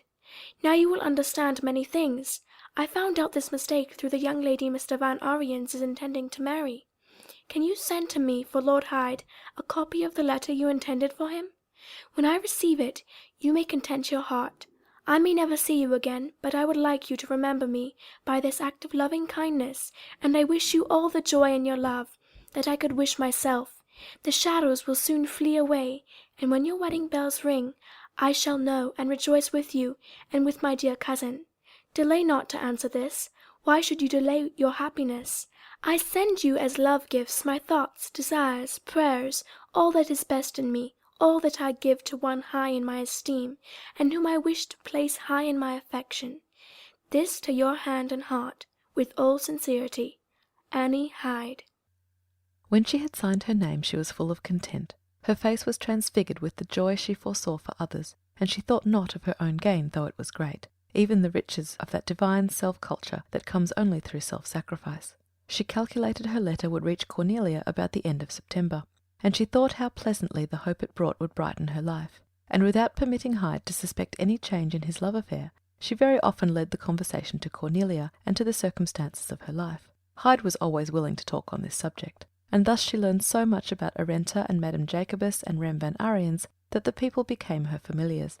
Arenta particularly interested her, and she spoke and thought continually of the gay little Dutch girl among the human tigers of Paris, and the thought of her ended ever in a silent prayer for her safety.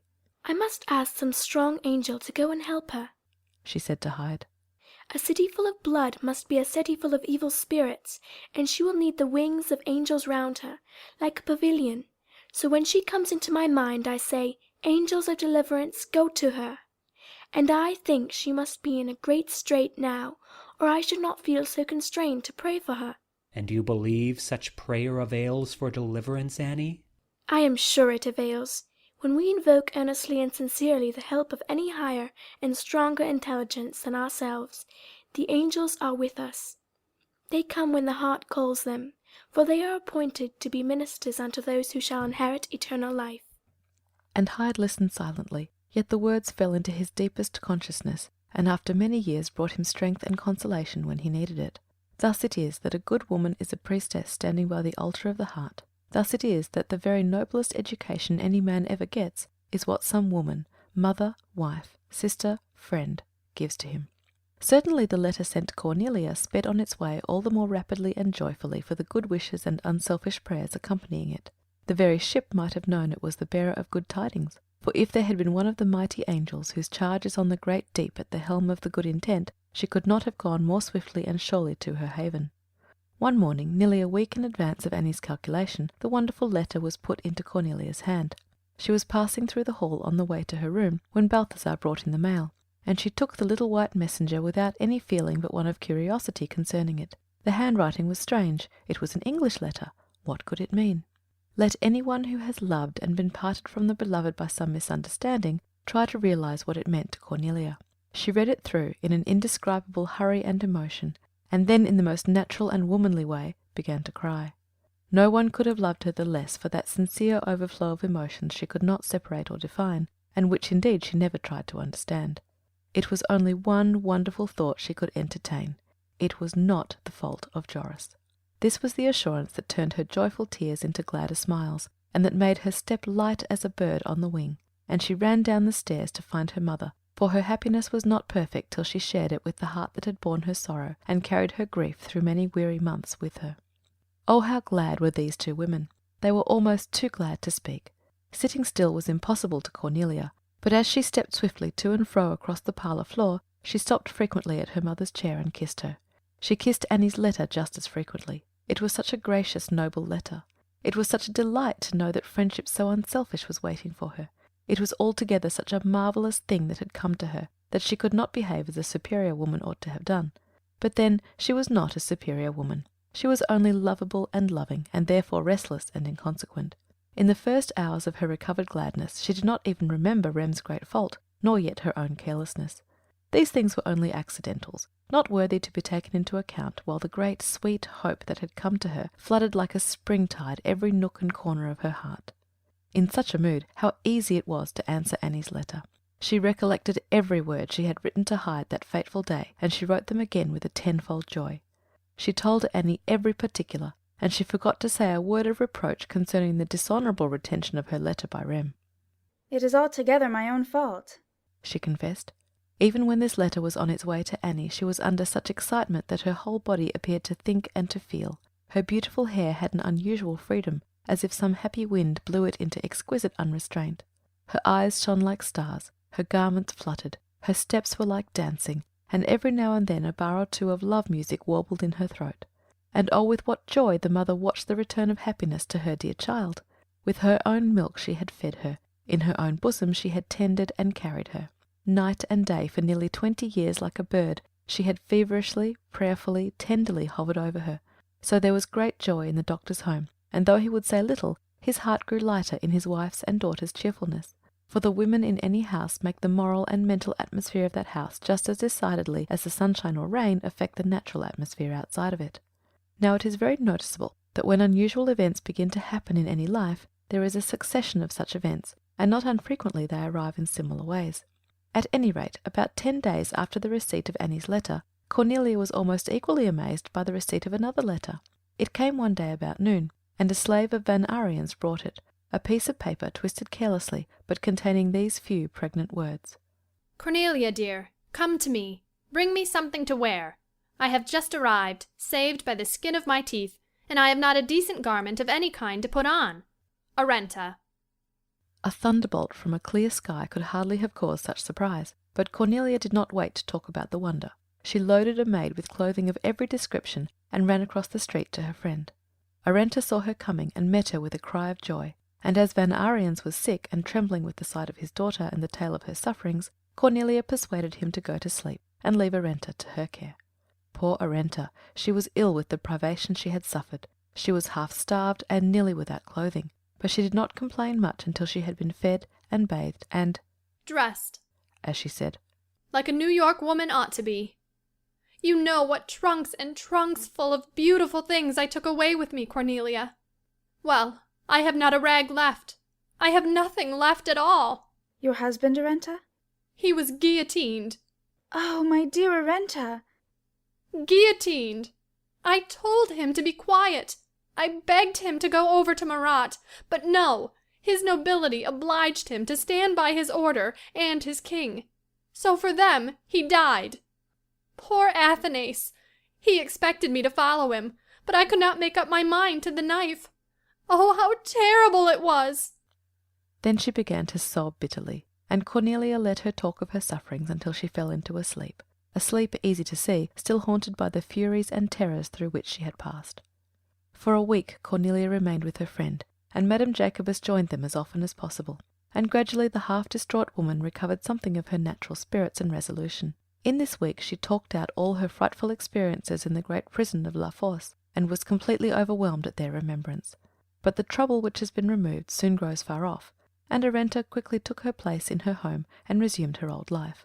Of course with many differences. She could not be the same Arenta. She had outlived many of her illusions. She took but little interest for a while in the life around her. Her thoughts and conversation were still in Paris, and this was evident from the fact that during the whole week of Cornelia's stay with her, she never once named Cornelia's love or life or prospects. Rem she did talk about, but chiefly because he was going to marry an English girl, an intention she angrily deplored.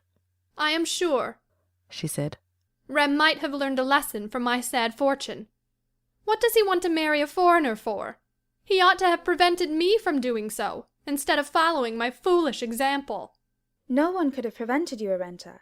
You would not even listen to your father." "Oh, indeed, it was my fate. We must all submit to fate. Why did you refuse Rem?" "He was not my fate, Arenta." "Well, then, neither is George Hyde your fate. Aunt Jacobus has told me some things about him. She says he is to marry his cousin. You ought to marry Rem."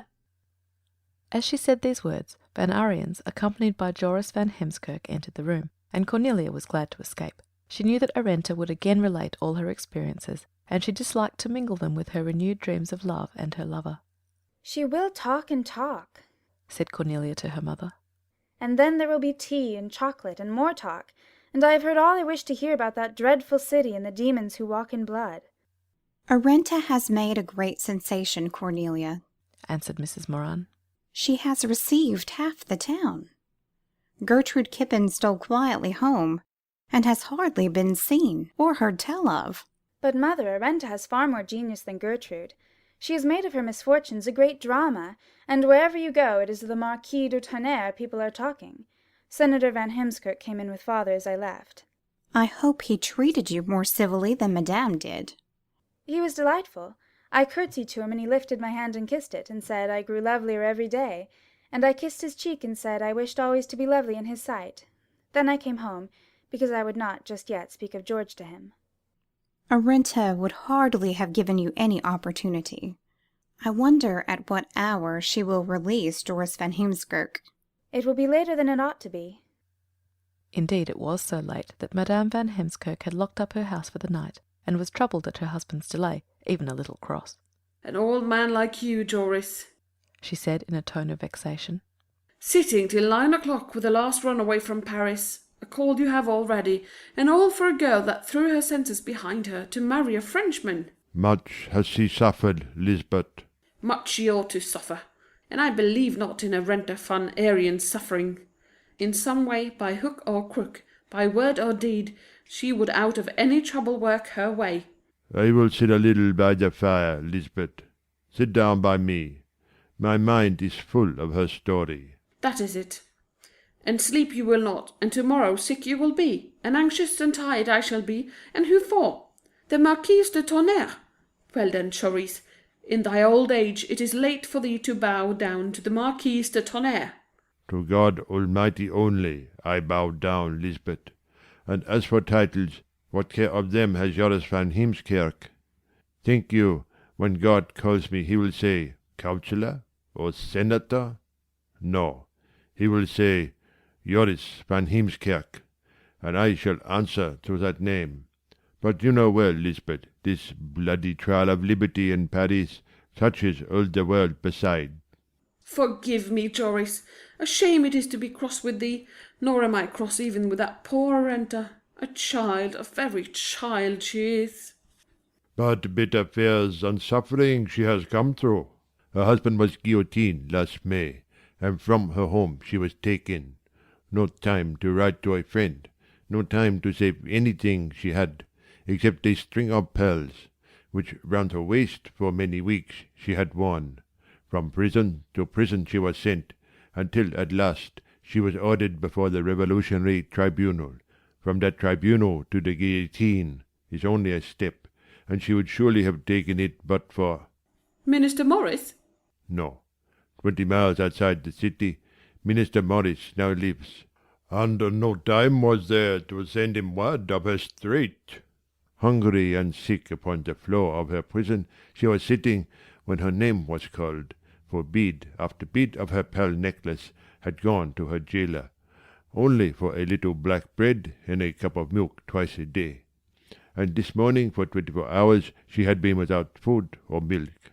The poor little one! What did she do? This is what she did, and blame her I will not.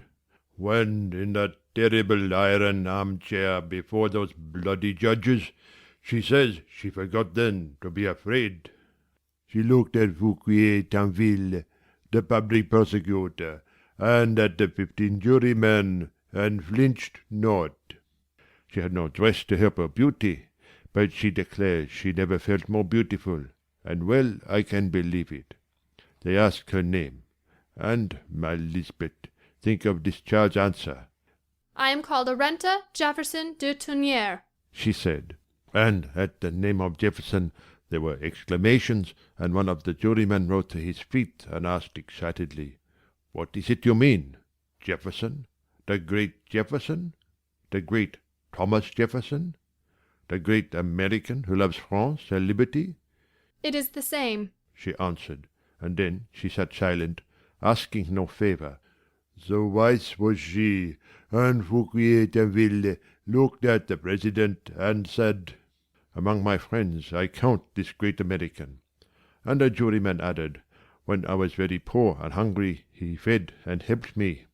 And he bowed to Arenta as he spoke. And after that, Fouquier Tinville asked who would certify to her claim, and she answered boldly, Minister Morris.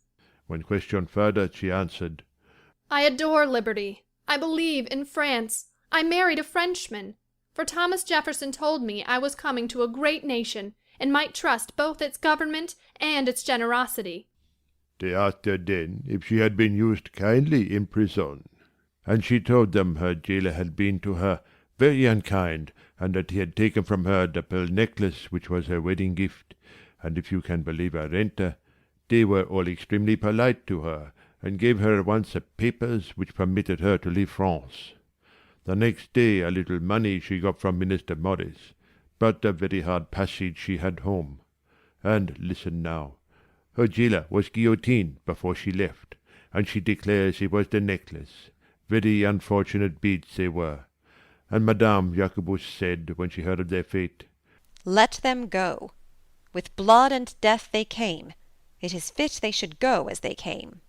Arenta thinks, as soon as Fouquier Tinville heard of them, he doomed the man, for she saw in his eyes that he meant to have them for himself.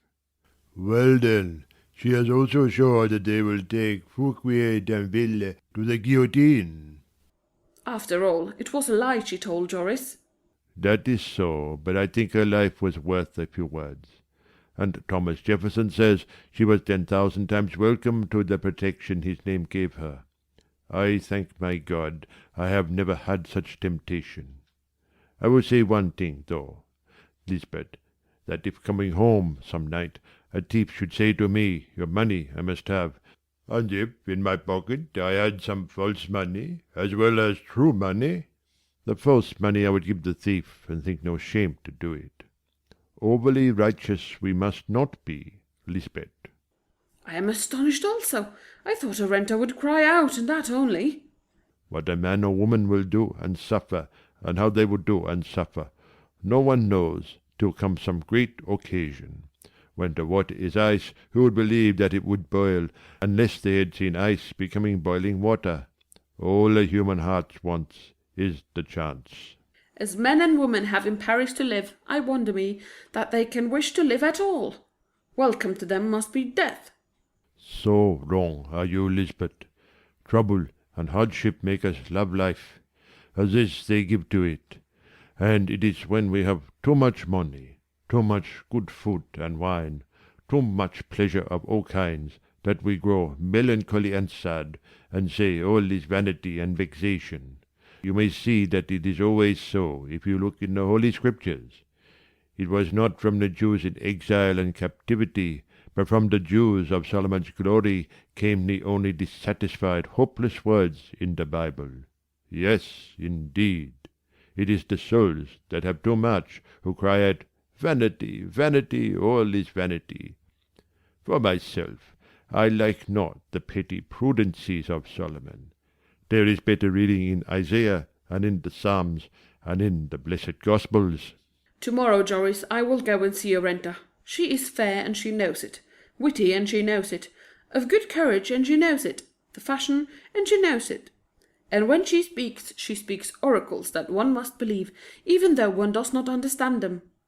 To Aurelia van Zandt she said, My heart will ache forever for my beloved Athanas, and Aurelia says that her old lover, Willie Nichols, is at her feet sitting all the day long. Yet, for all these things, she is a brave woman, and I will go and see her. Willie Nichols is a good young man, and he is rich also, but of him I saw nothing at all. Cornelia Morand was there, and no flower of paradise is so sweet, so fair. A very proud girl. I am glad she said no to my Joris. Come, my Lisbeth, we will now pray and sleep. There is so much not to say. Chapter 13 of The Maid of Maiden Lane by Amelia E. Barr. Chapter 13. The New Days Come. One afternoon in the late autumn, Annie was sitting watching Hyde playing with his dog, a big mastiff of noble birth and character. The creature sat erect with his head leaning against Hyde, and Hyde's arm was thrown around his neck as he talked to him of their adventures on the Broad that day. Annie's small face, though delicate and fragile-looking, was full of peace, and her eyes, soft and deep and heavenly, held thoughts that linked her with heaven. Outside there was in the air that November feeling which chills like the passing breath of death. The deserted garden looked sad and closed in, and everywhere there was a sense of the languishing end of the year, of the fading and dropping of all living things. But in the house Annie and Hyde and the dog sat within the circle of warmth and light made by the blazing ash logs, and in that circle there was at least an atmosphere of sweet content. Suddenly George looked up, and his eyes caught those of Annie watching him. "What have you been reading, Annie?" he asked as he stooped forward and took a thin volume from her lap. "Why, 'tis Paul and Virginia. Do you indeed read love stories?" Yes, the mystery of a love affair pleases everyone, and I think we shall not tire of love stories till we tire of the mystery of spring, or of primroses and daffodils. Everyone I know takes their tale of love to be quite a new tale. Love has been cruel to me. It has made a cloud on my life that will help to cover me in my grave. You still love Cornelia? I cannot cure myself of a passion so hopeless. However, as I see no end to my unhappiness, I try to submit to what I cannot avoid. What is the use of longing for that which I have no hope to get? My uncle grows anxious for you to marry. He would be glad to see the succession of Hyde assured. Oh, indeed, I have no mind to take a wife. I hear every day that some of my acquaintance have married. I hear of none that have done worse. You believe nothing of what you say. My uncle was much pleased with Sarah Capel. What did you think of the beauty? Cornelia has made all other women so indifferent to me, that if I cannot marry her, my father may dispose of me as he chooses. Cannot you forget Cornelia? It is impossible. Every day I resolve to think of her no more, and then I continue thinking, and every day I am more and more in love with her. Her very name moves me beyond words. There is no name, George, however sweet and dear, however lovingly spoken, whose echo does not at last grow faint. Cornelia will echo in my heart as long as my heart beats. Then they were silent, and Hyde drew his dog closer and watched the blaze among some lighter branches which a servant had just brought in. At his entrance he had also given Annie a letter, which she was eagerly reading. Hyde had no speculation about it, and even when he found Annie regarding him with her whole soul in her face, he failed to understand, as he always had done, the noble love which had been so long and so faithfully his, a love holding itself above endearments, self-repressed, self-sacrificing, kept down in the innermost heart-chamber, a dignified prisoner behind very real bars. Yet he was conscious that letter was of more than usual interest, and when the servant had closed the door behind him, he asked, "Whom is your letter from, Annie? It seems to please you very much." She leaned forward to him with the paper in her little trembling hand, and said, "It is from Cornelia." "My God!" he ejaculated, and the words were fraught with such feeling as could have found no other vehicle of expression. "She has sent you, dear George, a copy of the letter you ought to have received more than 2 years ago. Read it." His eyes ran rapidly over the sweet words, his face flamed, his hands trembled. He cried out impetuously, "But what does it mean? Am I quite in my senses? How has this letter been delayed? Why do I get only a copy?" "Because Mr. Van Ariens has the original." "Oh, it is all incredible. What do you mean, Annie? Do not keep me in such torturing suspense." "It means that Mr. Van Ariens asked Cornelia to marry him on the same day that you wrote to her about your marriage. She answered both letters in the same hour and misdirected them." "Oh, God's death! How can I punish so mean a scoundrel? I will have my letter from him, if I follow him round the world for it." "You have your letter now. I asked Cornelia to write it again for you, and you see she has done it gladly." Angel of goodness! But I will have my first letter. "It has been in that man's keeping for more than 2 years. I would not touch it. 'Twould infect a gentleman, and make of him a rascal just as base." He shall write me then an apology in his own blood. I will make him do it at the point of my sword. "If I were you, I would scorn to wet my sword in blood so base." Remember, Annie, what this darling girl suffered. For his treachery she nearly died. I speak not of my own wrong. It is as nothing to hers. However, she might have been more careful. Annie, she was in the happy hurry of love. Your calm soul knows not what a confusing thing that is. She made a mistake, and that sneaking villain turned her mistake into a crime. By God's mercy, it is found out. But how? Annie, how much I owe you! What can I say? What can I do? Be reasonable. Mary Donna really found it out. His guilty, restless conscience forced him to tell her the story, though to be sure he put the wrong on people he did not name. But I knew so much of the mystery of your love-sorrow as to put the 2 stories together and find them fit. Then I wrote to Cornelia. How long ago? About 2 months. Why, then, did you not give me hope ere this? I would not give you hope till hope was certain. 2 years is a long time in a girl's life. It was a possible thing for Cornelia to have forgotten, to have changed. Impossible, quite impossible. She could not forget. She could not change. Why did you not tell me? I should have known her heart by mine own. I wished to be sure, repeated Annie a little sadly. Forgive me, dear Annie, but this news throws me into an unspeakable condition. You see that I must leave for America at once. No, I did not see that, George. But if you consider... I have been considering for 2 months. Let me decide for you now, for you are not able to do so wisely. Write at once to Cornelia. That is your duty as well as your pleasure. But before you go to her, there are things indispensable to be done. Will you ask Dr. Moran for his child, and not be able to show him that you can care for her as she deserves to be cared for? Lawyers will not be hurried.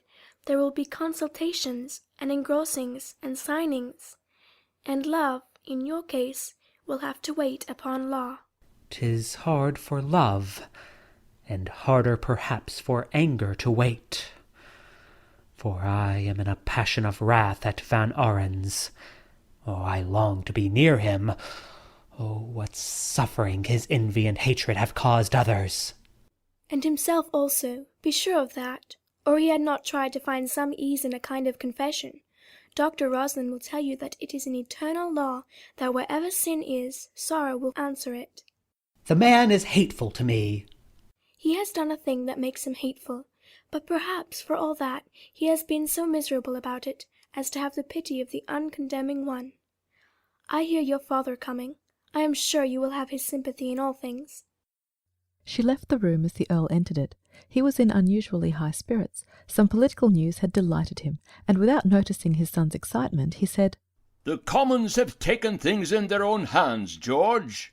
I said they would. They listen to the King and the Lords very respectfully, and then obey themselves. Most of the men in the lower house are unfit to enter it." Well, sir, the Lords as a rule send them there. You have sent 3 of them yourself. And unfit men in public places. Suppose prior unfitness in those who have the place to dispose of. But the government is not interesting. I have something else, father, to think about. Indeed, I think the government is extremely interesting. It is very like 3 horses arranged in tandem fashion. First, you know, the King, a little out of the reach of the whip. Then the Lords follow the King, and the Commons are in the shafts. A more ignoble position, but yet, as we see today, possessing a special power of upsetting the coach. Father, I have very important news from America. Will you listen to it? Yes, if you will tell it to me straight, and not blunder about your meaning. Sir, I have just discovered that a letter sent to me more than 2 years ago has been knowingly and purposely detained from me. By whom? A man into whose hands it fell by misdirection. Did the letter contain means of identifying it as belonging to you? Ample means. Then the man is outside your recognition. You might as well go to the Bridewell and seek a second among its riff-raff of scoundrels. Tell me shortly whom it concerns. Miss Moran. Oh, indeed. Are we to have that subject opened again? His face darkened, and George, with an impetuosity that permitted no interruption, told the whole story. As he proceeded, the Earl became interested, then sympathetic. He looked with moist eyes at the youth so dear to him, and saw that his heart was filled with the energy and tenderness of his love. His handsome face, his piercingly bright eyes, his courteous but obstinately masterful manner, his almost boyish passion of anger and impatience, his tall, serious figure, erect as if ready for opposition, even that sentiment of deadly steel of being impatient to toss his sheath from his sword, pleased very much the elder man, and won both his respect and his admiration. He felt that his son had rights all his own, and that he must cheerfully and generously allow them. "George," he answered, "you have won my approval. You have shown me that you can suffer and be faithful, and the girl, able to inspire such an affection, must be worthy of it. What do you wish to do?" I am going to America by the next packet. Sit down. Then we can talk without feeling that every word is a last word, and full of hurry and therefore of unreason. You desire to see Miss Moran without delay. That is very natural. Yes, sir. I am impatient also to get my letter. I think that of no importance. What would you have done in my case, and at my age, father? Something extremely foolish. I should have killed the man, or been killed by him. I hope that you have more sense. Society does not now compel you to answer insult with murder. The noble not caring of the spirit is beyond the mere passion of the animal. What does Annie say? Annie is an angel. I walk far below her, and I hate the man who has so wronged Cornelia. I think, sir, you must also hate him. I hate nobody. God send that I may be treated the same. George, you have flashed your sword only in a noble quarrel. Will you now stain it with the blood of a man below your anger or consideration? You have had your follies, and I have smiled at them, knowing well that a man who has no follies in his youth will have in his maturity no power. But now you have come of age, not only in years, but in suffering cheerfully endured and well outlived, so I may talk to you as a man, and not command you as a father. What do you wish me to do, sir? I advise you to write to Miss Moran at once. Tell her you are more anxious now to redeem your promise than ever you were before. Say to her that I already look upon her as a dear daughter, and am taking immediate steps to settle upon you the American manor, and also such New York property as will provide for the maintenance of your family in the state becoming your order and your expectations. Tell her that my lawyers will go to this business tomorrow, and that as soon as the deeds are in your hand, you will come and ask for the interview with Dr. Moran, so long and cruelly delayed. My dear father, how wise and kind you are. It is my desire to be so, George. You cannot, after this unfortunate delay, go to Dr. Moran without the proofs of your ability to take care of his daughter's future. How soon can this business be accomplished? In about 3 weeks, I should think. But wait your full time, and do not go without the credentials of your position. This 3 or 4 weeks is necessary to bring to perfection the waiting of 2 years. I will take your advice, sir. I thank you for your generosity. All that I have is yours, George, and you can write to this dear girl every day in the interim. Go now and tell her what I say. I had other dreams for you, as you know. They are over now. I have awakened. Dear Annie, ejaculated George.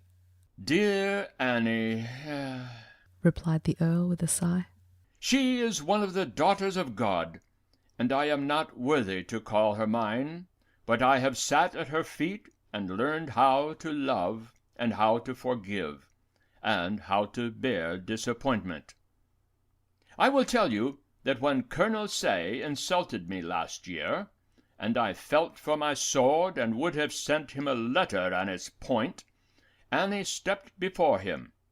"Forget and go on, dear uncle," she said, and I did so with a proud, sore heart at first, but quite cheerfully in a week or two, and at the last hunt dinner he came to me with open hand, and we ate and drank together, and are now firm friends. Yet but for Annie, one of us might be dead, and the other flying like Cain, exiled and miserable. Think of these things, George. The good of being a son is to be able to profit from your father's mistakes. They parted with a hand-clasp that went to both hearts, and as Hyde passed his mother's loom he went in and told her all that happened to him. She listened with a smile and a heartache. She knew now that the time had come to say farewell to the boy who had made her life for 27 years. He must marry like the rest of the world and go away from her, and only mothers know what supreme self-sacrifice a pleasant acquiescence in this event implies. But she bravely put down all the clamouring selfishness of her long, sweet care and affection, and said cheerfully, "Very much to my liking is Cornelia Moran. She is world-like and heaven-like, and her good heart and sweet nature every one knows. A loving wife and a noble mother she will make. And if I must lose thee, my Joris, there is no girl in America that I like better to have thee." Never will you lose me, mother. Ah, then, that is what all sons say. The common lot, I look for nothing better. But see now, I give thee up cheerfully. If God please, I shall see thy sons and daughters, and thy father has been anxious about the Hydes. He would not have a stranger here, nor would I. Our hope is in thee and thy sweet wife, and very glad am I that thy wife is to be Cornelia Moran. And even after Joris had left her she smiled, though the tears dropped down on her work. She thought of the presents she would send her daughter, and she told herself that Cornelia was an American, and that she had made for her with her own hands and brain a lovely home wherein her memory must always dwell. Indeed, she let her thoughts go far forward to see, and to listen to the happy boys and girls who might run and shout gleefully through the large fair rooms and the sweet shady gardens her skill and taste had ordered and planted. Thus her generosity made her a partaker of her children's happiness, and whoever partakes of a pleasure has his share of it and comes into contact not only with the happiness, but with the other partakers of that happiness, a divine kind of interest for generous deeds which we all may appropriate. Nothing is more contagious than joy, and Hyde was now a living joy through all the house. His voice had caught a new tone, his feet a more buoyant step. He carried himself like a man expectant of some glorious heritage, so eager, so ardent, so ready to be happy. He inspired everyone with his buoyant gladness of heart. He could at least talk to Cornelia with his pen every day, every hour if he desired, and if it had been possible to transfer in a letter his own light-heartedness, the words he wrote would have shone upon the paper. The next morning Mary Damer called. She knew that a letter from Cornelia was possible, and she knew also that it would really be as fateful to herself as to Hyde. If, as she suspected, it was Rem Van Ariens who had detained the misdirected letter, there was only one conceivable result as regarded herself.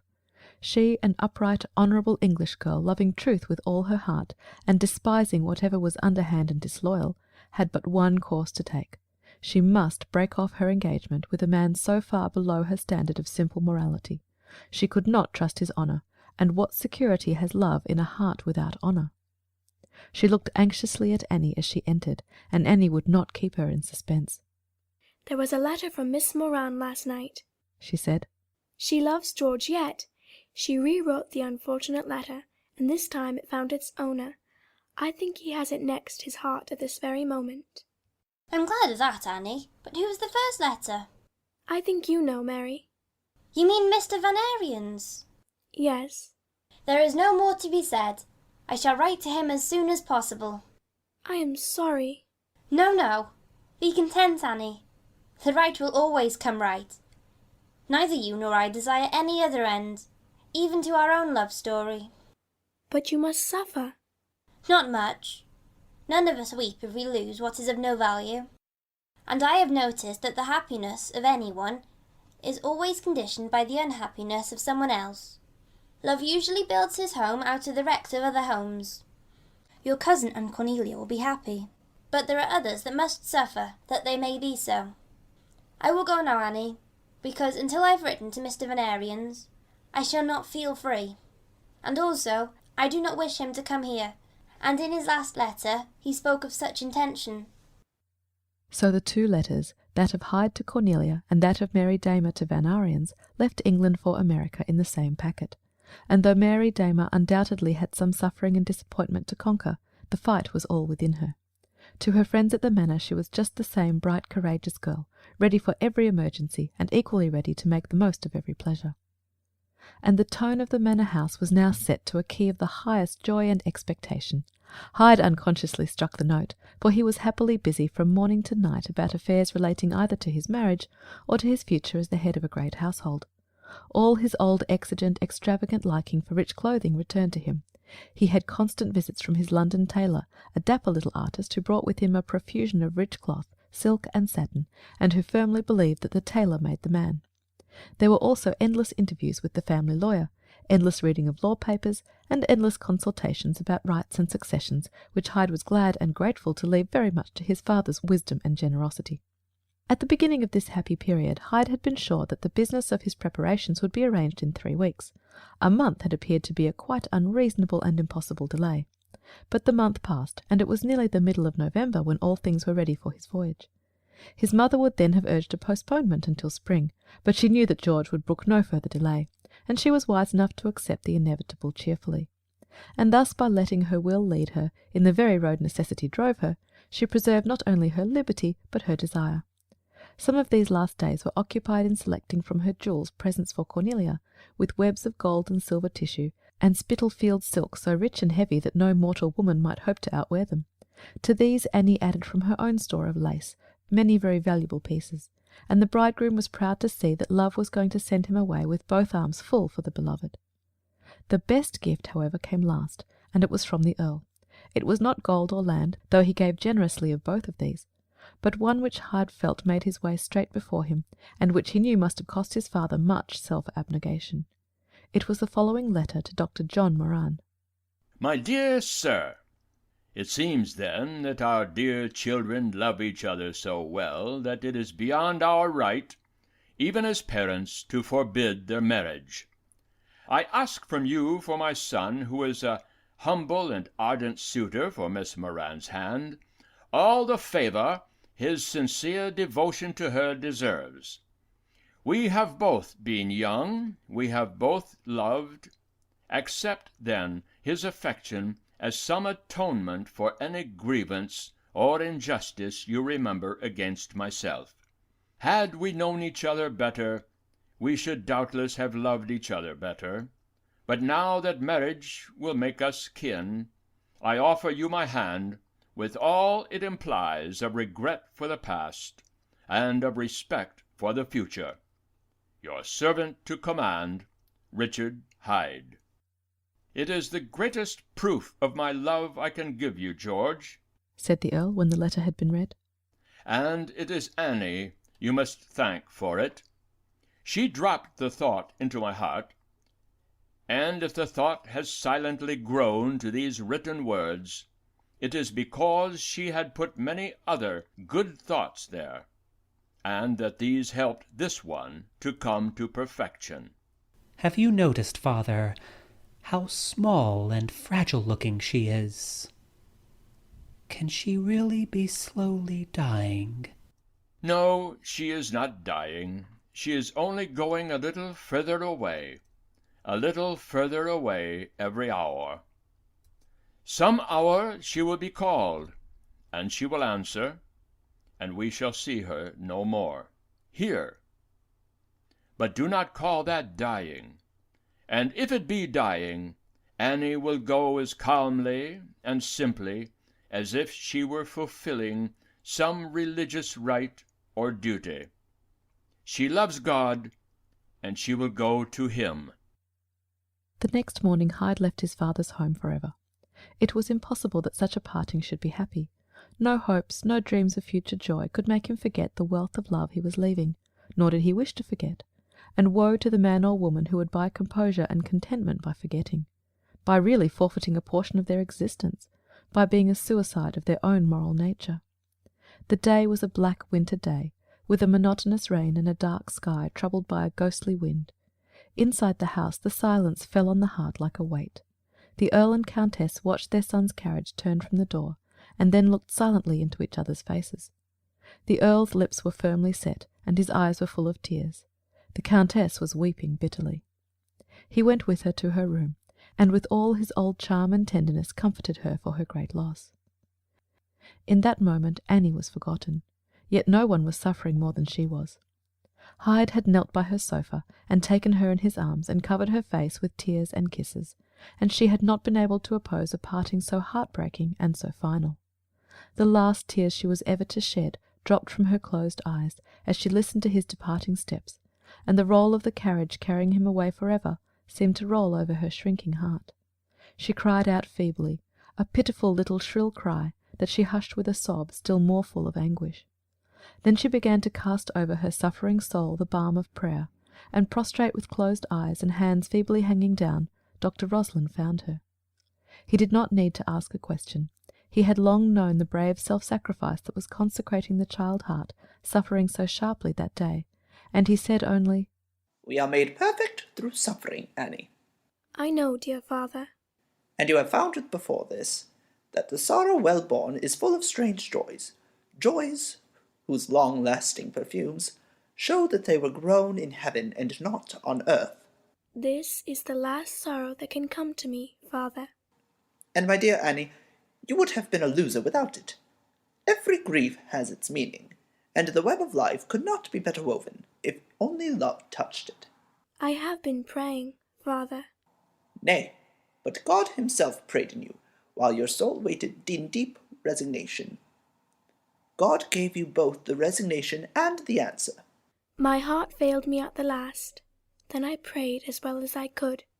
And then, visited by the not yourself in you, your head was lifted up. Do not be frightened at what you want. Strive for it little by little. All that is bitter in outward things, or in interior things, all that befalls you in the course of a day, is your daily bread, if you will take it from his hand.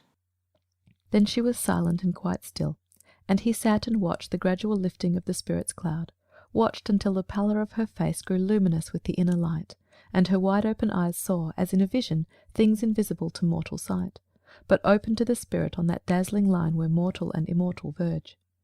And as he went home, stepping slowly through the misty world, he himself hardly knew whether he was in the body or out of it.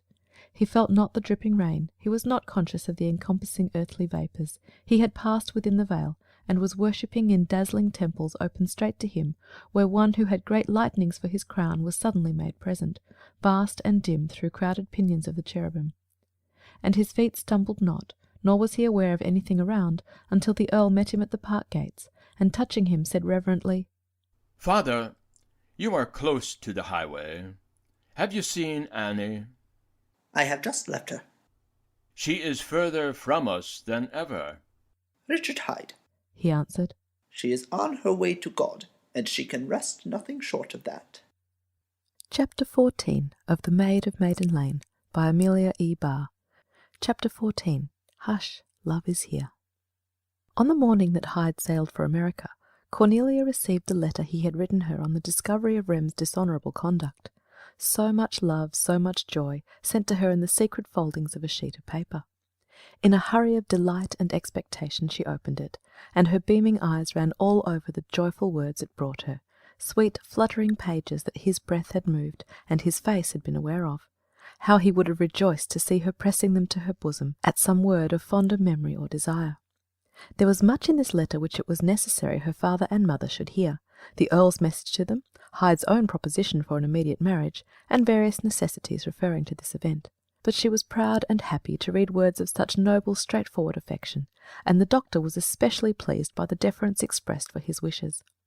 When he left the house that day, he kissed his daughter with pride and tenderness, and said to Mrs. Moran, "Ava, there will be much to get, and much to do in a short time, but money manages all things.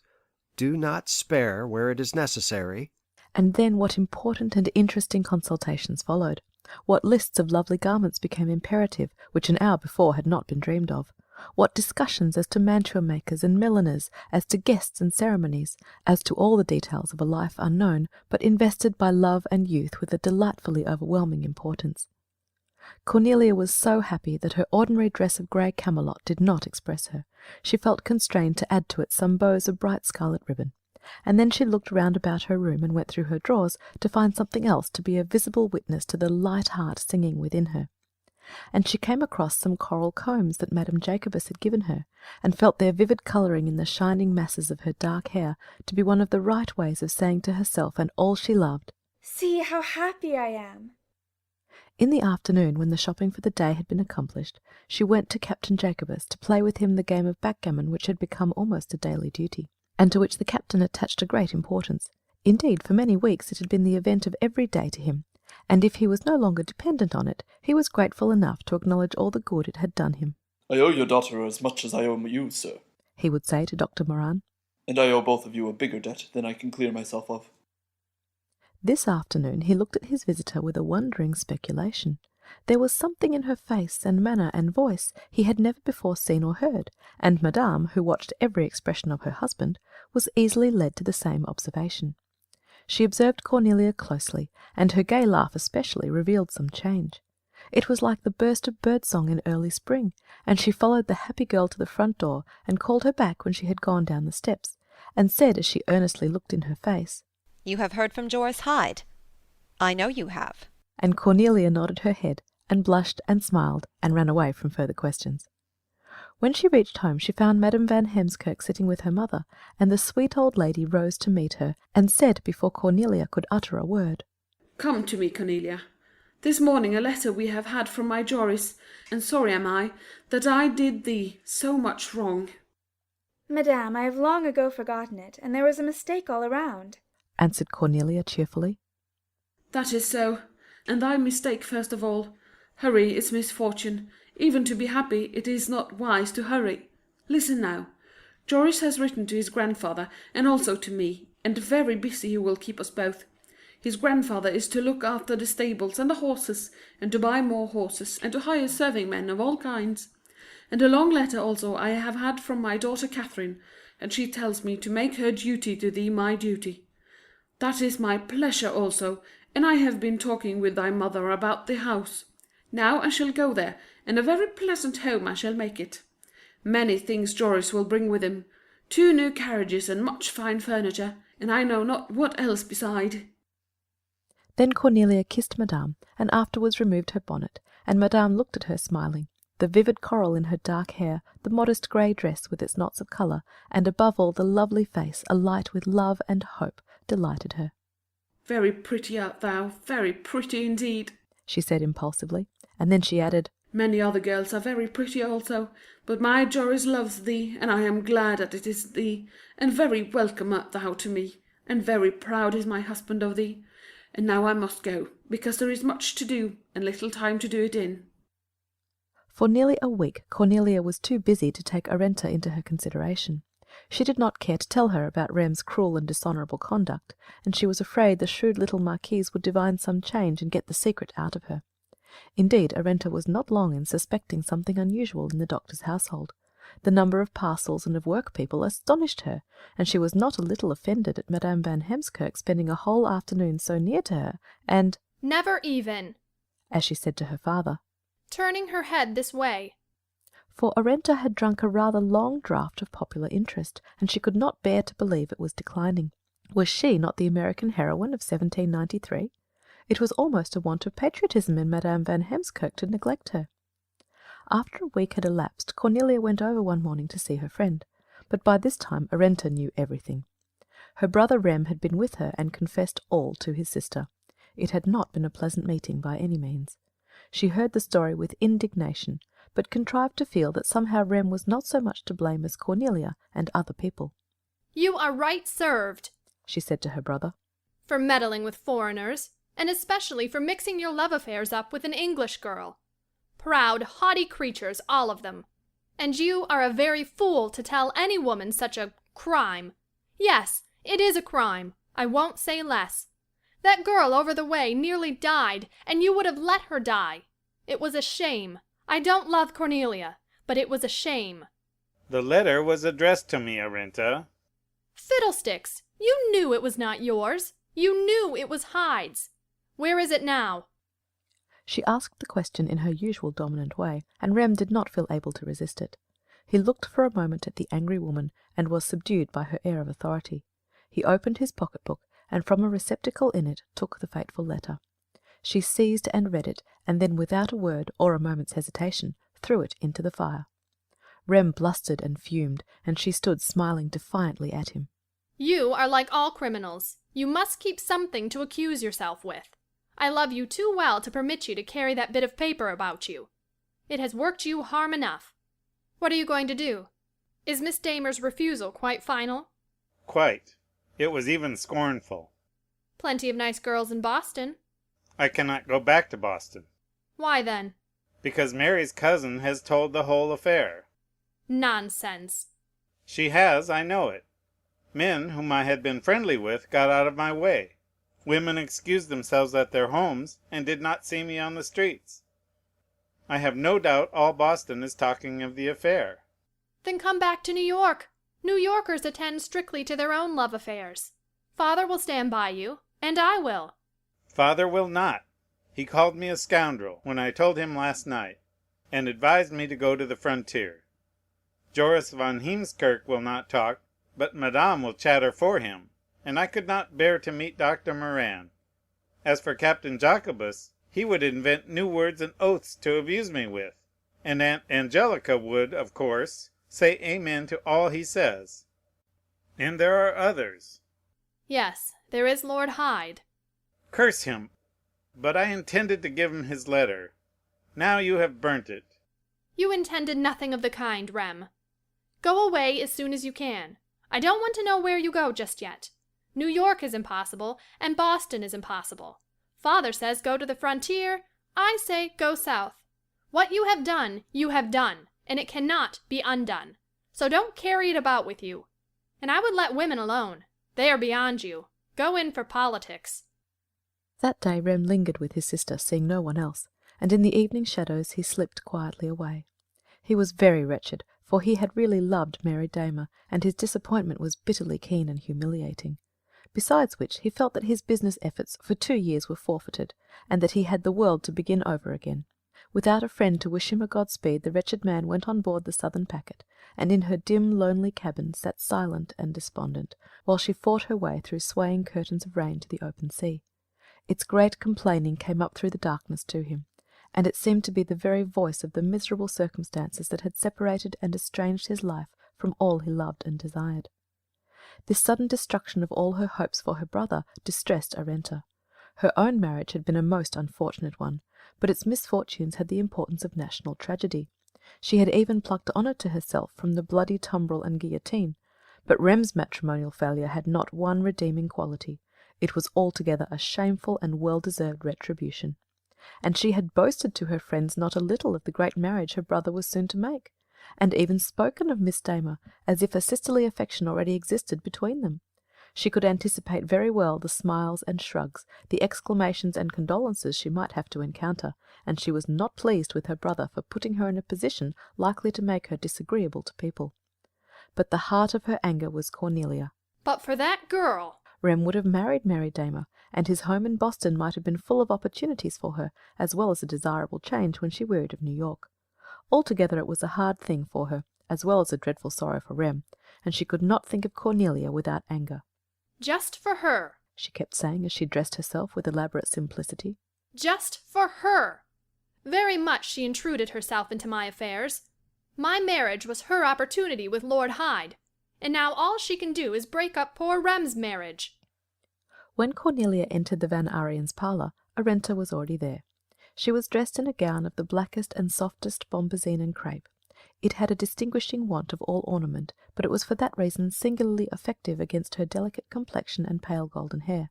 She looked offended, and hardly spoke to her old friend, but Cornelia was prepared for some exhibition of anger. She had not been to see Arenta for a whole week, and she did not doubt she had been well aware of something unusual in progress. But that Rem had accused himself did not occur to her. Therefore she was hardly prepared for the passionate accusations with which Arenta assailed her. I think you have behaved disgracefully to poor Rem. You would not have him yourself, and yet you prevent another girl, whom he loves far better than ever he loved you, from marrying him. He has gone away out of the world, he says, and indeed I should not wonder if he kills himself. It is most certain you have done all you can to drive him to it. Arenta, I have no idea what you mean. I have not seen Rem nor written to Rem for more than 2 years. Very likely, but you have written about him. You wrote to Miss Damer, and told her Rem purposely kept a letter which you had sent to Lord Hyde. I did not write to Miss Darner. I do not know the lady. But Rem did keep a letter that belonged to Lord Hyde. Then anger gave falsehood the bit, and she answered, Rem did not keep any letter that belonged to Lord Hyde. Prove that he did so before you accuse him. You cannot. I unfortunately directed Lord Hyde's letter to Rem, and Rem's letter to Lord Hyde. Rem knew that he had Lord Hyde's letter, and he should have taken it at once to him. Lord Hyde had Rem's letter. He ought to have taken it at once to Rem. There was not a word in Rem's letter to identify it as belonging to him. Then you ought to be ashamed to write love letters that would do for any man that received them.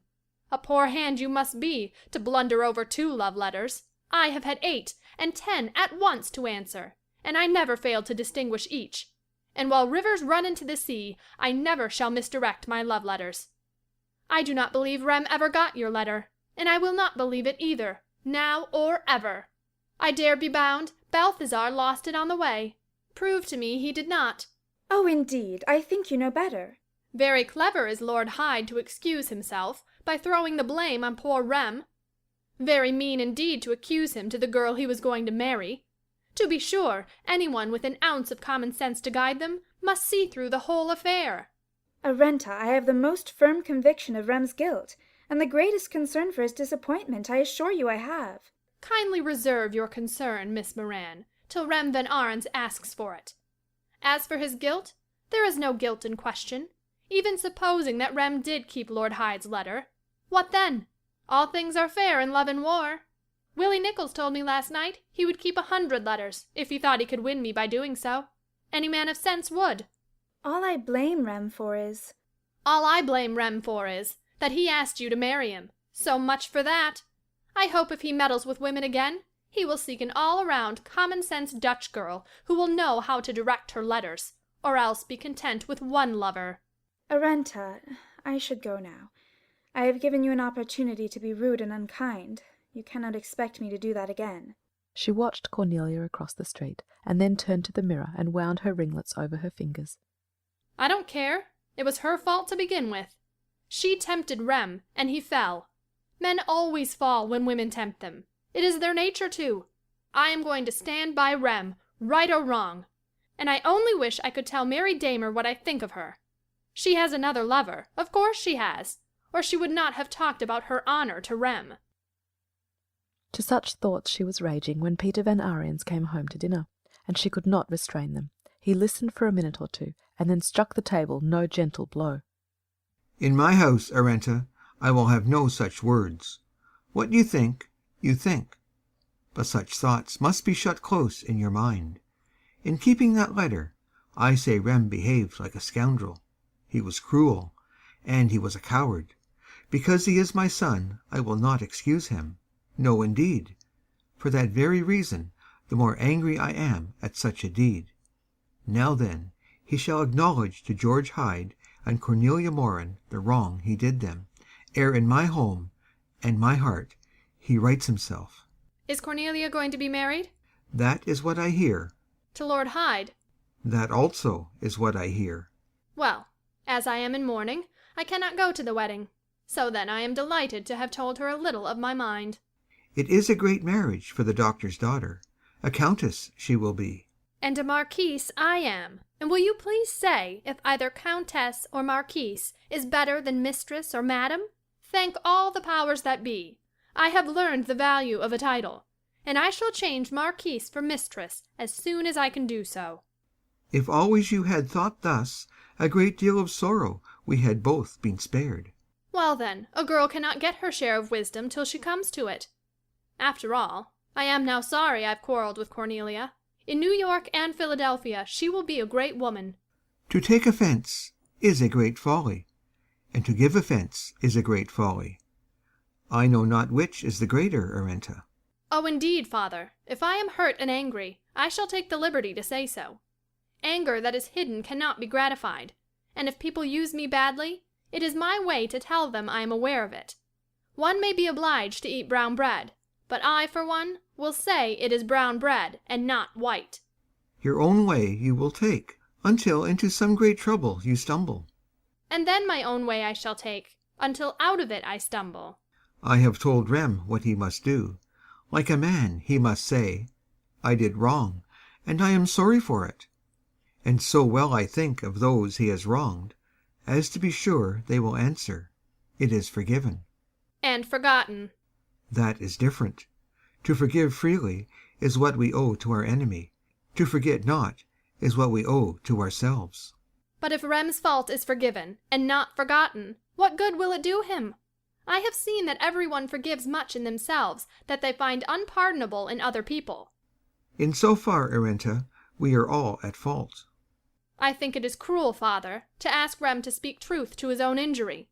Even the law is kinder than you. It asks no man to accuse himself. Right wrongs no man. Till others move in this matter, you be quiet. If you talk, evil words you will say. And mind this, Arenta, the evil that comes out of your lips into your own bosom will fall. All my life I have seen this. But Arenta could not be quiet. She would sow thorns though she had to walk unshod, and her father's advice moved her no more than a breath moves a mountain. In the same afternoon she saw Madame Jacobus going to Dr. Moran's, and the hour she remained there was full of misery to her impetuous, self-adoring heart. She was sure they were talking of Rem and herself, and as she had all their conversation to imagine, she came to conclusions in accord with her suspicions. But she met her aunt at the door, and brought her eagerly into the parlour. She had had no visitors that day, and was bored and restless and longing for conversation. I saw you go to the doctor's an hour ago, Aunt. I hope the captain is well. Jacobus is quite well, thank God, and Dr. Moran, and Cornelia. I've been looking at some of her wedding gowns. A girl so happy, and who deserves to be so happy, I never saw. What a darling she is. It is now the fashion to rave about her. I suppose they found time enough to abuse poor Rem. And you could listen to them. I would not have done so. No, not if listening had meant salvation for the whole Moran family. You are a remarkably foolish young woman. They never named Rem. People so happy do not remember the bringer of sorrow. He has been shut out, in the darkness and cold. But I heard from Madame van Heemskirk why Cornelia and that delightful young man were not married 2 years ago. I am ashamed of Rem. I can never forgive him. He is a disgrace to the family. And that is why I came here today. I wish you to make Rem understand that he must not come near his uncle Jacobus. When Jacobus is angry, he will call heaven and earth and hell to help him speak his mind, and I have nearly cured him of a habit which is so distressing to me, and such a great wrong to his own soul. The very sight of Rem would break every barrier down, and let a flood of words loose, that would make him suffer afterwards. I will not have Jacobus led into such temptation. I have not heard an oath from him for 6 months. I suppose you would never forgive Jacobus, if you did hear one. That is another matter. I hope I have a heart to forgive whatever Jacobus does or says. He is my husband. It is then less wicked to blaspheme Almighty God than to keep one of Lord Hyde's love letters. One fault may be forgiven, the other is unpardonable. Dear me, how religiously ignorant I am! As for my uncle swearing, and the passions that thus express themselves, everybody knows that anything that distantly resembles good temper will suit Captain Jacobus. You look extremely handsome when you are scornful, Arenta, but it is not worth while wasting your charms on me. I am doing what I can to help Jacobus keep his tongue clean, and I will not have Rem lead him into temptation. As for Rem, he is guilty of a great wrong, and he must now do what his father told him to do, work day and night as men work when a bridge is broken down. The ruin must be got out of the way, and the bridge rebuilt. Then it will be possible to open some pleasant and profitable traffic with human beings again, not to speak of heaven. You are right, not to speak of heaven. I think heaven would be more charitable. Rem will not trouble Captain Jacobus. For my part, I think a man that cannot bear temptation is very poorly reformed. If my uncle could see Rem, and yet keep his big and little oaths under bonds, I should believe in his clean tongue. Arenta, you are tormenting yourself with anger and ill will, and above all with jealousy. In this way you are going to miss a deal of pleasure. I advise you not to quarrel with Cornelia. She will be a great resource. I myself am looking forward to the delightful change Jacobus may have at Hyde Manor. It will make a new life for him, and also for me. This afternoon something is vexing you. I shall take no offence. You will regret your bad temper tomorrow. Tomorrow Arenta did regret, but people do not always say they are sorry when they feel so. She sat in the shadow of her window curtains and watched the almost constant stream of visitors and messengers and tradespeople at Dr. Moran's house, and she longed to have her hands among the lovely things, and to give her opinion about the delightful event sure to make the next few weeks full of interest and pleasure. And after she had received a letter from Rem, she resolved to humble herself that she might be exalted. Rem is already fortunate, and I can't help him by fighting his battle. Forgetfulness is the word, for this wrong can have no victory, and to be forgotten is the only hope for it. Beside, Cornelia had her full share in my happiness, and I will not let myself be defrauded of my share in her happiness. Not for a few words, no, certainly not. This reflection, a few times reiterated, resulted in the following note. My dear Cornelia, I want to say so much that I cannot say anything but forgive me. I am shaken to pieces by my dreadful sufferings, and sometimes I do not know what I say, even to those I love. Blame my sad fortune for my bad words, and tell me you long to forgive me, as I long to be forgiven. Your Arenta. That will be sufficient, she reflected. And after all, Cornelia is a sweet girl. I am her first and dearest friend, and I am determined to keep my place. It has made me very angry to see those Van Dien girls and those Sherman girls running in and out of the Moran house as if they owned Cornelia. Well then, if I have had to eat humble pie, I have had my say, and that takes the bitter taste out of my mouth. And a sensible woman must look to her future. I dare warrant Cornelia is now answering my letter. I dare warrant she will forgive me very sweetly. She spent half an hour in such reflections, and then Cornelia entered with a smiling face. She would not permit Arenta to say another word of regret. She stifled all her self-reproaches in an embrace, and she took her back with her to her own home. And no further repentance embarrassed Arenta. She put her ready wit and her clever hands to a score of belated things, and snubbed and contradicted the Van Dien and Sherman girls into a respectful obedience to her earlier friendship and wider experience. Everything that she directed or took charge of went with an unmistakable vigour to completion, and even Madame Van Heemskirk was delighted with her ability and grateful for her assistance. "The poor Arenta!" she said to Mrs. Moran. "Very helpful she is to us, and for her brother's fault she is not to blame. Wrong it would be to visit it on her." And Arenta not only felt this gracious justice for herself, she looked much further forward, for she said to her father, "It is really for Rem's sake I am so obliging. By and by people will say there is no truth in that letter story. The Marquise is the friend of Lady Hyde. They are like clasped hands, and that could not be so, if Rem Van Arens had done such a dreadful thing. It is all nonsense. And if I hear a word about it, I shall know how to smile, and lift my shoulders, and kill suspicion with contempt. Yes, for Rem's sake, I have done the best thing." So happily the time went on, and it appeared wonderful when Christmas was close at hand. Every preparation was then complete.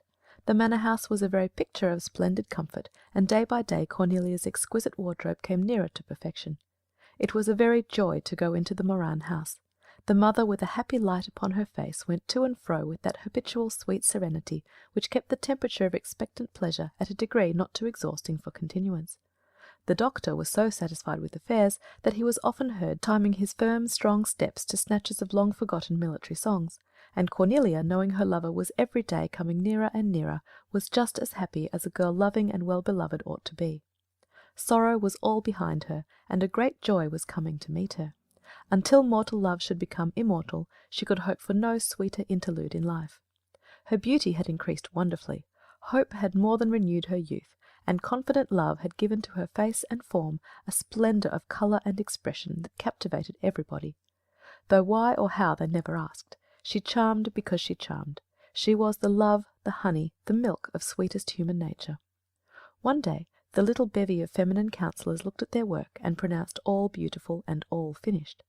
And then there was a lull in the busy household, and then everyone was conscious of being a little weary, and everyone also felt that it would be well to let heart and brain and fingers and feet rest. In a few days there would likely be another English letter, and they could then form some idea as to when Lord Hyde would arrive. The last letter received from him had been written in London, and the ship in which he was to sail was taking on her cargo, while he impatiently waited at his hotel for notice of her being ready to lift anchor. The doctor thought it highly probable that Hyde would follow this letter in a week, perhaps less. During this restful interval, Dr. and Mrs. Moran drove out one afternoon to Hyde Manor House. A message from Madame Van Heemskirk asked this favour from them. She wished naturally that they should see how exquisitely beautiful and comfortable was the home which her Joris had trusted her to prepare for his bride. But she did not wish Cornelia to see it until the bridegroom himself took her across its threshold.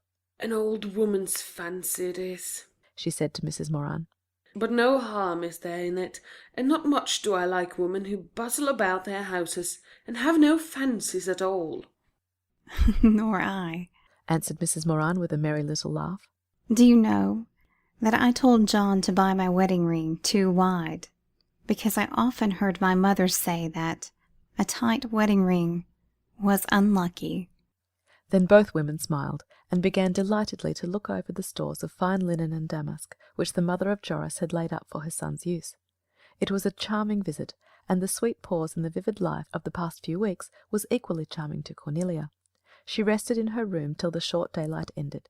Then she went to the parlour and drank a cup of tea, and closed the curtains, and sat down by the hearth to wait for her father and mother. It was likely they would be a little late, but the moon was full and the sleighing perfect, and then she was sure they would have so much to tell her when they did reach home. So still was the house, so still was the little street, that she went easily to the land of reverie, and lost herself there. She thought over again all her life with her lover, recalled his sweet spirit, his loyal affection, his handsome face and enchanting manner. Heaven has made me so fortunate, she thought. And now my fortune has arrived at my wishes. Even his delay is sweet. I desire to think of him until all other thoughts are forgotten. Oh, what lover could be loved as I love him? Then with a soft but quick movement the door flew open. She lifted her eyes to fill them with love's very image and vesture, and with a cry of joy flew to meet the bliss so long afar but now so near. Oh, lovely and beloved! Oh, my love! Hyde cried, and then there was a twofold silence, the very ecstasy that no mortal words can utter. The sacred hour for which all lives had longed was at last dropped down to them from heaven. Between their kisses they spoke of things remembered and of things to be, leaning into each other in visible sweetness, while love breathed in sighs and silences through two blent souls one rapturous undersong.